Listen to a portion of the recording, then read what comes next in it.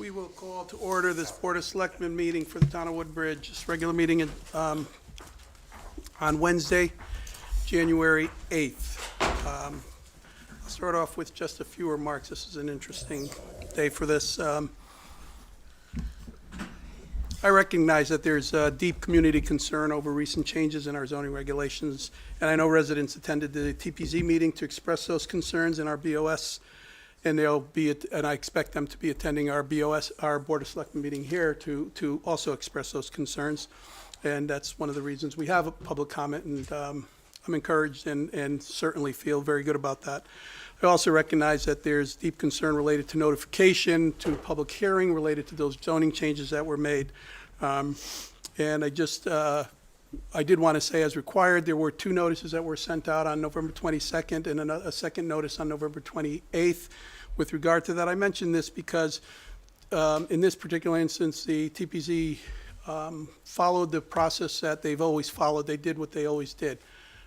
Needless to say, we recognize, based on the input and feedback that we've received from individuals, that that's not enough, that something more can or should be done, so that they don't miss things that they feel are as important as this is to them. So we have been looking for, and I think we've identified a means by which we can improve on that situation, and we will be working to implement that, and there will be more information disseminated as relates to that.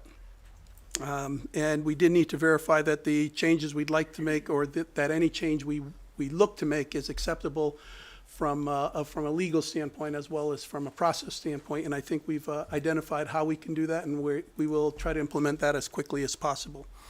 The one thing I did want to make sure that folks understood is there was no ill intent. There was no underhanded intent. There was nobody was trying to hide anything. What the normal process was followed. And we recognize, and we will learn, and this is one of the things that's important from my perspective, is that as we identify things that we can do better, that we try to do what we can to make sure that we go forward with that. But by all means, there was nothing underhanded as relates to this, and I only mention that specifically because there were comments that were expressed to me both directly and through others. That they felt that might be the case. And we recognize trust is earned, so we hope to demonstrate that as we go forward. So hopefully you'll pay attention and you'll see that that's the case. As to the changes themselves, there was no change in regards, because a number of folks have mentioned to me that this changes that we can put a structure, a dwelling like this anywhere in town. And that's not the case. There was no change made that as to where this could be put. That remains exactly what it was before. There was a change made in regards to the capacity of that dwelling, and that's certainly what folks can and should comment on. But where it can happen is exactly where it could have happened before, and that's where there is public sewer and public water. And that's in about 2% of our town. And folks who live in our town, obviously in your neighborhoods, you know if there's sewer and there's water, and 98% of our town, about 98% of our town, does not have public sewer and public water, so this kind of a dwelling could not be put there.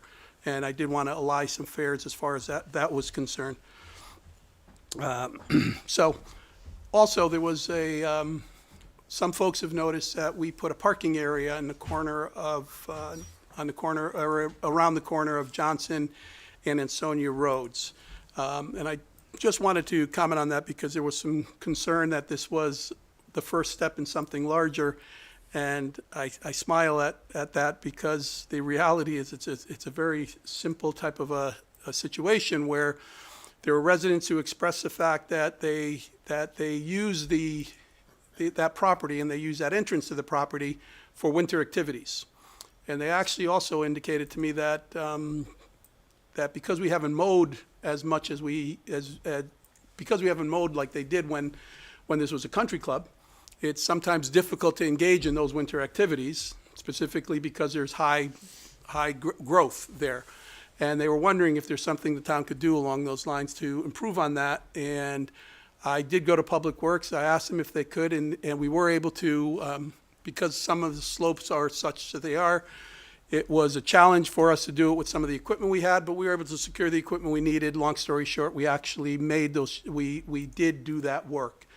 Public Works, at the time that they were doing that work, they said, hey, they wanted me to know that there's also a concern as relates to the parking. When people want to use it, they park on Johnson Road specifically, and they usually park there when it snows, which makes it very difficult to plow. So they suggested and recommended that we open the gate and put a parking area in that space that is now safer because we took down the halfway house that was there, and that it's flatter and that it's clearer. So they felt that it would be safer if we opened the gate and allowed folks to park there for winter activities. They also indicated that they had materials that we could use to put down there that was being stored at the country club, in the parking lots at the country club, just materials that they had. So they said they could use that to make sure it doesn't turn into a mud pit type of an arrangement if people did park there. That's the reason there's parking there. It's nothing to do with any development on the country club or any additional activities on the country club. It is specific to improve the safety and the ability for our public works to plow when there is snow, and for the safety and the ability for our residents to park when they want to use it. Since then, I've received a number of comments from residents indicating that they wanted to enter the park in that area, and this seems to be something that now has a little bit more, is more positive than before. So, but if you haven't seen it, it's different than it was. But that's the whole genesis of how this occurred. Again, nothing underhanded. It is not something that we were required. We did check with the appropriate, from a regulation standpoint, inland wetlands and things of that nature, to make sure what we're doing is not disturbing anything. And we were assured that it is not. And there's no plan beyond allowing folks to park should they want to use that as an entrance into that area for whatever activities, whether it's winter activities, whether it's hiking, for whatever they might want to do. The last thing I'll just mention is that I've many times commented on how amazingly fortunate we are as a community to have the level and the quality and the commitment of volunteers, of people, our residents, who come in and they volunteer their time to help us run our government, to help us do what we need to do and move the town in the direction we need to move. I feel very, very strongly about that. And I know, and I recognize, particularly in this group, that we spend many, many hours of time that are away from our families and other activities and leisurely activities that we could be taking part in by participating in this. And this is something I might repeat when we get to public comment, but I think it's important. I'd like to see us be less divisive in terms of things that happen, even in a situation as volatile and as emotionally charged as this zoning regulations. I sincerely feel that the government is positioned, or the process that we put in place is to allow people to input. And I am personally very committed to making sure that we receive input as much as possible. So, because it's input and it's data that will help us drive and come to good conclusions. To that end, and I mention this because I think it's very important that we conduct ourselves with a level of decorum and we treat each other with a respect and a courtesy, even in situations that are very, very difficult. And I feel very strongly that there's no reason we can't or that we shouldn't. Please, if there's input you have, we want to hear it. We want to see it. We want to know what it is. As I said before, more times than not, there is nothing underhanded or going on in terms of what we are trying to do. It certainly doesn't mean, particularly from my perspective, that I won't make mistakes, that we won't make mistakes, and we won't do things that not everybody is happy about. Chances are somebody's not going to be happy about anything we do. But that being said, we can communicate and we can move forward. And the word that I use and the word that I'm committed to is balance. If we can conduct ourselves in our considerations, understand that no one is necessarily going to get everything they want, but there can absolutely be a balance in terms of what we do and how we do it. And we strive for those goals. I feel very strongly that we can attain those goals and achieve those goals. So sorry for taking a little extra time than I normally do, but please understand that we recognize, we hear, we understand that the level of concern that people have on some of these topics. I'm looking forward to hearing some of what people have to say. We will consider it, as we always do. This group in particular, I feel, is very committed to doing that, and we will move forward in a way that makes our effort is to make our community better, and that's what we will look to move toward.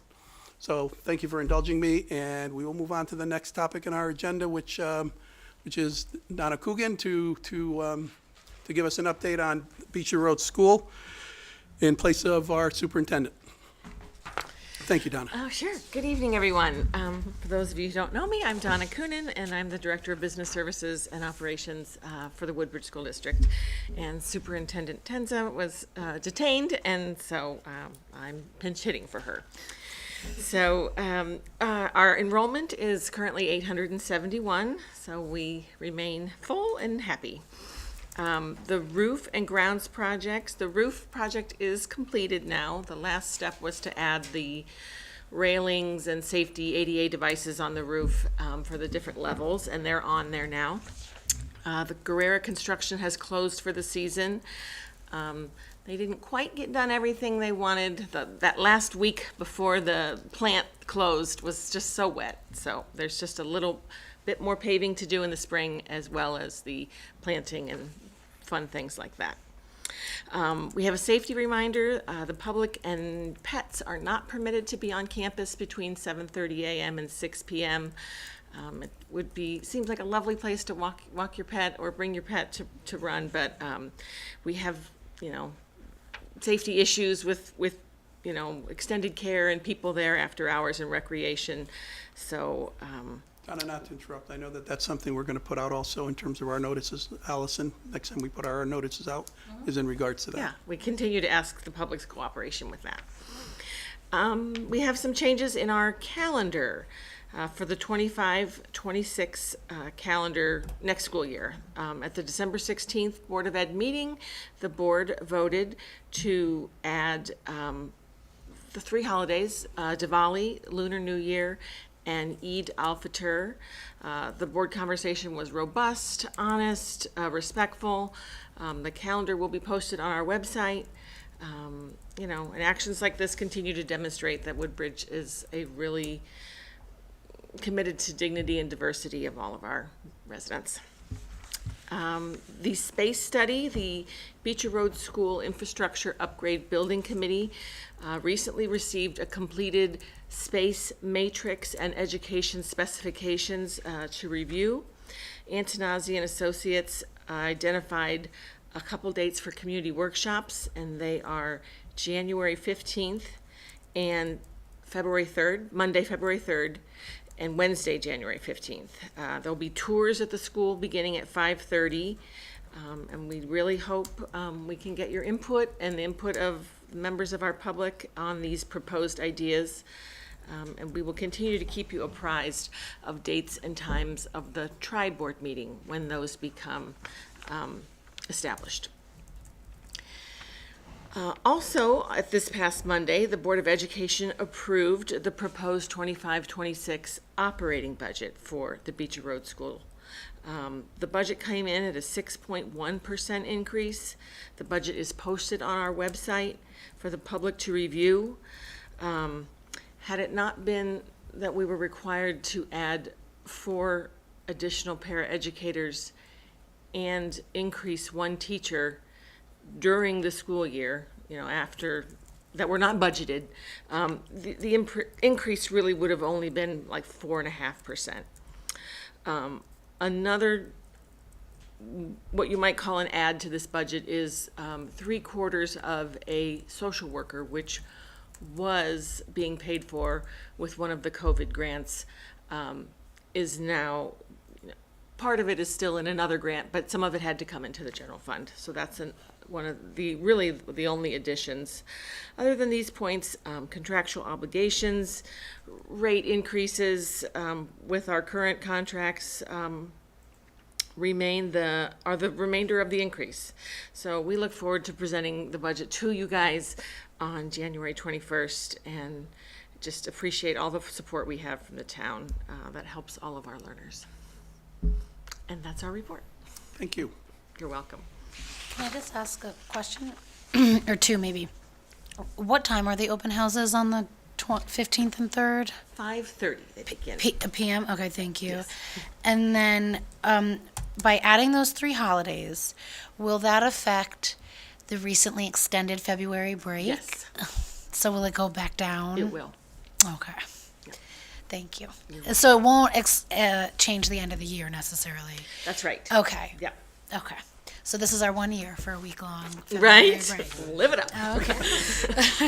Thank you.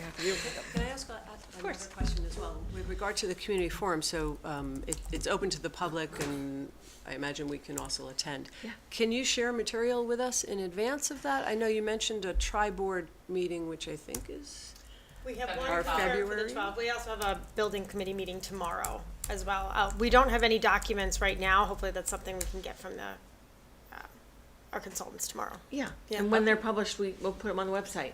okay, great. And then we do have a date for tri-board, right? The 12th, the first one. Oh, February 12th? Okay. I'm going to put it in my calendar. Yes. And what time is that? Do you remember? I Is believe it on our it's, calendar? yes. Okay. Public signing with the board of selectmen. Okay, thank you. Great. All right, thank you. Okay, we'll see y'all then. Thank you, Donna.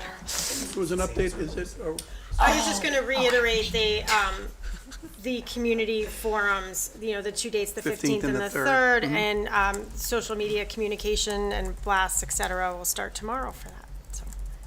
thank you. Thank you, Donna. Mika, I had a question related to your comments, your Yes. opening remarks. Sure. On that parking area. Yes, sir. Are those gates going to be closed at a certain time at night?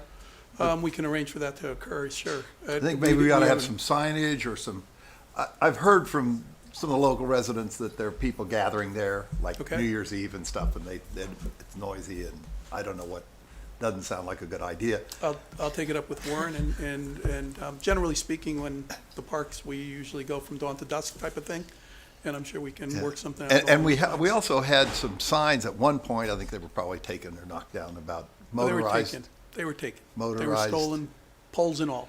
I'm hearing that. Polls and all. Poles and all. I'm hearing that there's more off-road traffic in the country club itself, motorcycles and Yes. things that don't belong in there. And that's obviously one of the things, when you open up parking, it makes it a little easier. Winter and early spring are a good time for that kind of thing, because you don't get all the brush. So you can go around in the wilds and play like you're, Evel Knievel or something, and that's so I guess we're going to have to keep our eyes out, or maybe our citizens will let Keep us us know. informed. In the police department, we did speak with the police department in regard to Yeah. patrolling that particular area, because there were some concerns expressed about people parking overnight and things of Yeah. that nature. So we'll take that up with Warren and his team, the Public Works crew, to make sure that they, that's similar to Sperry. I think in Sperry Park, we also have a dawn to dusk.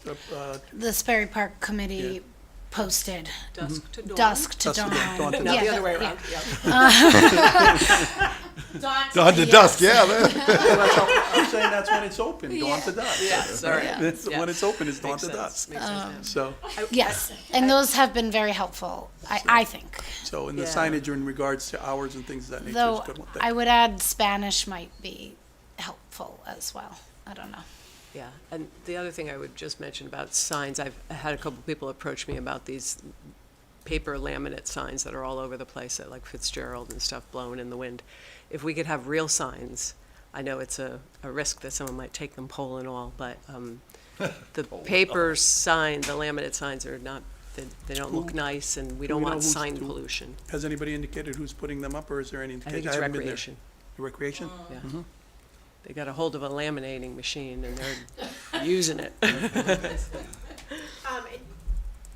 one more comment about the Beecher Community Forums, just for clarification. There should and will be documents prior to the tri-board meeting, but these community forums, I don't believe there will be documents ahead of time. It's really a chance for the public to come in and learn about the process and give their thoughts and ideas to the consultants and learn what we're doing. So that's more of an interaction and a learning as opposed to being able to digest some documents and comment on them. But for tri-board, absolutely. I just wanted to clarify so people don't worry that they have some homework to do before the forum. That's right, that's right. So something like that, comments that are collected and input from the community, because we've been hearing a lot that the community wants input that is meaningful and then acted on. Yes. So that, whatever is collected during these sessions, will that be specifically presented to the tri-board as well, so that we can acknowledge that the community who made remarks, we actually saw their remarks, right? That will be collected by the consultants, and that will be worked into, you know, in addition to all the comments that they've gotten when they've done their education specification study and the comments they've gotten from administration and from the teachers. So yes, that will be part of the plan that they put together. Right. It might be great, actually, since it hasn't happened yet, if they can take down the names of people who are giving comments so that a email back. Right, and they have been doing that throughout the process, so I'll Great. make sure I reiterate to them that we continue, because that would be great. Wonderful, thank you. Absolutely.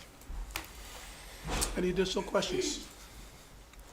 Next item on the agenda is our housing plan update with Kathy Hunter, who's here. Kathy, thank you. And from my perspective, one of the reasons I had this put on the agenda is because back in June, Kathy sat with us, provided us an update. That also included some changes that were recommended for the plan, for the actual plan itself. And what, at the time, if I recall correctly, we knew that we were doing the POCD, and we felt that there may be some implications as relates or changes that related to that as well. And we are at that point where the POCD is being input on and being considered. So I felt it's time for us to consider what process we will follow to make changes to the plan. I was not part of, most of us were not part of the original process when we put the plan out originally, so I thought it would be worth the discussion. And while Kathy's here to also get some input in terms of any additional information she might have or could share in regard to that, whether we want to have public session, whether, you know, how we want to do it, what we want to do in terms of making those changes. So that's the main reason for this. And Kathy, I think you provided again, Allison, those documents. Yes, Yeah. in the selectmen packets are Yeah. the same documents from that update, yes. Mika, can I just ask, is Nick He's here? here, he can Okay. hear you, he'll be on video following public comment. Okay, thank you. I don't know if he can speak. Could we hear him if he spoke? I see him. Can I just ask a question? You're Kathy Hunter? Yes. Are you the same Kathy Hunter who's also on the zoning board? Yes. All right, so to that end, is there any questions? Yes, Nick, I'm sorry. Want me to get him on video now? Yes, please. Sure, Yeah, that'd be please, great. please. So Mika, you mentioned a process. Do you want us to, well, I think Kathy's going to give us some kind of update, but then do you want us to discuss what our thoughts are as the Board of Selectmen on how to conduct this process of updating this plan? That's exactly what I want, That yes. is what you want, all right. But Kathy will present first and then we'll. Kathy's presentation, I mean, she met with us in June. Kathy, is there anything specifically that you wanted to go over with us in terms of Well, an I update? mean, this is, you know, I thought I just kind of reintroduced, you know, just, it's kind of a redo from June. So if I'll go through the same basic update that I did in June, just to refresh everybody's memories, since that was 6 months ago. So again, this was an update from what I did present in June of last year. And at the June meeting, I provided to the board for consideration on behalf of the Housing Committee an amendment to the Affordable Housing Plan. And this amendment was to address a comment made by a resident who was concerned about misleading people to think that there was a state mandate requirement of 10% affordable housing. And to be clear, there is no 10% requirement by the state for affordable housing. I mean, that would be irresponsible, given that 40% of the state's population are at or under 80% of median income. So just to recap, the resident felt that if somebody would read the last sentence of page 12 of the town's adopted affordable housing plan in isolation of the previous section that comprehensively details the 8-30G of the Connecticut Affordable Housing Land Use Appeals Procedures, then residents may be led to believe that there is a state mandate of 10%. And again, this is to clarify that that's not the case. So to correct this, we add a clarification that this 10% requirement is for providing exemption from the Section 8-30G appeals procedure. So that was that part of the update. And also with this update, we added new text to page 12 to read that under Connecticut's Zoning Enabling Act, each municipality zoning regulations are required to affirmatively further fair housing, and that is language that's been inspired by a related federal fair housing rule, promote housing choice and economic diversity in housing, including housing for low and moderate income households, and address significant disparities in housing needs and access to educational, occupational, and other opportunities. And again, as we reported in June, in terms of some of the demographic information that folks were concerned with and requested to be updated, once the POCD is finalized with the data, our intention is to have an addendum of updated data for the affordable housing plan. So that is the update. There's a question related to the POCD as far as the demographic information is concerned, particularly as relates to our schools. Yeah. If I remember correctly, when they were doing POCD, the POCD takes our schools as a whole and includes our elementary school and our high school. And this is something that can clarify with Chris when she comes in and we talk a little bit about the POCD. And if you look at that, that indicates that the school population overall is declining. However, it's not indicative of what happens. So we did have the town planner do a more in-depth analysis that'll be reviewed by the folks at the school in more depth, so that we can make a distinction between the elementary school and the high school. And there'll be some conversation with the superintendent and with our town planner as relates to the information that they have, and that will be obviously provided to the Board of Selectmen as well for review. But it's just something that kind of differentiates between, okay, yes, overall school population is going up. Woodbridge is not the case, so Woodbridge demographics. So I'm not sure, and I'll check with, we can check with Christine when she gets here and make sure that, because I think the POCD demographics specify the entire school population. Yeah. I only mention that so as if we're waiting for that information for the affordable housing plan or for the housing plan, that we also make that distinction. So it's clear. Oh, yeah, that's like, Yeah. once we get the data Yes. from the, whatever we get from the POCD, that, the data and the corrected data, Right. once they vet that data through, Right. that would be, attached as an addendum to the affordable housing plan. And I'm only suggesting that we may want to go another step and actually get the data provided, additional data provided by the town planner. Because if we only look at what's in the POCD, and I'm not certain that's the case yet, we won't know until we obviously get the Yeah. draft to see it, but it may not include the particulars as relates to Beecher, which I think is important to be in there. Yeah, we could do that. With regard to enrollment projections, I heard you say that this would be in consultation with the Woodbridge Board of Education or the superintendent. The Amity Board of Education and that superintendent and that business office has a document that they call persistence rollover, which they used to track. I don't know if they still track it, but it is a very important document because it helps the district understand which of the towns is going to be billed for the student enrollment population. Because if we look at ourselves in isolation, but Orange and Bethany are experiencing either ups or downs, that changes our dollar amount a lot. So this persistence rollover was a way of projecting out 5 to 6 years from current enrollment. So if you are going to have new enrollment numbers to feed that process, and then make sure to have Amity do their persistence rollover or give us the formula. It's a very intricate spreadsheet that Chip Dumais had put together himself. But it's got formulas embedded in it, and you would just update the data and you would get the numbers. But I think it's really important for the public to understand that at Amity, every single student is charged to us. So it is not a case where it is at Beecher. If you've only got 18 kids per class in first grade, you could still go up to 19 or 20, so you can absorb some students before you have needs of new classroom, new teacher.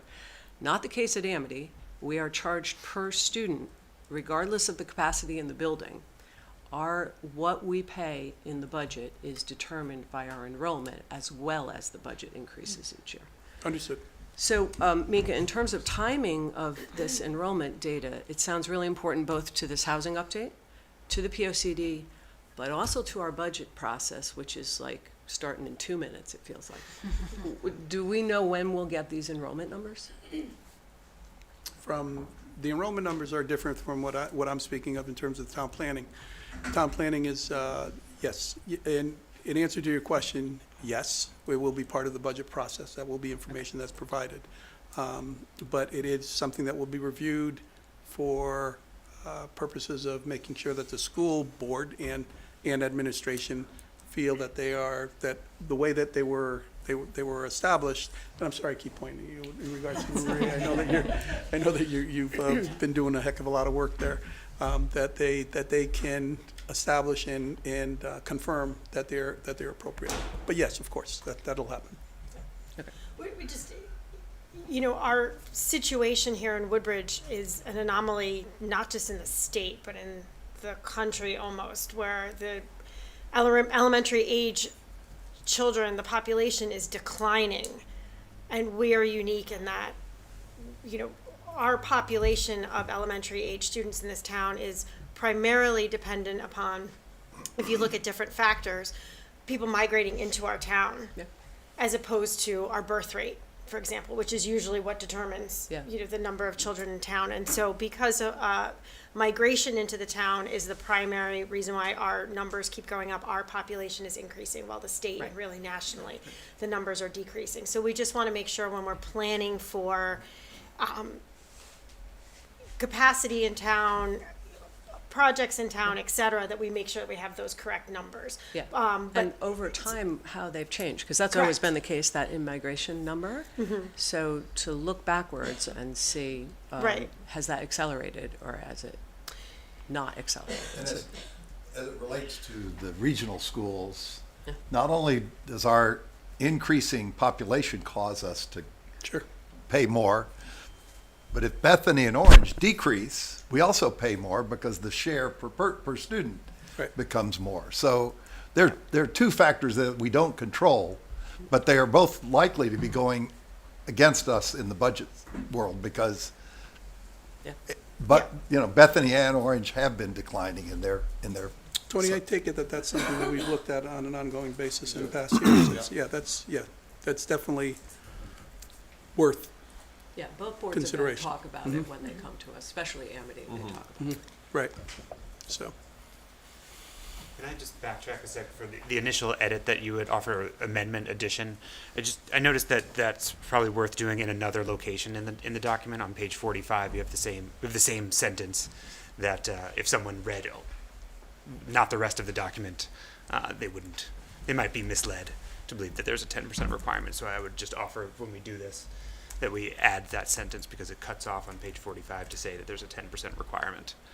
Again, I think it's clear on page 8, the entirety of the statute, but we had some confusion and concern regarding what was on page 12, so I would offer that we make that edit on page 45 as well. I'm sorry, were you gonna? No, I think when we looked at it, we thought that was, the context of which that sentence was written, and I didn't go back to page 45 to tell you the truth in preparation for this. But, if that does read the same, then we could just add page 45 as well. More or less the same. If someone read that, they Yeah. might get concerned in the same way they were previously. Yeah, I mean, I imagine, I'm not sure if Attorney Belmonte had a chance to look at this amendment, but he may need to rework it anyway, because I'm not sure if it's in proper amendment form. So maybe in doing that, when it finally gets incorporated into the plan, we could also work that. The agenda sentencing. item, from my perspective, is about when do we want to do this? And how do we want to go about doing this? It was provided, it's a recommendation, there's not any additional significant changes that we're talking about. POCD is coming up. I had a couple of other thoughts about changes if we are opening it, because obviously when we adopted this, David and I sat on the board and we had very little time to review it. We broached concerns, some concerns were broached even before the document got to us. There are some unanswered questions, but there are also some questions that I think circumstances have changed. So for example, on page 14 and 15, there's a list of properties that include things like the Bradley Road, that's done, right? So it's not in the future, right? So Merritt Avenue is another example of that. So I think that there are some changes there. And then my memory of one of the things that concerned me most was the overall that the town is aging and shrinking. But then we have other evidence that says it's not aging and shrinking, right? So our school enrollment's going up. Some of the data that that conclusion was drawn from include things like demolition of houses, and they had something like 115 units of housing had disappeared in the 10 prior years. And when I had asked specifically, where are those 110, 115 units, because I couldn't understand, I could count like 10 total. There's nothing weighing that number down. And I really think that if we're going to base conclusions on the fact that we're losing housing units, we need to understand what housing units we've actually lost. It could be 110 units, but that also could be wrong. Until someone can say to us, where are those 110 units, we won't know for sure. So these are the types of questions that I'd like to answer before we go to a public hearing, which I think is what we're thinking of doing here when we're updating this. Is that right? The reason I'm bringing it up now is because we want to move forward in terms of doing whatever we need to do to amend it.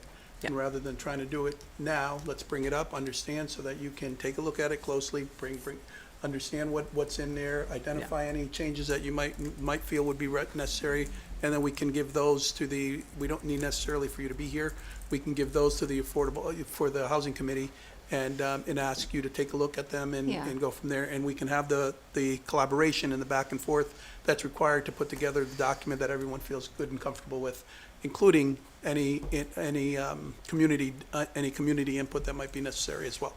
Right, and it is it's a evolving, document, and that's why it needs to be updated every 5 years. And so there might have been properties that were there that are not, that shouldn't be on the list anymore. But that's the whole idea of why you update it every 5 years. But there's, if we can update it as many times as we want. But it's mandated to be done every 5 years. But I think, what really helps us out now is that we have a planner that could help us, properly incorporate what changes need to be in there and how to do that. Mm-hmm. So, Andrea. Yes, thank you. Since there was a housing committee that put this together in 22, membership has since changed. Have new members had an opportunity to look at this in the context of amendments and revisions and weigh in?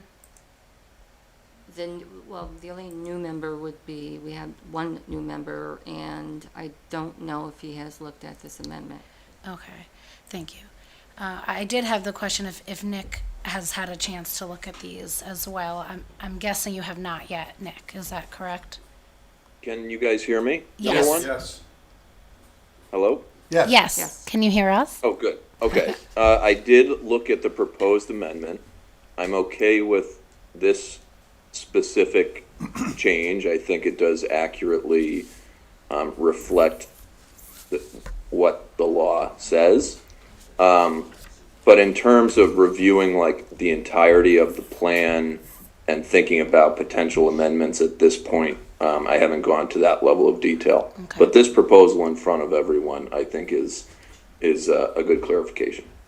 Nor Alright. have we, for that matter, in terms, or I won't speak for you folks, but nor, I haven't looked at it with the eye of, okay, what changes can we make along those lines? I've read it before, but certainly things are different now than they were even 6 months ago. Yeah. So Yeah. it's, I'd imagine we should all, including Nick, have the opportunity to Correct. do that. One thing I would like to propose be considered for edits is literature cited. And there are some in-text references to data, but there's not a literature cited, reference. And they're not hyperlinked, and they're hard to find, a lot of these data points. And I think the data needs to be able to be accessible for all, and it adheres to credibility, accountability, and just basic information sharing. So I don't think we can approve a plan without that, in my perspective. let's take a look, see what's missing, identify what's Okay. missing, keeping in mind that, if I'm not mistaken, was there a consultant involved in this, if I remember correctly? Yeah, no, RKG. to be clear, we did not prepare the plan. Right. It's kind of out of our wheelhouse to Okay. create an affordable housing plan. Though I have worked on a couple for the city of Bridgeport, but that was in consult with consultants. So this was a consultant, RKG, that was brought in. Yep. And in fact, they did plans for many of the towns in the Scrog area, and nobody has, recommended updates to this text, because they all have this same text. But be that as it may, if we want to change it, we will change it. But I just want to bring that out. And I know we are, in ordinance committee, working on an ordinance for a housing commission, for something that, for us to consider, and it seems like a new housing commission, once this goes forward, if it goes forward, it would be appropriate for them to take this on. Certainly, we can continue to talk about it, but I would offer that that's a good opportunity for this to be addressed. And we would need to identify to what degree we need assistance as to whether or not a Sure. consultant would be required, which I'm hoping isn't. Me We too. also have new data from our recent housing survey. Correct. It was not Correct. available when this came out, which would the- possibly, POCD? Is that what you're referring to? yeah. Yeah. Yeah, Right, I agree. right. I I agree. mean, that's the There's data that additional would be data. we're So- gonna, put an addendum on our housing plan. And, tonight, because I do have a housing committee meeting tonight at 7:00. We're gonna be working on a 2025, work plan, and I could put that as homework for the members to go through the plan again, because it actually, it's been a while since I actually looked at it, and it's just interesting when you start rereading plans that you take for granted, things do start popping out that could be, presented better, so. I did have a question for you on this. Specifically on these 3 points that you want to add under page 12. Yeah. Is there a reason that affirmatively further fair housing is in quotes? Probably not. I mean, it's affirmatively furthering fair Because housing. the other 2 points are straight out of out of the Connecticut regulations, Yeah. literally straight. I would prefer it to be consistent, and for that third one to also just come straight from the Sure. regulations. Well, that's why Yeah. this was sent to Attorney Bamonte, because I thought maybe he saw it back in June, but he's looking at it, and I suspect he'll have some updates to this to put it in proper legal form.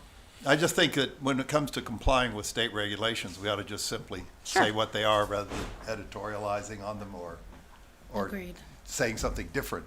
Yeah. And that would make it clearer for everybody, because it just says exactly what the state I don't disagree with you. regulation comes from. And again, what we're looking to do is, this is more of a, get this on our radar, so we don't have a week or, a few days to look over the entire plan and come up with some conclusions. This is something we will take up on a workshop basis, for lack of a better way to put it, and review all these details, David, exactly like this with the different intents so that we can feel like we've all contributed, understand it, and feel like we got something that we feel is appropriate to go forward. So in the future, and not next meeting future, but in the future, probably like March, April timeframe, consistent with what we're looking for with the POCD, we'll be looking to start really going through the process of making this a revised document. So Mika, with that timing in mind, I don't know I know we'll get to it later in the meeting how the POCD process is going and where our input will be made, but it seems to me that if the housing plan is in the process of being updated, the existing one that we recognize requires an update or needs an update, could benefit from an update, shouldn't be used as the basis for, as they're moving forward with the POCD. Some of these ideas, as I mentioned, that our population is declining if it's not really declining. Is there a way to caution the folks working on the POCD that this is 5-year-old data? Already done, correct. Okay. Already done. All right. They understand going in. SLR has done this numerous times, obviously, they've done it for us in the past. They recognize that any reports that we're providing them, they look at the dates of the reports, and they take into consideration what's changed since those dates. So, yes, I appreciate you mentioning it, but definitely, it's already been cared for. And I would just mention that, the overriding statistic in the affordable housing plan is the fact that we have 1% affordable housing, and that has not changed from 10 years ago. So that really is, there could be some tweaks in the demographics, but at the end of the day, we have 1% affordable housing, and that's what we're addressing. 1.15, I think. 1.05. I just saw a report from the Okay. so, I understand. Yeah, we're You're getting absolutely there. right. Yeah, because the thing, as more housing is built, our affordability goes down. If we're not building any affordable housing, so that's. We're not building any housing. So we are. Let's be precise. The in what we developers are say, building the please. housing. Inaccurate. I'm just saying. whoever's out there, I know Mika's not out There's there. additional with a there, there's with a nail not in been the- additional housing, I understand. Thank you, I appreciate Is it. it within the state statutes that this has to be revised on a certain schedule? Like, do towns Yes, have to? yes. Okay. It's mandated that it has to be updated every 5 years. Okay, so a new report would be required by the state by the time 2027? Yes. Okay.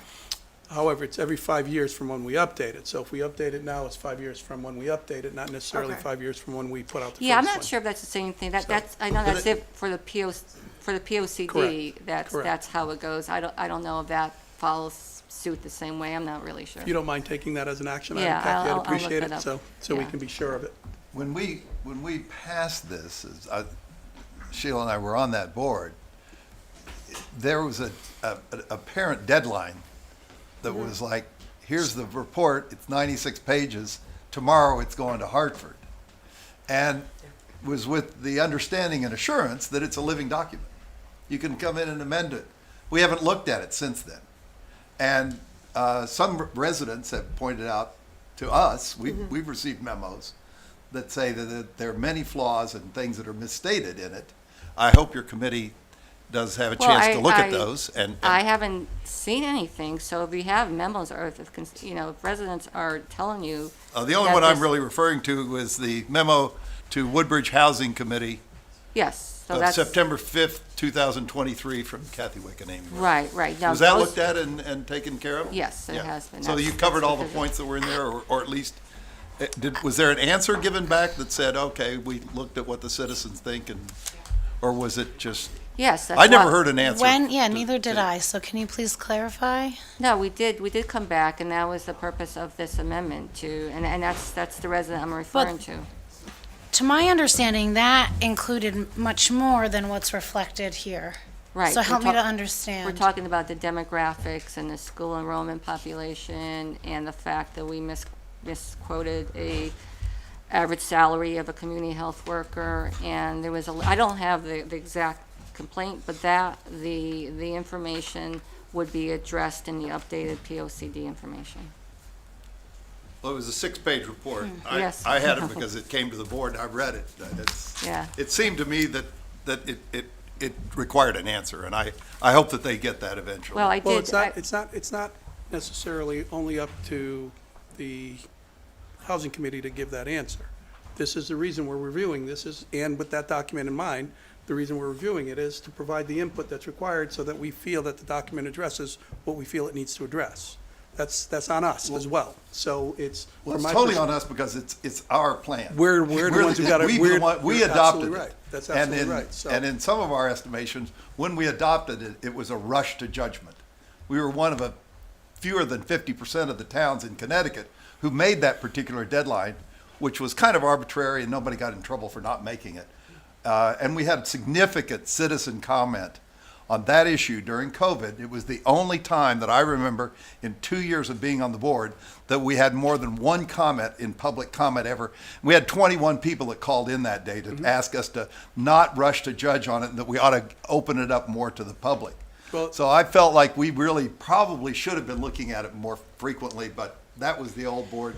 We don't have to worry about our mistakes of the past. for Selectman Vogel, in all due respect, and I went through this again in June, and I explained that every section of the affordable housing plan was put out for public comment, and that the final affordable housing plan was just a compilation of all the sections that we had put out for public vetting. And the reason why it was so long was that we included, because we wanted to be transparent, all the surveys and the reports and the SCROG surveys. And that is what really took up a bulk of the plan, is that we wanted to include all the survey results. But we had, we put out the housing goals, we put out the strategies, we put out everything that was the whole data profile, the existing conditions. We had that out for public comment on the website. However, we did not have a public hearing.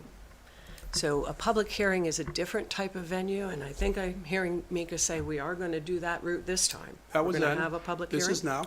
Yep. We, as I said, and we're kind of starting to get into the repeating ourselves.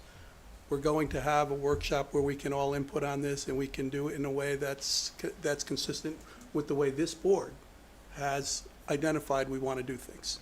And that's what we're going to do. So, to Kathy's point, and I've also talked to my predecessor about it, who will also say that there was information that was put out there to be read, to be commented on, if somebody so wanted to do it. We're going to approach it in a different way. That's fine. Let's move forward with that. Let's make it happen, and let's get it done. So, Mika, I guess my real question is then on process, because maybe we've just been waiting for a reaction from the Affordable Housing Committee before we took action to address the issues that we received on our plan, because it is our plan. It's, we've adopted it. And yet, I do think that we probably just waited a little too long. We should probably be I agree. on the point. And if you recall, you and I had a conversation on this in regards We to the sure fact did. that there's some changes that are supposed to be made. Yeah. Let's make them. Yeah. So that's where we are. So we'll move forward with it. Great. So, and Kathy, we want the input and the cooperation and the collaboration of the Housing Committee in Yeah. terms of what we want to get done. And what we'll do it is we'll do it over a course of a period of time to make sure that there's adequate discussion and collaboration, not only on the part of us, but also on the part of the public in our community.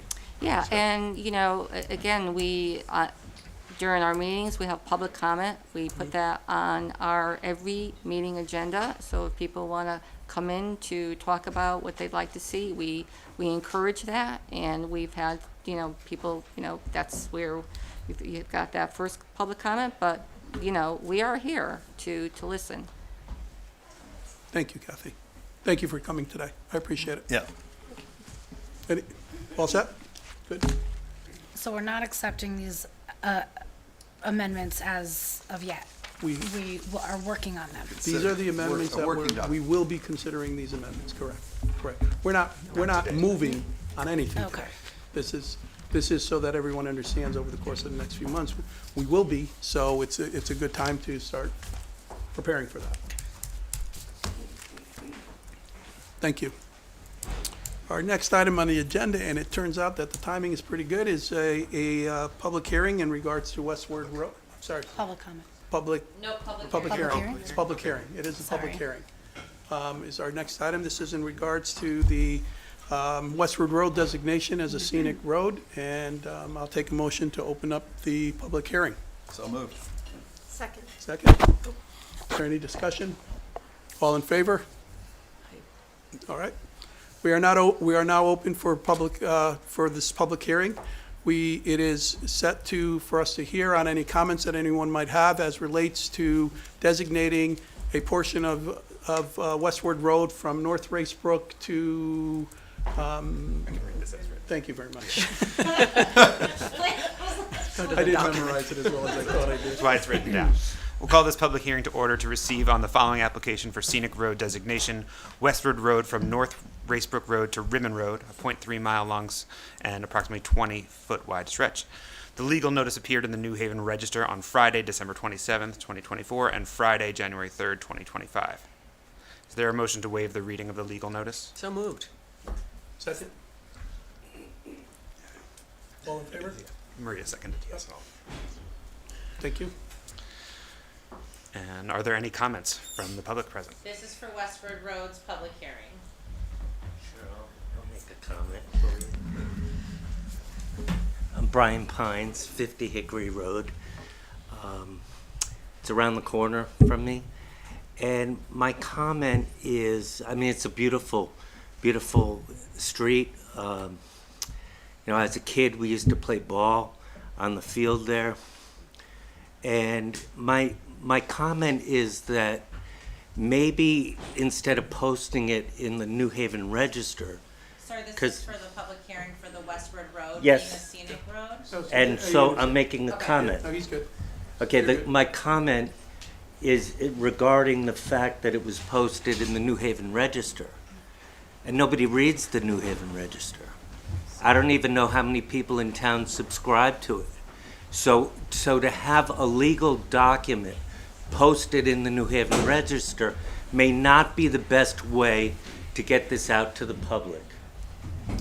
In my comments, Brian, just Yeah. to let you know, in my comments, I did indicate that we are looking for means by which we can be more effective in terms of that type of Maybe communication. that would be a really good And thing. I think we found one, and we're going to try to implement it very quickly so that it's a little bit more accessible to the public. But we Okay. recognize that that's a concern. Yeah. Please understand also, I'm part of the, I obviously attend meetings for the Council of Government, the South Central Regional Council of Government, SCROG, and all of the municipalities bring up the fact that it's still required by law that we publish these things in the newspaper that hardly anybody reads. And the Yeah. state is very Well, specific. It doesn't in- specify the New Haven Register. Well, that's just well, it does in the specifies- sense of it has to be a local paper that has a circulation. Right. And we don't have the Woodbridge Town News where we used to do it, where I'm we don't not have sure that. I as- have the answer So, either. but no, I'm saying. I'm but saying I don't I'm know if the Connecticut Post Yeah. has a greater readership. Not here in New Haven. New Haven is the one that has the most, and, Or but it's a town newspaper. what is I'm it is. suggesting is that it is something that we will be looking to improve, and I think we have Yeah. something that will improve that. It's not only for this particular matter, but for Right. public notices from a general perspective. But I think it's a wonderful idea. Thank you. Yeah.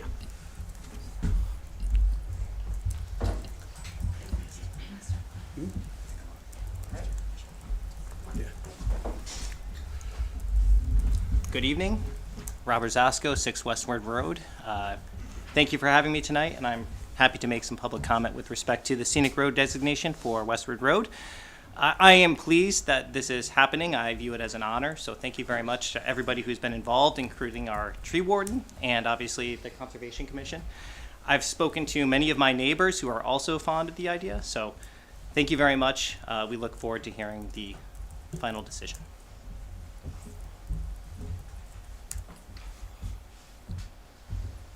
Is anyone else? Standing room only.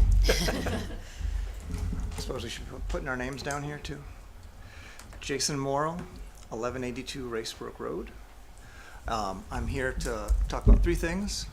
2 of them about the recent tax assessment. Jason, this is just for the public hearing for. I will wait. I know, I'm trying to figure out, that's what I'm trying to like direct. So if you- I have a Yeah. comment comment for Westward Road that was correspondence to you that I want to make sure I read in this section. For anyone else who's waiting or who just came in, this is for comments for the public hearing regarding Westward Road as a scenic road designation. Barbara?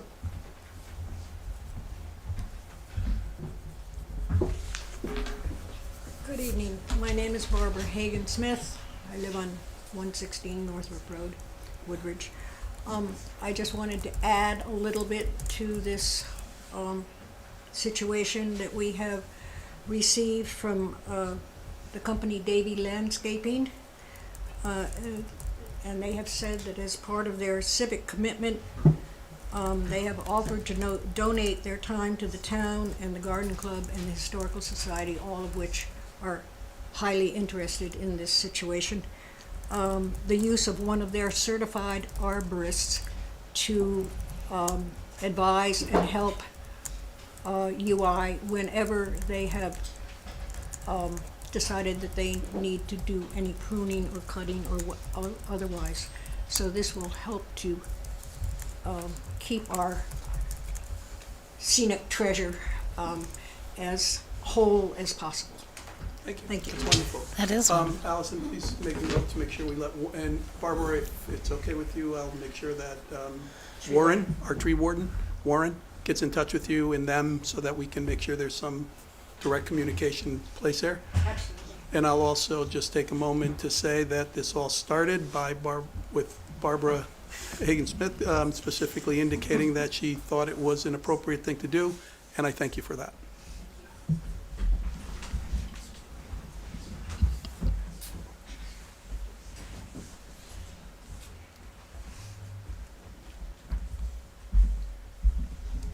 I'm Sharon DeCott, 94 Center Road, co-chair of the Conservation Commission.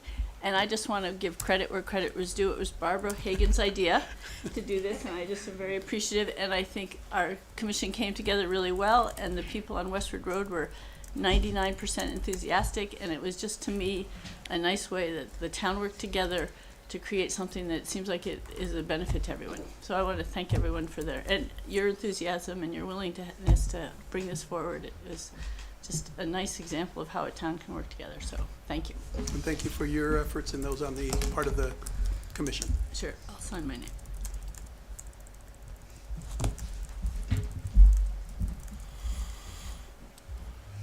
I think what Barbara had said, and I'll make this comment just to make sure, because these people are, the folks who are in here may not be aware of some of the discussions we've had as we've gone through this process. But when we were considering this for a public hearing, our tree warden came in to explain that. And what the reason Barbara, I think, is saying what she's saying about the tree work that the contributions that they were willing to make is this does not mean that UI or the utilities, it could be cable companies, whoever, does not mean that they can't go there and trim trees that they feel are unsafe, or our tree warden, for that matter, cannot do that. That's not what this is about. It just puts on a stipulation, particularly as relates to physical structure. Like if you want to widen a road, you can't do that without going through a very specific process. But I didn't want there to be an incorrect expectation. But we will, and that's why it's so important what you're doing, and we make sure Warren know, Barbara, is so we utilize that leverage where we can and when we can. So, but thank you everyone who's been participating in this, and is there any additional comments? I have one to read for the Please. record that was received. This is from Marissa Jacko Jones. Address? Is it there? She didn't include it, but I will look it up and put it in the minutes. So my apologies for being unable to voice my opinion in person. I am writing to express my support of designating Westward Road a scenic road. There are a multitude of benefits of scenic roads, such as preservation and encouragement of aesthetic landscapes, cultural preservation, attraction of visitors, which can stimulate economic growth, as well as being attractive sites for infrastructure improvement. Woodbridge is rooted in its rich cultural and historic values, and in fact, the town center is listed on the National Register of Historic Places. In keeping with the pride we take in this town and its rich history, I believe the designation of Westward Road as a scenic road would be a cultural and historic enhancement in keeping with our town values. I thank you for your attention to this matter. Thank you. Any additional comments? Would anyone like to come forth to be heard in the public hearing? Is there anyone who would like to make a comment for the public hearing? I'm doing this because you're supposed to do it 3 times. Would anybody like to hear? Make public- Seeing no one, we will, please. Yep. I now declare this public hearing closed. Thank you very much. The next item on the agenda is public comment. What I will say is, as I said a little earlier, I've often commented on how amazing our town is, and it's represented by the people I see here who are very much participate in and are part of our. I'm sorry. Oh, I'm sorry. Yeah, excuse me. Following the public hearing, you have to officially vote on Yes, thank you very much. Now it's time for us to take action with regard to the public hearing and vote on the approval of designating Westward Road as a scenic road. Do I have a motion? So moved. I'll second that we do that. Is there any discussion? Any comments? I just want to say I really appreciate everyone who brought this forward. I live right nearby, and it's one of my favorite roads, and I'm Mine really, too. really, really pleased to see this happen. So thank you for doing Particularly in the spring this. And the fall, particularly and the fall. I like And the both. fall. It's a wonderful. Thank you for doing it. Hearing no other comments, all in favor? Motion carries. We move on to the next agenda item, which is our public comment, and I've, as I've said in many other instances where I've spoken to people, I'm always amazed at the level of commitment that our different residents show with regards to their participation in town government, on boards, commissions, and volunteering, just volunteering in general. And it's really a testament to the quality of the individuals we have in town. So in situations where we have public comment, I ask that I ask what I would give to anyone else, and that's just as you make your comments, please, in this case, please try to limit them to 3 minutes because of time and the other items we have on our agenda. Allison will more or less keep time and let you know if you're approaching that, and also that we do so with courtesy and respect in terms of what we're saying and what we're addressing. And I appreciate you all for coming out, and I'm looking forward to hearing the public comment. So at this point in time, we are open for public comment. Would anyone like to make public comment? They can't all sit here and watch. If you can please name and address on the sign-up sheet so that for my recording later, it makes it a little bit easier. Thank you, Steve, for directing me. Jason Morrill, 1182 Racebrook Road. I previewed, I've got 3 comments. 2 of them are about the tax assessment. Water under the bridge at this point, however, I did have some comments from fellow neighbors that they received the assessment, but they didn't have enough time to act because they were out of town and their mail was on hold. And when their mail was delivered, they had missed their opportunity to actually gather the information and schedule their appointments. I was one that actually did have time to do it, and I compiled my information and submitted it.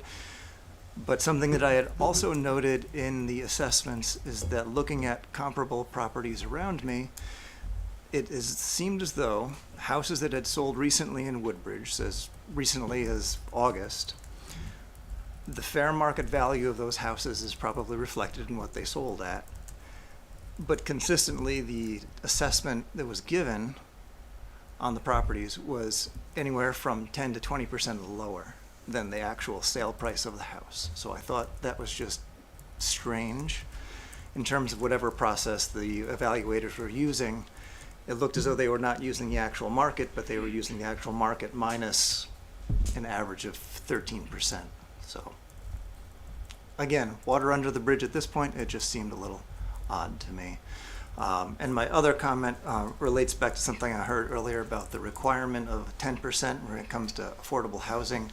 As far as I understand it, that is true. There's no requirement that the state says you must have 10%, but the state does say that if you do not have 10%, then developers can come in and bypass local ordinances to build properties that do not conform to the local municipality's ordinances. So by proxy, in my view, it is a 10% requirement, but we can see it different ways. That's all. Thank you. Thank you. Thank you.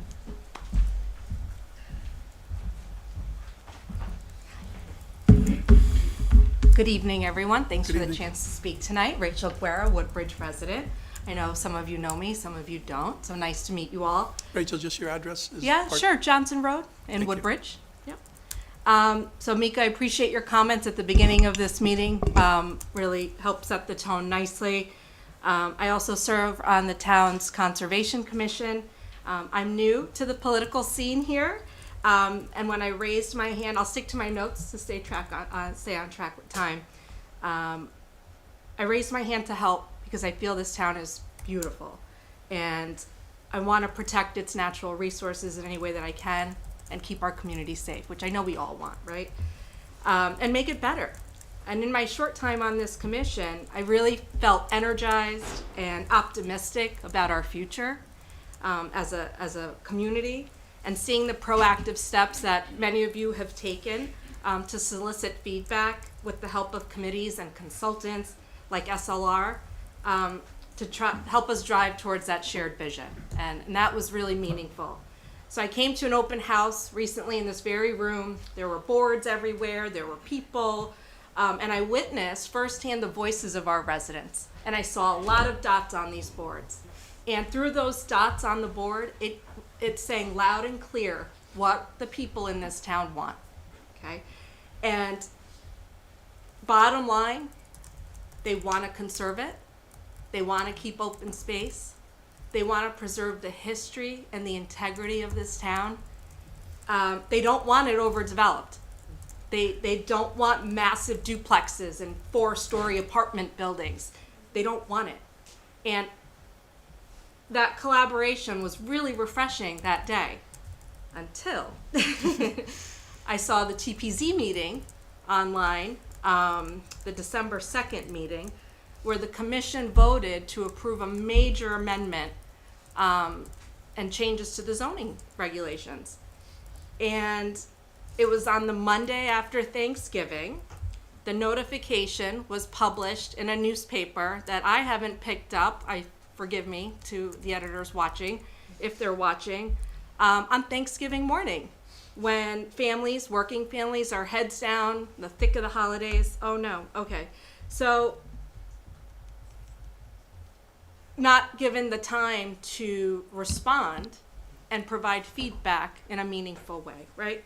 Especially the residents in the Fountain Street area that are gonna face the biggest impact by this project had no voice for this 96-unit apartment complex that would dramatically change the quality of their lives and the lives of everyone in this town, and doesn't address the affordable housing issue because the rents are going to be up in the area of $4,000 a month. I can't afford that. Moving on, those points were never discussed, even considered during the TPZ meeting. So they still fast-tracked the zoning changes, and it really felt like, as an observer, that they used this small window of opportunity to take a major step towards an extreme housing agenda, in my view, that this town is not prepared to take on. We are not ready. They did this irresponsibly and with disregard for the community at large, and ignored the impact it would have on the quality of life for our residents. I moved to this town, and I'll speed this up, more than a decade ago, and we had our pick to move anywhere. We were blessed with that. And we chose Woodbridge. Despite the high mill rate, we chose this town because of its charm, its beauty, its convenience, and it's a sanctuary. It's a break from the crazy traffic, the noise of life, and just being overstimulated, right? We appreciated the quiet roads, which really isn't the case anymore, the beautiful trails, and just the natural beauty. And not to mention the school district, right? The beautiful community that we have over at Beecher Road School really helped fulfill our dream to have our kids in a loving, caring environment with reasonably sized classrooms, right? That seems to be quickly fading. And as we take our focus off those who are actually here and living in town and caring about their quality of life, I feel like there can be a lot done to make improvements. To speed this up,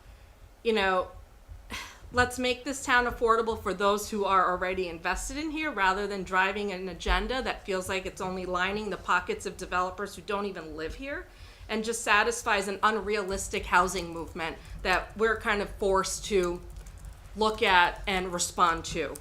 And the burden on our middle class already. You know, these developers are going to come in and take advantage, flood our classrooms, make it more expensive to run our town, and put a major strain on our resources, and we need to be ready for that if this is something we want to take on. Also worth noting, this change, these amendments were made before an updated and official town plan of conservation and develop was even adopted and even considered by this group, without input from the Conservation Commission and other folks that really, and the SLR inputs, the surveys we all filled out, right? You know, Rachel, we're gonna ask you to. yeah, I'll wrap it up. Our parks are too crowded, okay? Our schools busting at the seams. We're running out of space. Our beloved recreation programs where our kids are thriving don't have the adequate resources or space. You know, what I'm asking is, I'm not against housing or welcoming people because this is a beautiful community. What I'm asking us is to be prepared, to make sure we have the resources, to make sure quality of life is not impacted, to rescind that December 2nd amendment that was made, to start the process over, and to hear the voices of everyone that's been impacted, to take the input that's necessary, and let's start the process again and make a better decision about the future of our town. Thank you for your time. Thank you.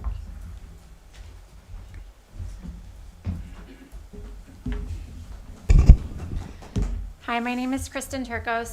Sorry. Just make sure you put your name and sign up on the. Got it.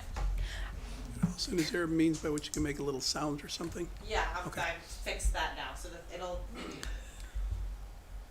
go off in 3 minutes. Okay. Thank you. All right. All hands on deck. Hi, my name is Kristen Turcos. I live at 14 Bear Hill Road, and I'm going to echo a lot of the comments that Rachel just made. It is unfathomable to me that you're considering this new housing project when Beecher Road School is literally bursting at the seams and the enrollment continues to rise steadily.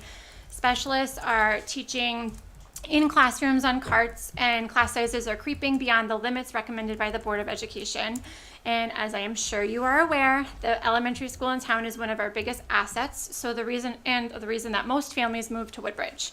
So I have some questions that I hope will be brought up for discussion at tonight's meeting or in the future meeting. How does this proposed housing project intend to support the families who live in town, other than further increasing class sizes and decreasing resources? Who is actually benefiting from this project other than the developer? The town doesn't even allow 4-story projects in the commercial district, to my knowledge, so how is this being approved in a residential district? Can you demonstrate that the expected increase in tax revenue from this project would even cover the increased burden on town services and the school that would result? Have you considered the negative impact this project would have on Woodbridge families? The residents of our town deserve answers to all of these questions and transparency, and I thank you for your time. Thank you. Hi. Brian Pines. Well, as the president of the Woodbridge Land Trust, our property abuts the area that they're talking about.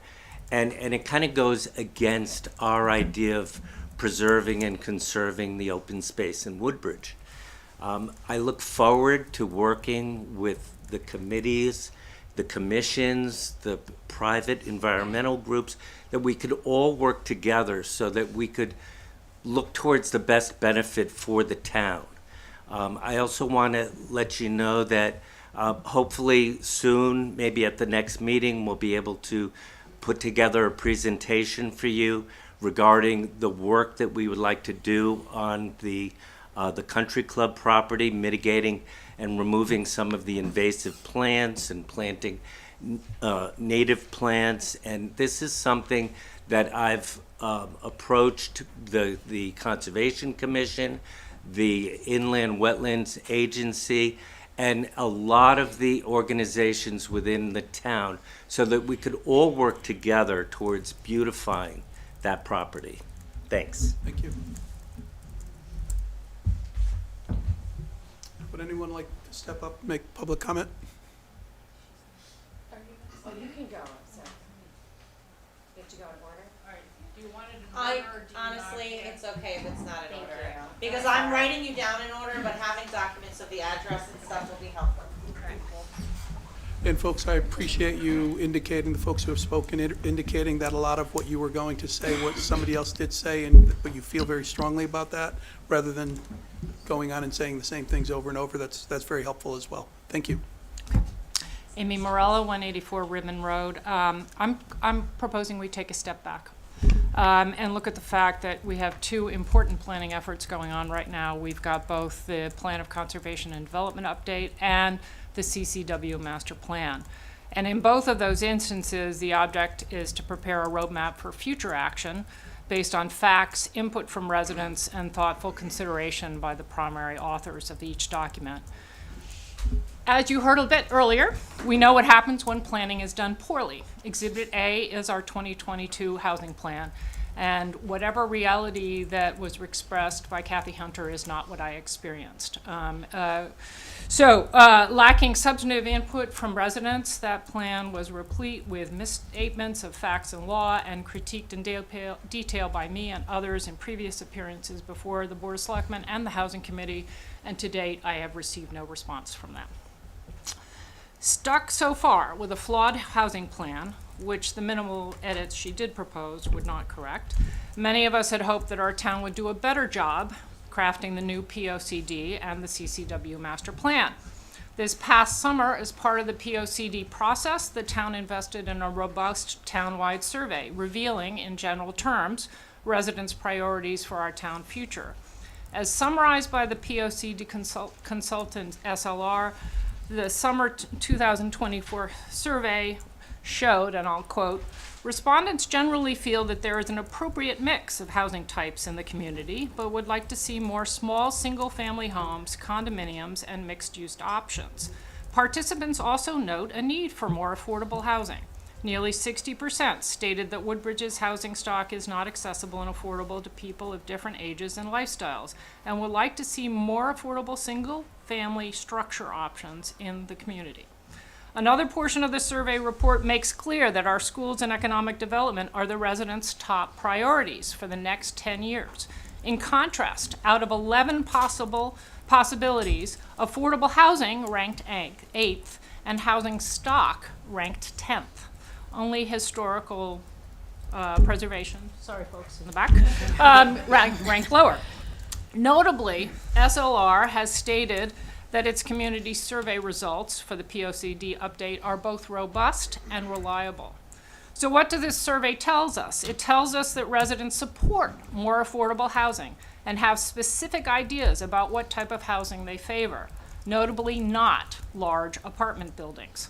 It shows that in general, more housing stock is not a priority, but that residents are amenable specifically to more affordable housing with a focus on single-family structures. Yet the new TBZ regulations move in the opposite direction, and the Housing Committee proposes minuscule edits to its 2022 plan that ignore almost all the critiques to date and ignore the SLR survey results regarding housing. So where are we? First, let's remember that Woodbridge government is a representative democracy. That means that those who govern, whether in elected or appointed positions, should reflect the will of the residents as a whole, not their personal priorities.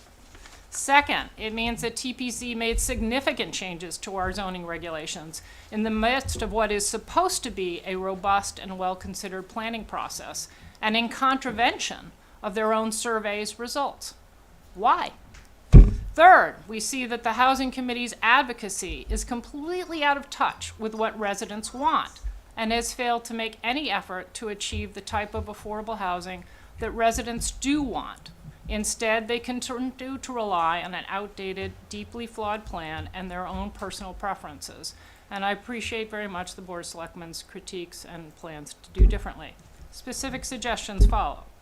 Robust planning exercises offer the opportunity to achieve consensus, and instead, we are where we are. So let's move forward and do better. First of all, I wholeheartedly endorse the recommendations set forth in Mary Gorham's January 7th letter to the Board of Selectmen, which I hope all of you have received. Further, I think it is past time, and I'm glad to hear that you are now engaged in the Housing Committee's report, and it needs to be revised both to address the past critiques and to incorporate this 2024 community survey results. I suggest that they should update that housing report and get it right before the Housing Committee engages in any further advocacy regarding the POCD update or the CCW master plan. Moreover, the Board of Selectmen should instruct our town's consultant in the CCW master planning process to respect the results of the SLR community survey. Thank you. All three documents, the housing plan, the POCD, and the CCW master plan, must be grounded in the same accurate understanding of the relevant law and the same data from the community-wide survey. While we may all start with different beliefs about what is best for our town, I trust we can agree that we want the town to achieve consensus. We'll never reach consensus if our town officials on any of these mentioned committees, the TPZ, Housing, or the Board of Selectmen, ignore the community survey results. Thank you very much. Thank you. Thank you.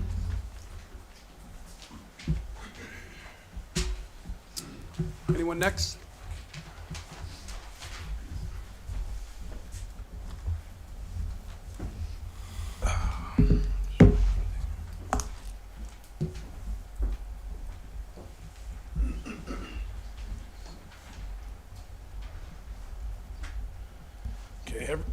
Hello, everyone.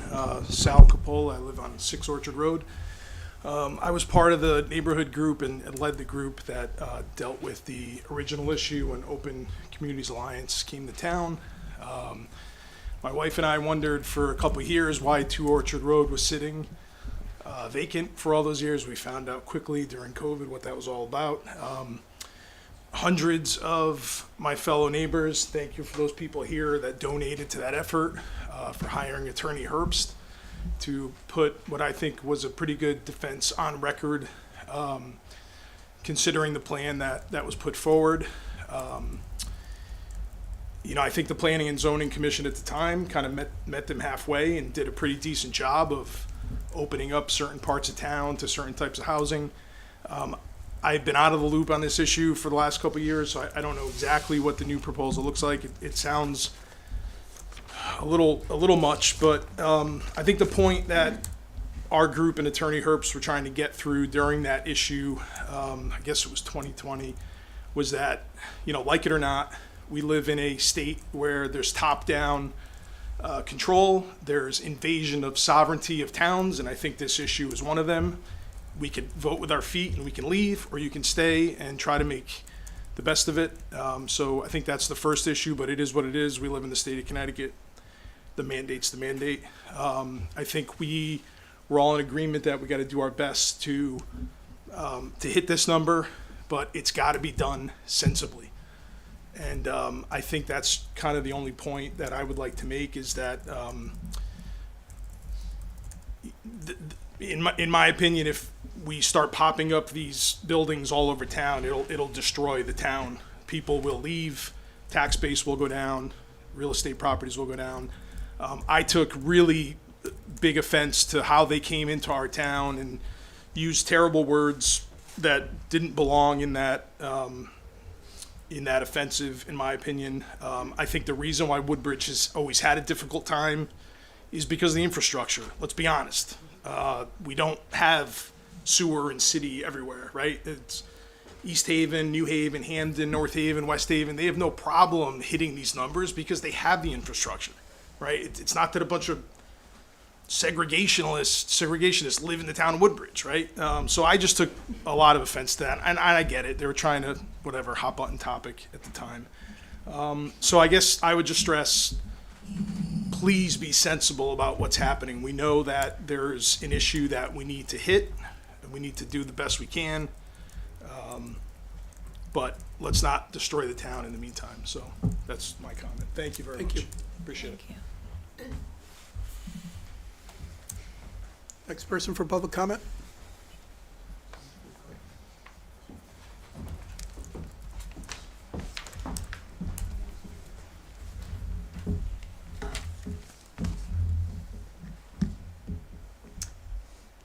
My name's Kathy Wick. I live on Rimmen Road.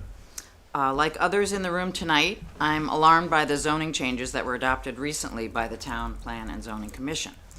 Apparently, these new regulations were written by the developer, carefully crafted to maximize his profits. I certainly don't question the right of a business person to try to make a buck, but I do question the role of the TPZ in this matter. It seems to me that their job is supposed to be to promote and protect the interest of the town and its residents, not to maximize profit for private business, especially when those profits come at such a high cost to the townspeople. I want to make you aware of the level of uncontrollable growth that has been unleashed by the recent regulation change. So I took a look at the tax maps and added up the acreage in just the small area of Beecher Road between Ansonia and Rimmon. That's this pink area on this, the Woodridge Utilities map. Quite small. This area, currently, today, has sewer and water infrastructure service. Under the new zoning scheme, this area surrounds our, sorry, I lost my place. This area surrounds our elementary school and is currently serviced by sewer and water. It's just one of several areas in town that is currently under direct threat from the zoning change. As Mary Gorham's letter pointed out, and I assume that that's going to be read into the record tonight. Yes, Okay. I normally read public correspondence at the end. At the end, But okay. yes, I have it. We can't predict how much more of the town will be have the sewer and water service in the future. It could be expanded, we don't know. There are 15 residential lots in this small area of Beecher Road, from number 1 Beecher to number 54. Total acreage, 26.77 acres.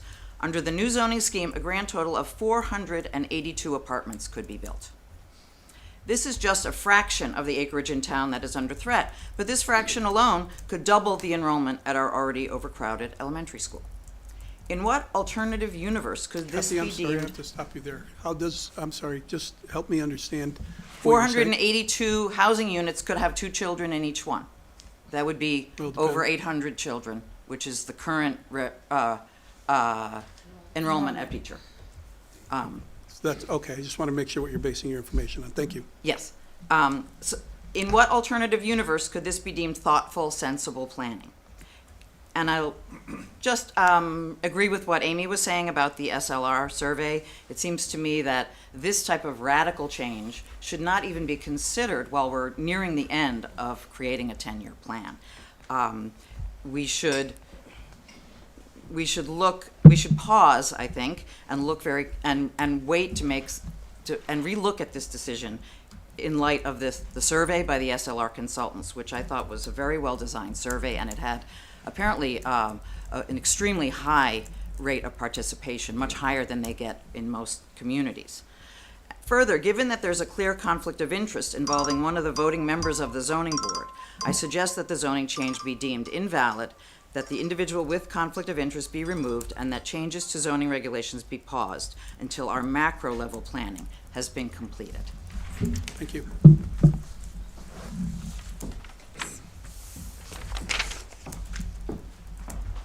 Is there anyone else that would like to come up for public comment?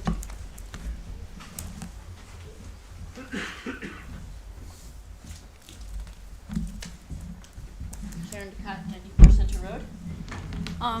I was at the TP&Z meeting 2 nights ago, and there was another subject brought up, which was the interest, which was the fill of the Bradley Road, and it was just a very minor technicality in terms of presentation. But I and 2 other people that I don't even know, or 3, came to the board specifically to say that the retention basins look really poorly thought through and don't look good, and they don't reflect a wetlands soils or anything. And we each gave, especially the other people, gave very valid comments about that. And in the working session, I was surprised to find that TP&Z basically said their consultant had looked at it and felt it was okay and didn't even think about anything else. And it is my concern that they may do this again with other more important issues. And what I would have thought is that they would have talked to wetlands and said, what is a good idea? What are the plantings that could be done? Or talked to conservation and said, how can we make this a better thing? Because it's definitely visible to everyone who's going through town. and it's not an expensive thing to do, and it would increase the beauty of that area significantly, but their dismissal was universal and disinterested and surprising and kind of disheartening. So I'm hoping that in future things that they don't feel so comfortable being as dismissive, especially when something's simple to fix. And now we're presented with things that are much more complicated to fix, and it's going to be hard for them to want to take it up. And I hope that they get the encouragement that our citizens, I mean, these people who came totally, I don't even know how they heard about it, but they made it their effort. I mean, I come here a lot, but they don't. And so, like, at least give them a respect to think, oh, this is something we should look into. They didn't plan a site visit. So you get my gist. I think that TP&Z needs to take its residents more seriously, and it was an example where I was surprised and concerned. Thank you. Thank you.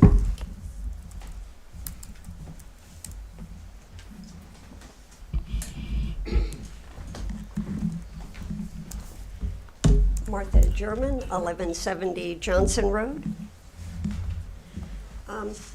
The focus of my statement is different from most of the previous comments, but the theme is the same. There is a lack of transparency and inclusion in decisions that greatly affect Woodbridge residents. At issue, in my case, is the sudden unannounced creation of a parking lot opposite my property on Johnson Road. It's an 80-foot square space on the former Country Club of Woodbridge, paved with asphalt millings and bordered with logs.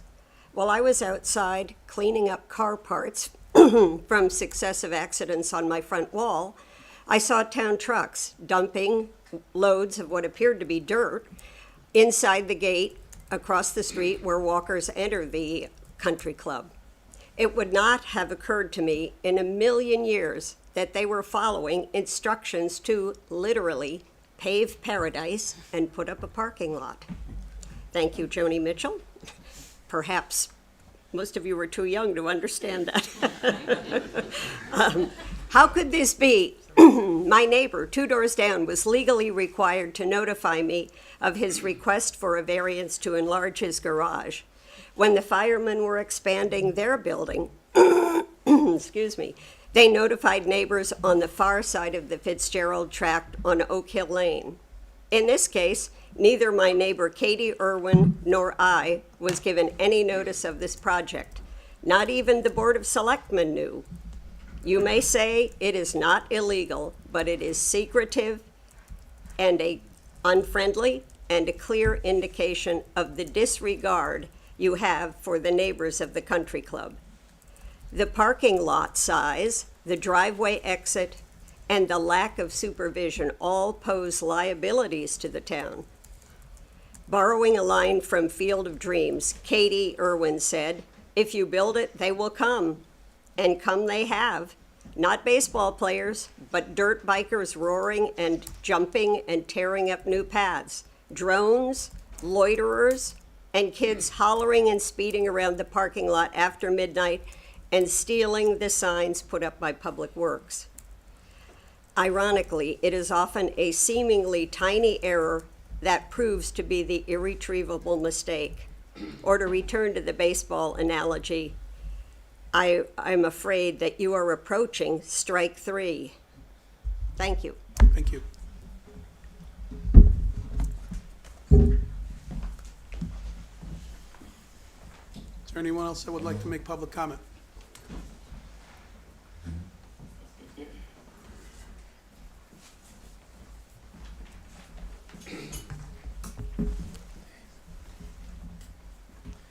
Chris Keevil, 94 Center Road. I'll make this brief. Just I wanted to weigh in to say that I wholeheartedly am in sympathy with, I think most all the people have spoken this evening.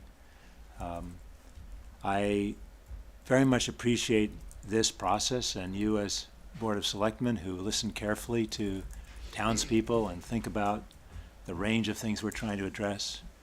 I recognize that there is a position taken by the state of Connecticut for housing going on this morning in terms of the housing shortages in Connecticut. They're relatively severe. And at the same time, it seems like it's very critical to find balance within our town and hopefully not mirror some of the politics that are happening at the national level and really work together and listen carefully and figure out what the best solutions are broadly, rather than sliding things by and trying to get ahead of other voices in town. I actually believe, I think back to the library and its construction, and that had went through multiple rounds, and we ended up with a gorgeous library and someplace that I think so many of us very much appreciate. And I believe it's possible to find a way to end up with meeting housing needs and maintaining the remarkable beauty of this town, and to have a sense of collaboration amongst the citizens generally. And I think the Board of Selectmen can play a significant role in paying attention to where we're going off those rails and helping us keep on those rails to really sustain not only the beauty of the town, but also its social responsibility to people with housing and a sense of trust and collaboration within the townspeople. Thank you. Thank you. Would anyone else like to step up for public comment? There's two coming at once, you're going to combine.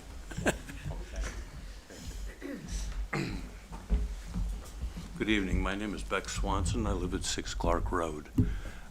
25 years ago, Dr. Robert Gregg, who was an ardent conservationist, an open space advocate in this town, approached the Planning and Zoning Commission with a study that he'd performed, which demonstrated quite conclusively that for every additional child added to the Woodbridge school system, it increased the tax burden in this town by $22,000. In today's money, that's $40,000 or more.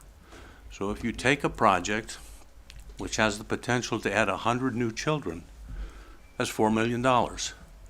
There are approximately 3,000 households in this town. That would mean an increase potentially of $1,000 or more to each household in tax burden. So I would invite you all to study very carefully what it is you are proposing to do, because the consequences long-term could be detrimental to this town and would significantly change the character irreparably. Thank you. Thank you.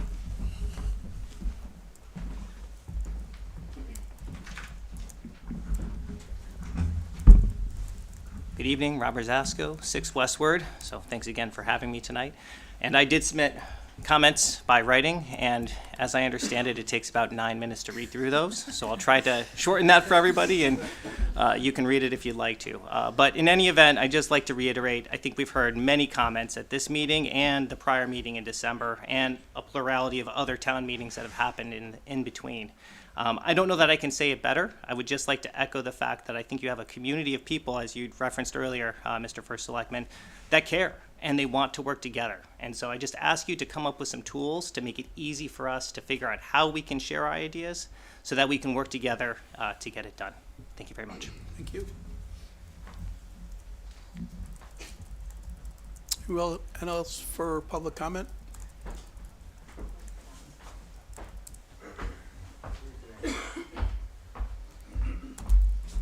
Donald Salato, 3 Knollwood. Thank you for the spirit. No, you're welcome. And that is heartfelt. The buy-in in Woodbridge, for me, when I had a baby daughter, was the school system. I grew up in Westville near the Yale Golf Course, and as a kid with my sister Lizzie, my parents would drive us up the hill, and we saw people skating on the rink over there. I know I said that before, on the pond, but the whole spirit of the town was of orderly development, a sense of privacy, a sense of shared values and traditions. It has been one of the hallmarks of Woodbridge that there's this unwritten compact that we psychologically adhere to and cherish. And in no small measure, that's because the land use boards and conservation boards, and most importantly, the Board of Selectmen, have been sensitive to not only sustaining and maintaining, but enhancing those values and those traditions up until recently. What is troubling to me is that it seems that where heretofore those responsible boards and commissions were peopled by volunteers imbued with the shared sense of values and traditions, we now have, regrettably, too many individuals with little understanding of, or unmindful of, or in some cases, unbelievably, disdainful of those traditions. You folks put those people in power. But like the captain on the Valdez who was on the bridge and said, "Everything's cool, I'll go to sleep, guys." And then they ran onto the reef, and the captain, he's no longer a captain anymore. I would be very, very concerned about what you've allowed to take place on your watch. Thank you. Is there any additional public comment?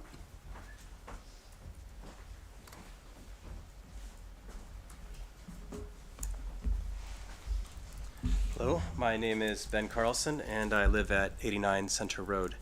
I'd first like to thank all of you, the Board of Selectmen, for your hard work making this town a great place to live and to raise a family. I moved here about 5 years ago, and I've loved it ever since.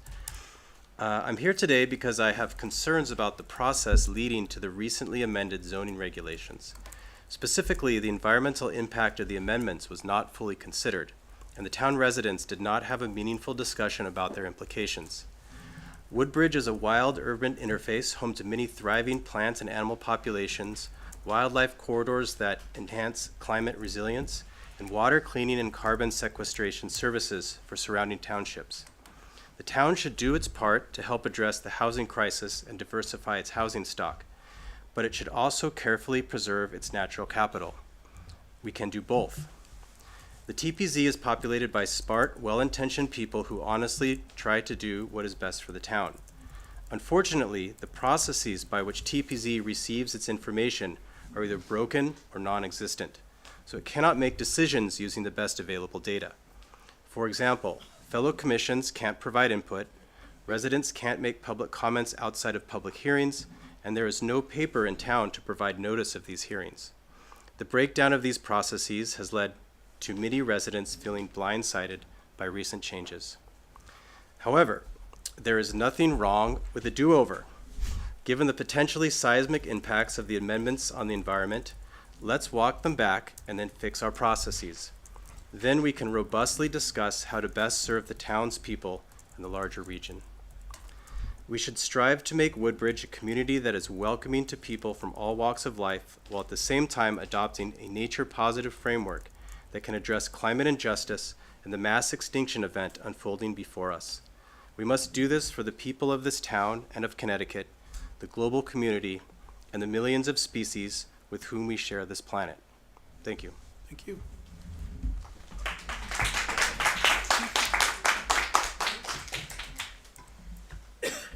Anyone else like to make public comment? Thank you.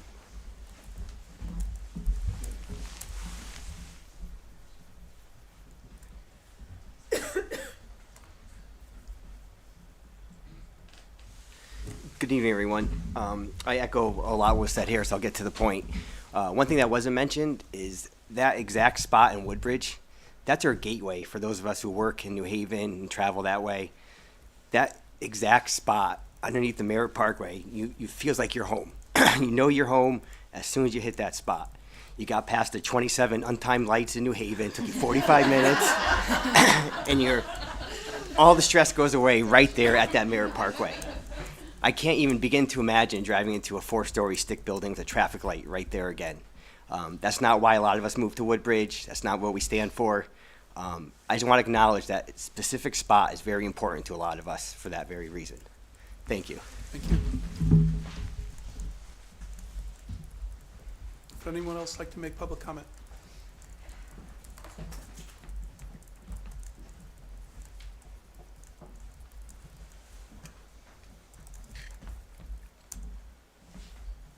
Again, Barbara Hagan Smith, 116 Northrop Road. Sorry, I have to read this. I work in the town library where everyone talks and word spreads very rapidly. I serve on the Conservation Commission where we should receive constant updates as to potential happenings in town that might possibly impact our town properties so that we may help protect them from a conservation and ecological and even historical angle.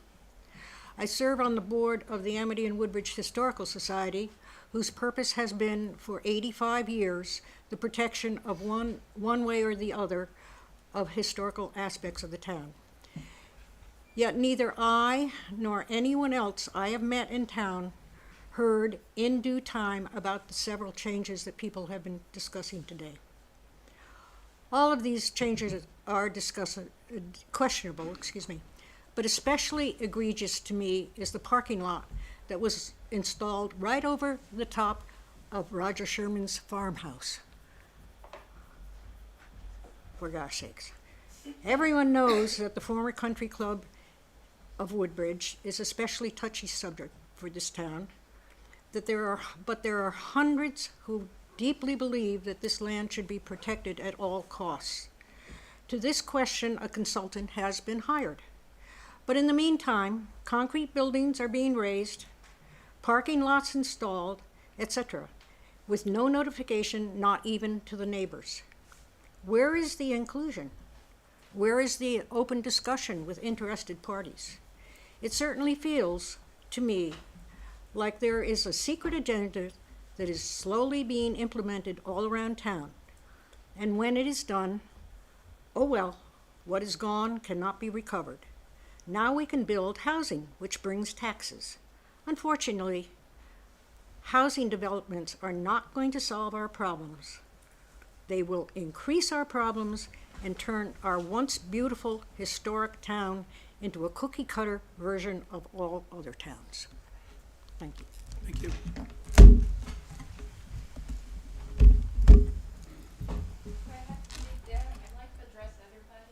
Actually, it's appropriate to be here. So I'm going to talk to them, facing them, but it's for all of us, okay?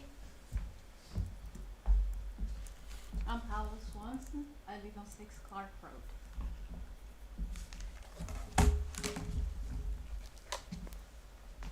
Good evening. Good evening.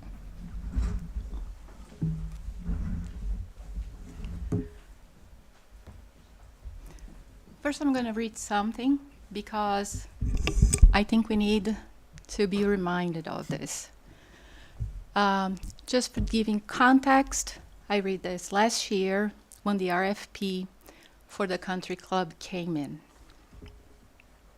The inland wetlands and watercourses of the state of Connecticut are indispensable and irreplaceable, but fragile natural resources with which the citizens of the state have been endowed.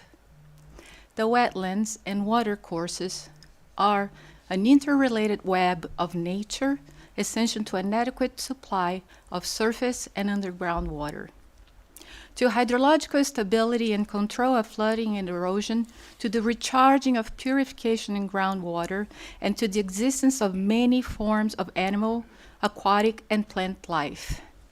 Many inland and wetlands and watercourses have been destroyed or are in danger of destruction because of unregulated use by reason of deposition, filling or removal of material, the diversion or obstruction of water flow, the erection of structures, and other uses, all of which have been despoiled, polluted, and eliminated wetlands, and watercourses. Such unregulated activity has had and will continue to have a significant adverse impact on the environment and ecology of the state of Connecticut. And it has and it will continue to imperil the quality of the environment, thus adversely affecting the ecological, scenic, historic, and recreational values and benefits of the state for its citizens now and forevermore. The preservation of the protection of the wetlands and watercourses from random, unnecessary, undesirable, and unregulated uses, disturbance, or destruction is in the public interest and is essential to health, welfare, and safety of the citizens of the state. It is therefore the purpose of these regulations to protect the citizens of the state by making provisions for protection, preservation, maintenance, and use of the inland wetlands watercourse by minimizing their disturbance and pollution, maintaining and improving water quality in accordance with the highest standards set by federal, state, and local authority, preventing damage from erosion, turbidity, or siltation, preventing loss of fish and other beneficial aquatic organisms, wildlife, and vegetation, and the destruction of the natural habitats thereof, deterring and inhibiting the danger of flood and pollution, protecting the quality of wetland and watercourse for their conservation, economic, aesthetic, recreational, and other public and private uses and values, and protect the state's potable fresh water supplies from the dangers of drought, overdraft, pollution, misuse, and mismanagement by providing an orderly process to balance the need for the economic growth of the state and the use of its lands with the need to protect its environment and ecology in order to forever guarantee to the people of the state the safety of such natural resources for their benefit and enjoyment, and for the benefit of enjoyment of generations yet unborn. This is from our inland and wetlands regulations. And I think they're very poignant about the importance of the environment and how it affects people. I see a lot of issues with communication in this town, and I can point out by looking at the Woodbridge strategic plan that it's some recurring topic. So the first thing I'd like to comment is I think it's important that the town review its ways of communicating to the public and with each other. I think it's important that people don't feel that they're being left out. This is the four most important problem that I see throughout these years. Thank you. I'm not done. We are limiting it to some degree, so please. I'll give Okay, you- so I'll to allow that you some I- more time, but please. Thank you. So to that, I will add that it has also come to my attention this Monday at the Planning and Zoning meeting that the Plan of Conservation and Development hasn't included other committees. This town has clever people, experienced people, different people with knowledge that can be shared, talked about, and can really come up with something a little bit more interesting than some borrowed plan from a town like Cheshire, or I don't remember the other 3 towns that are on the SRL plan, but I do think we can do better than what's being proposed. And to that, I'll say, if you are really interested in enhancing the quality of life, there's a note that says here, closer collaboration among departments and commissions. And I think that's very important. I think the commissions have things to offer. And again, communication. It's hard, it's annoying. We don't want to do it. We don't like what people say. But if we don't do it, we'll be keeping over and over being told by people from outside the town who haven't either grown up here or spent time here what they think we should be doing. Thank you. Anyone else like to make public comment? Anyone else like to make public comment? Sure.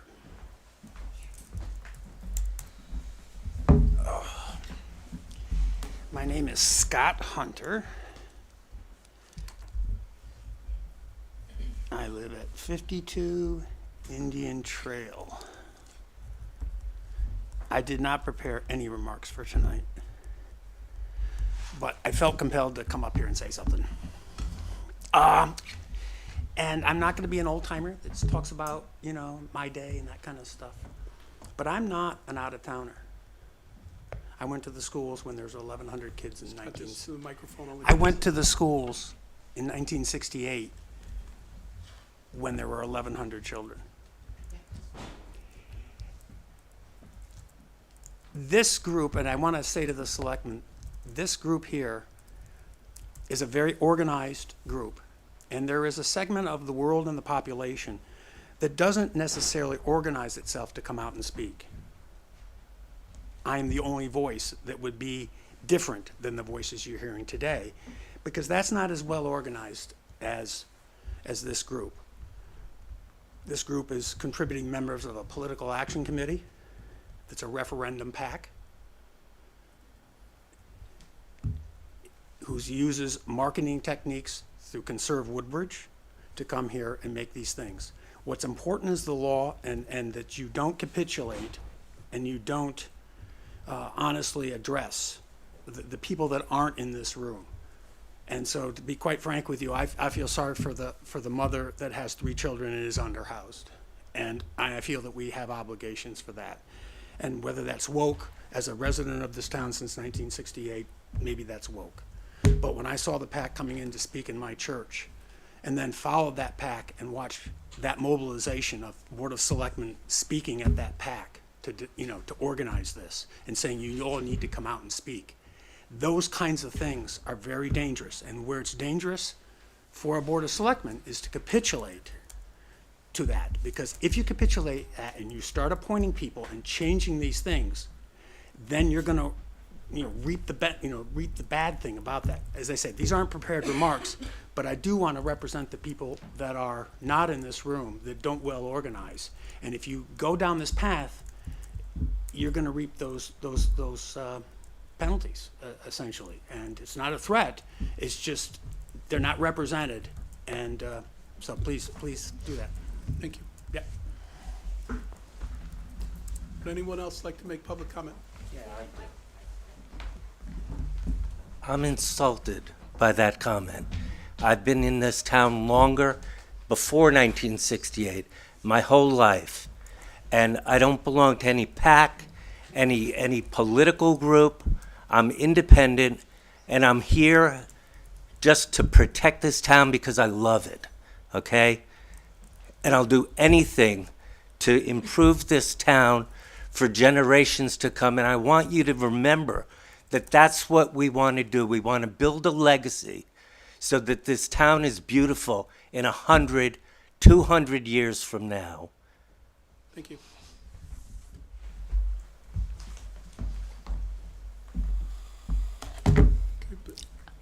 I'd like to say that I'm also independent, and I do understand the point of view of the people who have to work hard so they can make ends meet and they can be here. To that, I'll say that there's another thing that the town doesn't address. While it's very interested in providing charging stations and electrifying this fleet, and also when it talks about the electrification of the municipal fleet, there's a population here who doesn't have mobility, either because they can't drive anymore or they don't have a car, because we do know there are rentals here. And I think it would be very important, particularly because there's also state funding for that, thanks to Volkswagen, for an electric bus. I think the town could use a municipal system.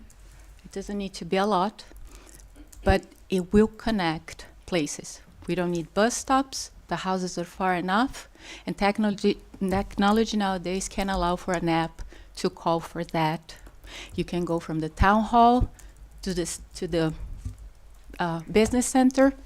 You can take the 2 or 3 o'clock ride to meet somebody in the library, and in all the things I have read and proposals, the focus have been on trails, bicycles, and electric cars.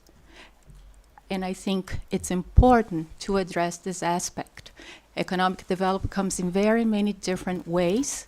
I'd ask to please all of you open your vision and consider different things. What I'm saying might not be the ideal, might not be what you choose to do, but please open your visions and think creatively. Thank you.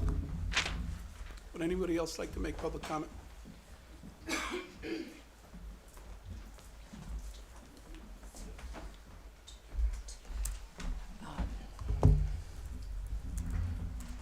Good evening. My name is Diana McCarthy Burcury, resident of 18 Ranch Road, Woodbridge, Connecticut, 06525, just in case anybody needs that.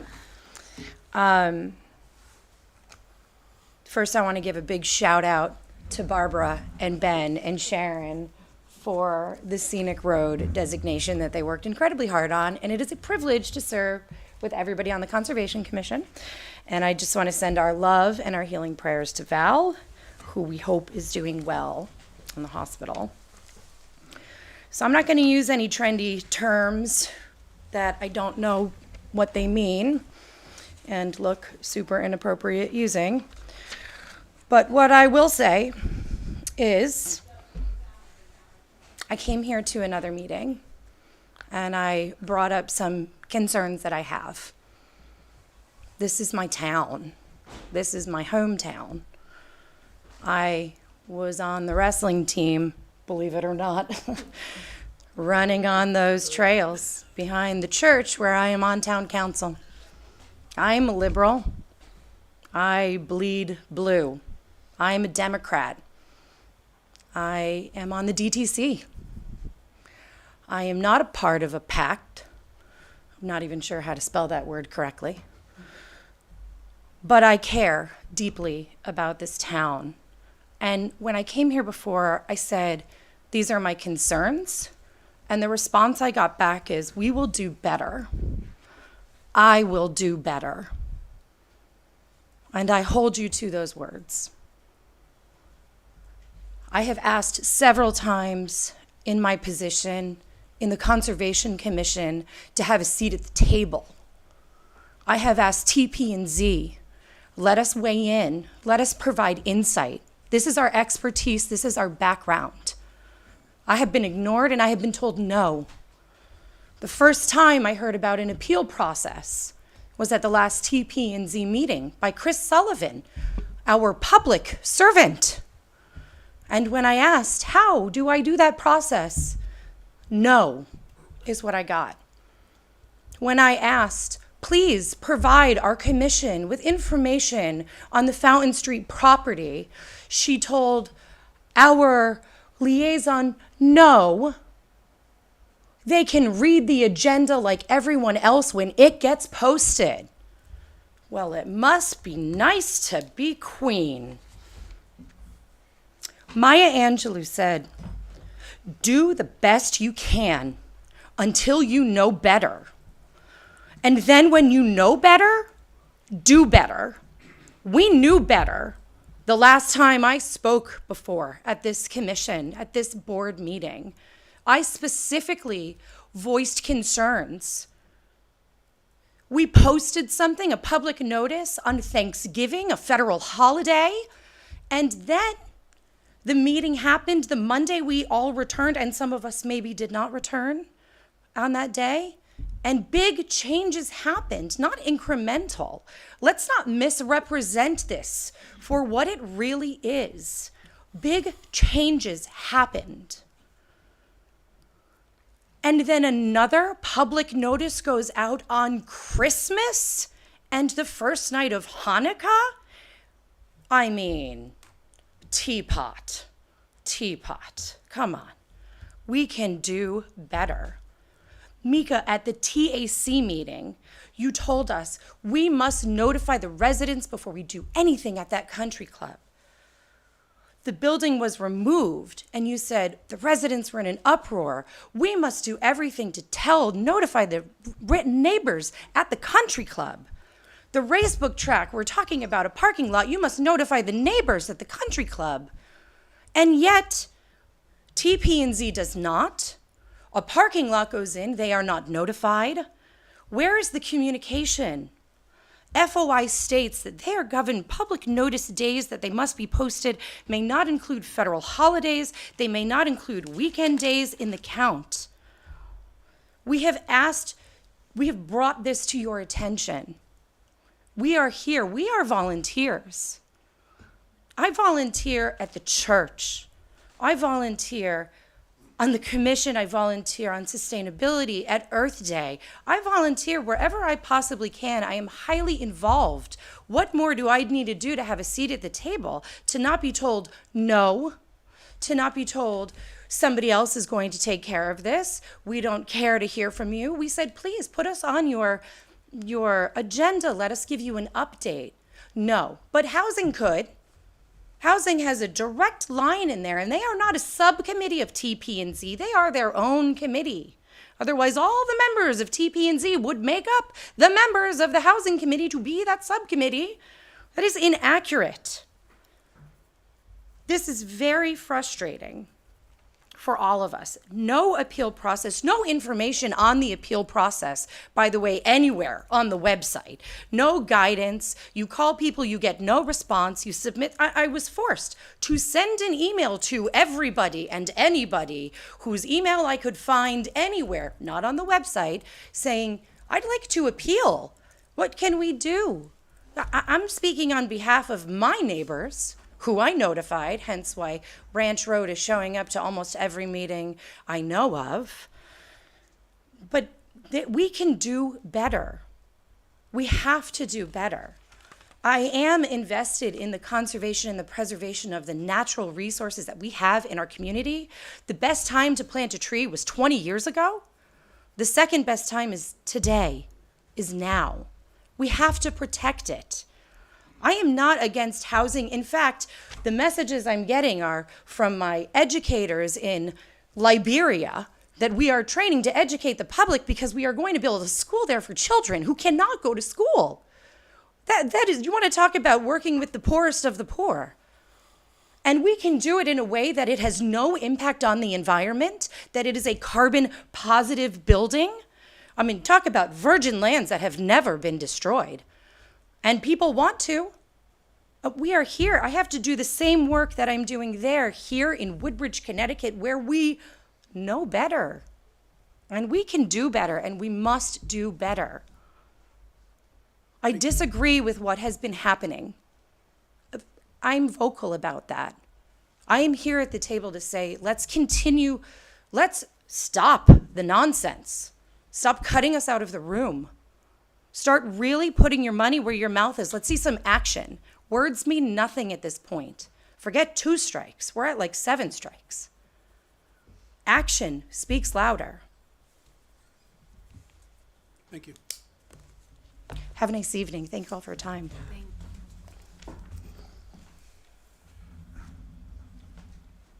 Is there any additional public comment? Anyone would like to step? So. No. We have written comment. We have a full agenda, so if there's no additional comment. I appreciate it, but the one thing I just want to make one clarification. I have correspondence. Oh, correspondence. Thank you. Okay. No, we're set. We're going to correspondence at this point. Oh, thank you. Okay. So I'm going to read Mary Gorm. A few of you referenced Mary Gorm's letter. I did receive it. The selectmen have had it. I'm going to read that into the record. Also have the letter from Susan and Basil. I have all of them. I assure you they will all be read into record. I'll start with Mary Gorham's from this morning. So, I very recently learned of a zoning change for most of the town of Woodbridge, which I find deeply concerning, both for the process that was used to make the change and for the change itself, which would allow large 4-story apartment buildings throughout Zone A, While I understand that 4-story buildings could only be built where there is sewer and water, additional public water and sewers could be installed at any time, anywhere. So while this zoning change is being billed as a small change, it is actually a very significant zoning change for our town. This is very concerning, particularly since 99% of Woodbridge residents did not know that this changed before it was made. While I understand the zoning office put a notice about a December 2nd hearing in the New Haven Register on Thanksgiving, practically no one reads the register at any time, and the very few who do were probably not reading it on Thanksgiving. So if another notice was also put in earlier, did that earlier notice actually appear? And the letter of the law was followed. The spirit of the law was not followed, particularly as there were no other means used for people to find out about this change before it was made. It was not on the town's website, and most importantly, it was not in the town's e-newsletter. In addition, there were no emails, nor were there no postings in the library or anywhere else. While the zoning office did what it was told to do, the TPZ and the Board of Selectmen should have insisted on a wider communication. Because no one knew about the December 2nd hearing, no one came to it. If people had known about it, many people would have attended. I also understand that there is a person who is on the Housing Committee who is also an alternate on TPZ, and that she cast a vote on this issue. It seems to me that this is a clear conflict of interest to allow someone to be on an advocacy committee such as housing, and at the same time be on the TPZ that makes the decisions about zoning. How this was allowed to happen is very concerning. The town's ethics code should have prevented it. The effect of all of this on our town is very damaging. There is a sense that there was not sufficient effort made to be transparent, even if legal requirements were met, and a perception that the TPZ quietly slipped this new zoning by the town's residents. The public's trust has been badly hurt. This is bad not only for Woodbridge residents, for the TPZ and the Board of Selectmen who need the public's support. I therefore recommend the Board of Selectmen do the following 3 things. First, going forward, ensure that no one is allowed to serve on the TPZ in any capacity, including as an alternate, if they are also a member of an advocacy committee such as the Housing Committee. Ask the person who was on both committees to resign from TPZ effective immediately. Second, given the conflict of interest just noted above, the new zoning rule should be declared invalidated and the process should be done over again with full transparency this time. In addition, investigate any other legal objections to the process that may exist, then start the proposed zoning change process over again and publicize hearing widely. Third, pause all discussions in future hearings about the proposed Fountain Street property until the process for reviewing, discussing, and voting on the town zoning can be done properly with full transparency. With the country club property soon to be discussed, it is going to be critically important that the town's Board of Selectmen show bold leadership in this zoning issue by demanding that the TPZ do the entire process over in a way that is transparent with lots of community input. The Board of Selectmen and TPZ will have a chance to regain the public's trust. Nothing could be more important for our town. I have public comment. This is from Basil and Susan Anton, 11 Bond Road. We were recently informed by fellow residents about a zoning change which would allow large 4-story apartment buildings throughout Zone A, and have also read the letter written by Mary Gorham. We have been Woodbridge residents since 1989, having chosen to buy a home here because of its open spaces, natural beauty, and minimal traffic, giving the town more of a rural than suburban feeling. These town qualities were maintained and supported by the zoning laws in place at the time. Thus, we have grown increasingly concerned about the zoning changes that have taken place since then, changes which are moving the town increasingly away from the very qualities that drew us here. In the past years, we attended many town meetings where such proposed changes were discussed, adding our voices to those of other residents who shared similar concerns. Too often, we left feeling there was a lack of true openness on the part of the board to the sincere concerns that have been expressed. Rather, it often felt like the decision to move forward with a proposed change was a fate. Thank you. I knew it was like I'm like, this is French, isn't it? Thank you. I stopped. I had a feeling the French was coming. Okay. Sold. And that meetings allowing for the expression of residents' concerns were simply pro forma. Got that one. There we go. As a result, we eventually stopped attending such meetings. With respect to the process leading to the implementation of the recent zoning change noted above, Mary Gorham's letter states that while the letter of the law may have been followed, the spirit of the law was not. Sadly, this statement rings both true and quite familiar to us, thus we have written this letter to echo Mary's concerns and support her recommendations. This is from Lauren Morris. I am writing to submit public comment for tonight's Board of Selectmen meeting. I am requesting that the town's Board of Education be involved in the March Town Planning and Zoning meeting regarding the Fountain Street development. The start of this school year has been rough for my first graders. I have twins. One of my son's cramped classrooms had 24 students and the other had 23. One of my kids cried every day after school saying, "My class is bad, they don't listen, my teacher doesn't have time for me. I'm embarrassed when it's time to read, I hate first grade." Not exactly what a parent wants to hear from their 7-year-old. Well, what do you expect when one teacher is supposed to teach 24 kids how to read? It took a group of awesome moms to stand up and fight for our kids to get another classroom added to the first grade, mid-year, mind you. The Board of Education's reasoning for the large class sizes was because of late enrollment in August. Now, when you have an apartment building that can allow new tenants at any time, can't you see how that might pose a problem for a school that is already bursting at the seams? I don't want my child's education to plummet so one developer can fill his pockets. Our kids matter. Please put yourself in the shoes of a first grade parent and ask if you'd still approve a 96-unit apartment building in our town.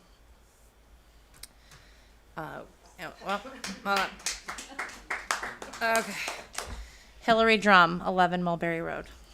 Thank you for your consideration. I write in request for urgent reconsideration of the TPZ zoning changes that will significantly and negatively affect our town.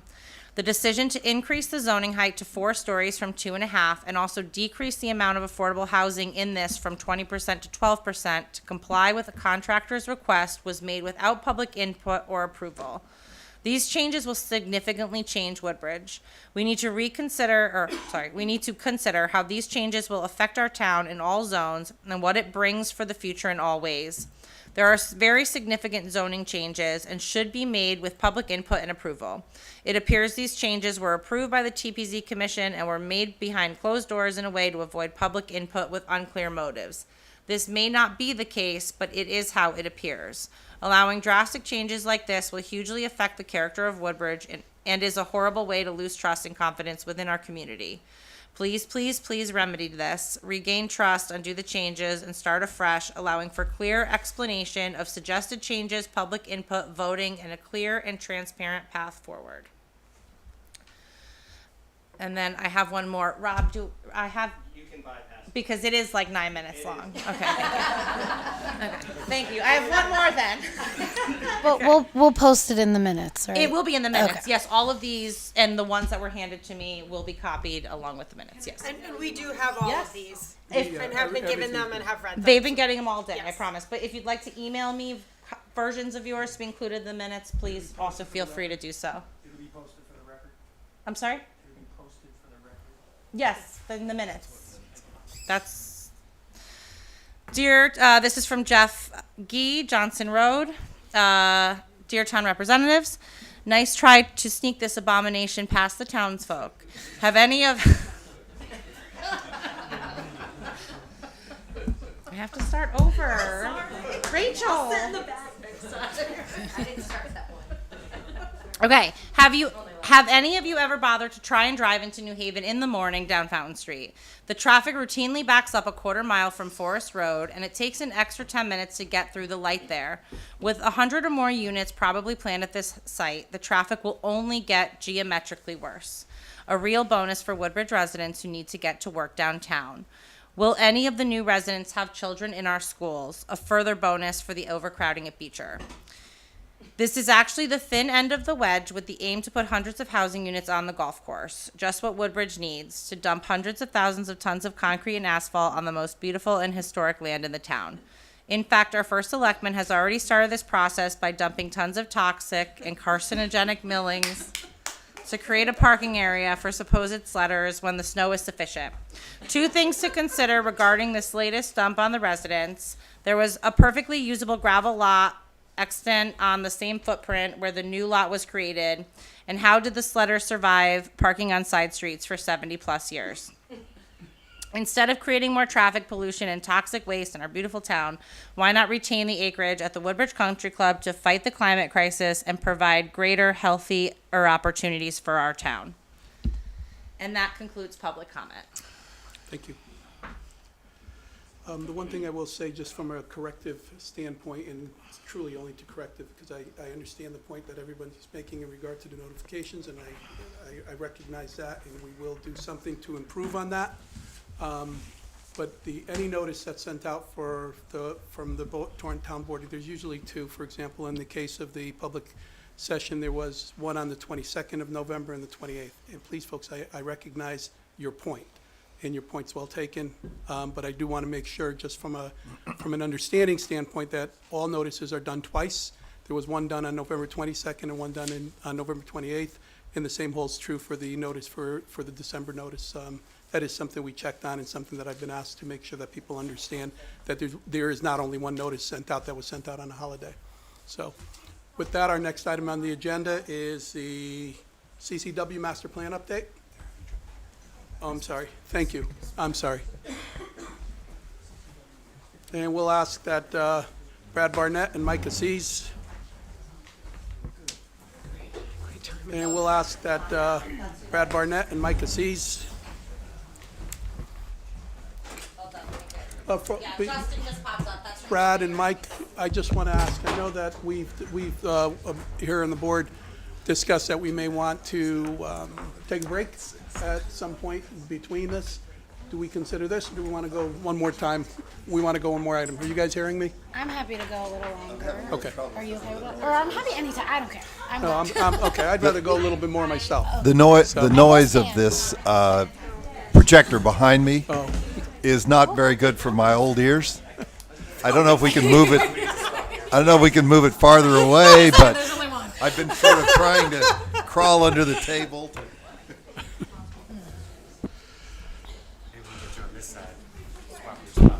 Oh, well, get the projector up there. Oh my God.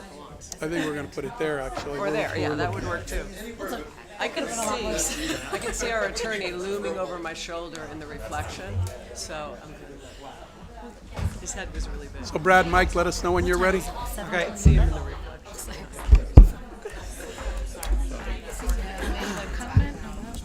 Thank you.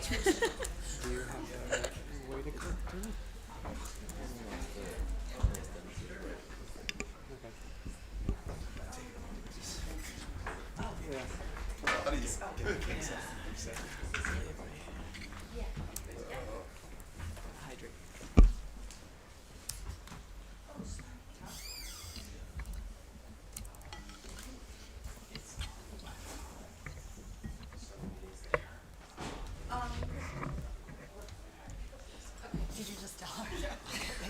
I did make a note as well. I will see what I can. That was my bad. We're probably after this. We were just sharing. No.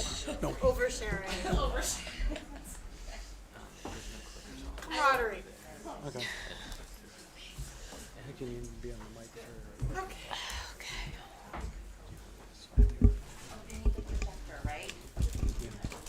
Right, okay, so we can take them off that screen for now. Got it, I'm sorry, I'm checking. Yep, we'll take them down for now, they can still hear. You'll go up, and then we'll bring them back up when, for the next agenda item. This is like We'll just run back. We'll just run back and forth. You've got dates for this, we gotta move this. Okay, I know, listen, we're working on, you guys soon, if all things go according to plan, fingers crossed, Karen's working on you guys having a screen to view here, we'll have much more. Yeah, hologram. There you go. You could show up via hologram. I know, I did that. All right. I'll call to order again our meeting here, and Brad and Mike are presenting. All right. Okay, great to see everyone again for this interim update on the Country Club Master Plan. It's been, I think, about a month, a calendar month since we've seen you, but we had the holidays in there. We've been quite busy working on our analysis of site conditions, preparing for broader engagement with the community, and just moving the plan forward in a couple of different ways, which we'd like to update you on this evening. So we have just a few things to go through. We are planning for a community open house at the end of the month, so we'd like to talk to you about the format for that, what we're looking for from the community in terms of feedback and input. It's our first chance to go out and really engage people in a in a direct way. That will also be mirrored in an online format as well, so the folks who can't make it have an opportunity to give us feedback at this point. So why don't we just start with engagement here? This is the dashboard that we'll continue to update each month when we come back to see you. You can see how our current outreach numbers are starting to tick up and across all categories. This is our second meeting with the board. We had a first TAC meeting. We've had a number of stakeholder interviews. These have been one-on-one interviews, some with the Board of Selectmen here. We've done, just as recently as today, a number of direct outreach to abutting neighbors of the property. Maybe some are even here tonight. We were able to connect with a few for conversations. Others we're planning on times to meet with them in the coming days and weeks. And we have 2 open houses slated, in the first one, as I said, just in a few weeks. So just in terms of the immediate outlook, in January, with the remaining 3 weeks, we're going to continue with those smaller format meetings as we can get them scheduled and planned for the large community open house at the end of the month.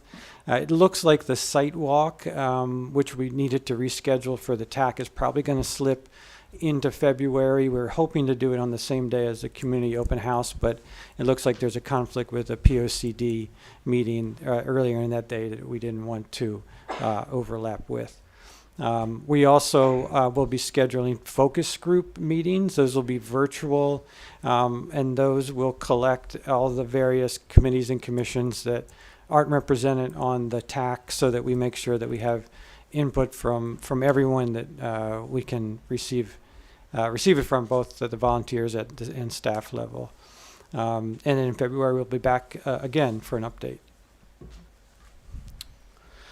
So we'll pause on this for a second and talk about what our goals are for the community open house. You see some images there in the upper right of other similar open houses that we've done recently. One on the left in Greenbrier, Virginia, and one on the right in Middletown in Connecticut. I think we kind of characterize this as the science fair approach, where you come in, there's a series of stations that are organized around topics. 3 to 5 stations is what we envision, each of them staffed by a consultant, team member or town staff who has specific expertise in that domain, like land use and zoning or open space and conservation. And then there's an interactive activity at that station for the community to take part in after digesting and reviewing some of the initial findings that we've developed at that point. So you can see some examples of ones around land use and zoning. We'll share some of these findings here in a moment. But it's an informal process, so it really is flexible in terms of allowing community members to flow in and out over the evening. You don't have to arrive at a specific time to see a presentation or risk missing out on the event. And we're thinking this is probably about a 2-hour event over at the Senior Center. We popped in to the Senior Center just before this meeting. We think the gym would be a great space, great size to be able to accommodate the number of stations that we envision here. And then so this is really kicks it off. We will, again, like I said, mirror this format online. So we'll develop a survey that we'll send out through your channels. We'll post on social media, make sure that we're able to aggregate whatever feedback we get from participants who can't make it can be added to what we collect in person. And this will, I think the other thing that we should do is then review it relative to the information that the POCD has collected, and see where the overlaps are, where the commonalities are. We've heard from the community tonight that there's been a lot of participation in those, so we'd like to see how the information we gather for this property specifically relates to what they've found for the town at large. Mike, can I ask you a question Yeah. before you can? Yeah. you want- Yeah, this is a good place to pause. I know you said that there wouldn't be presentations. All right. And I know you're gonna show us more. Yeah. But you've got a line there that says existing zoning allows for similar types of residential uses on most of the site. And as you heard from many members of the public tonight, that's no longer the case as of December, whenever that Right, is. right. So in terms of this material, before it gets to the public, Yeah. will the Board of Selectmen have a chance to review, catch things Yeah. like that for Yeah. you? Yeah, we talked about that earlier. We have about 3 weeks until the meeting. We had envisioned a round of review or two with our working group. We have weekly meetings set with them. I think what we will work as quickly as we can to get final drafts of the boards. And I think if we were able to share them with the work group and have them circulated to the board a week in advance of the meeting and ask for any comments back within, we'll confirm this, but I'm thinking 3 days, will give us time to finalize them. They are large format boards. They're professionally printed. We need to sort of back up from there. But yeah, these are draft, and it's why it's small text at the moment. But, So, yeah. and I guess, let's talk about timing. You mentioned there's a POCD meeting. Yeah. Next on our agenda, we're gonna hear some updates. We're gonna hear that date. It's Yeah. the same date. Yes, that you it have is. in mind. Yes. So, is the community gonna get awfully confused and also have to attend 2 different open houses? Is that gonna work?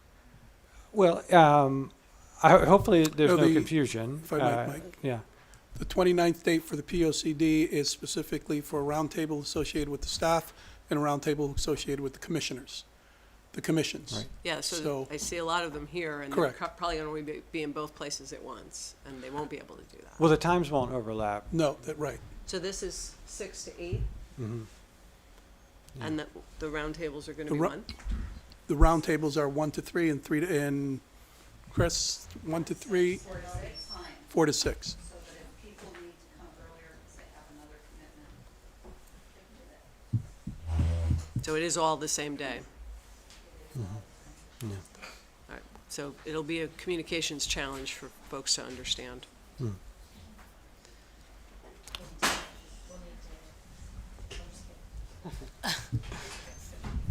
I'm gonna start catering these meetings on my own accord because I get hungry. Right. So stay Right. tuned. I might just stock that kitchen.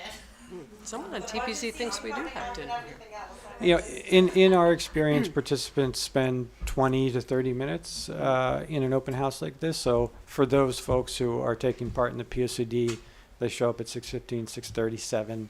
They'll still have time to be able to visit all the stations. And it might even help to spread out the participation a little bit. Any other questions, or Brad, anything to add? Do those mics work in case you ever hear? Yeah, yeah. Yes. So that's our plan. So that's our plan. We're working on these as we speak. We'll be reviewing them with the work group and then bringing, some final drafts for the board. But this is generally the format. The stickies there are that's the tool for communities to engage in, community participants to engage and leave comments and thoughts. But as we said, we'll also be there to engage in conversation. Mike, just let me also ask you another question. You mentioned that community interviews are taking place. Yeah. Is it possible to share with us that list of who's being interviewed so that we could add some names to it Yeah. if we see that somebody's missing that we think should be interviewed? We've started with the abutting neighbors, which are very clear. And what we are developing now is a list of additional stakeholders to review with the work group. And then I think that could be shared with the Board of Selectmen and added on to. And, it's not as if there's a deadline to that list where if we don't get it in, we're not going to speak with them. It might continue to grow over the weeks and months, but we'll share the initial list. And it will overlap past this date? Yes, Okay. yes, Thanks. yes. I mean, our goal would be, you know, every time we come up here, we'd take advantage of the fact that we've come to town, and we could add, you know, we had 2 stakeholder meetings earlier today. Chuck Corsi's been out there trying to meet with neighbors all day, Okay. you know, so. So if you've had stakeholder meetings, are we going to be informed who's attending so we can kind of monitor the work product here, or we're Yeah. just waiting? I can speak to Chuck's providing a weekly summary of who he's spoken with and a summary of what he's discussed so far with them, and we can provide that to the Board of Selectmen if it's desired. And I think maybe the public as well. I mean, this is a Anything that very we have, public we've process. discussed that the documents that we share with the public, with the Board of Selectmen, will be shared with the public. They will be put on the website. They will be, and it's clearly marked exactly where it is, so people can easily access the information as we've discussed in the past. Right, but I guess the timing is the question, because none of what you guys have done so far is on the website. Right. We're not Is there a putting it different on website? until after we have the Board of Selectmen review, unless it's something that's just No, common information. I mean, generally what we'll do, because we have so many conversations, try to synthesize them into themes, and takeaways that will inform the plan. So that takes a little bit of time to gather. And you need to reach a kind of critical mass of conversation before that's really worth doing. And I think we're just at the beginning of this. So I would recommend we give it, you know, at least until the community open house, and get enough conversations gathered, and maybe it's even a deliverable that we add to the takeaways from the open house, because we'll be taking all of this, analyzing what we've heard, and maybe we roll that all into a kind of end of phase, so to speak, memo of engagement takeaways. Yeah. Thank you. Mike, how will the open house be advertised effectively? Yeah, it's a good question. I mean, we want to start it right away. That's why we're going to review project Coming up. naming options with you at the end of this presentation. We'll definitely use the website. We will use town email capabilities. We'll use social media. The capabilities that we have from a communication standpoint with this, obviously from a Board of Selectmen standpoint, is different than TPZ. Yeah. So there's things that I can put, for example, in my newsletter that I might not be able to, or I would not be able to, or do with the TPZ. Okay. So in this case, everything we have available to us in terms of communication, we'll be using to make sure as many people know as possible. And on our website, and if it's not this way already, we will look into making it this way. People are able to go in for certain elements, like, for example, agendas. If you want to get an agenda every time the Board of Selectmen meets, you can go in there and request that, so that if anything is added, so when something is added, an email is sent out so that you receive it, so you receive notification. It's similar to what the improvement we're looking to make as relates to TPZ, but it's something that if we don't have. The town e-news, which is separate than Nico's newsletter, for community events and community forums, so like with the POC Community Open House, the town e-news, but we'll do that for Beach Road, we'll do that for this, because it's like a community, open type community. Sure. I'll put those in there. And we can sign up, I don't think where your stuff is on our website right now that you could sign up. I wasn't sure if you could. I don't know, because it's a page, but it's being updated every time you present Right. something for their packet. Once the meeting's over, I'm uploading it right, there on the page. I can look into, Allison, I think you turned your mic off. oh, sorry. Maybe not by accident. But I can look into finding a way to sort of, to do that, and I'll get back to you, Andrea, on that. Yeah, it would be helpful to have this like on my screen right now instead of craning my neck backwards here. So if it can be distributed in advance, Yeah, and also to the public. I mean, these are public documents. So right. we could be very transparent. You're speaking about the presentations to the board. Yeah, What's up there? yeah. I think this one was challenging just because of the New Year holiday. We had limited time, but in the future we can start. Yeah, we did. I we bet the did next one discuss will be challenging too. Our timing is going to be very compressed. Any other questions about the community open house? Okay.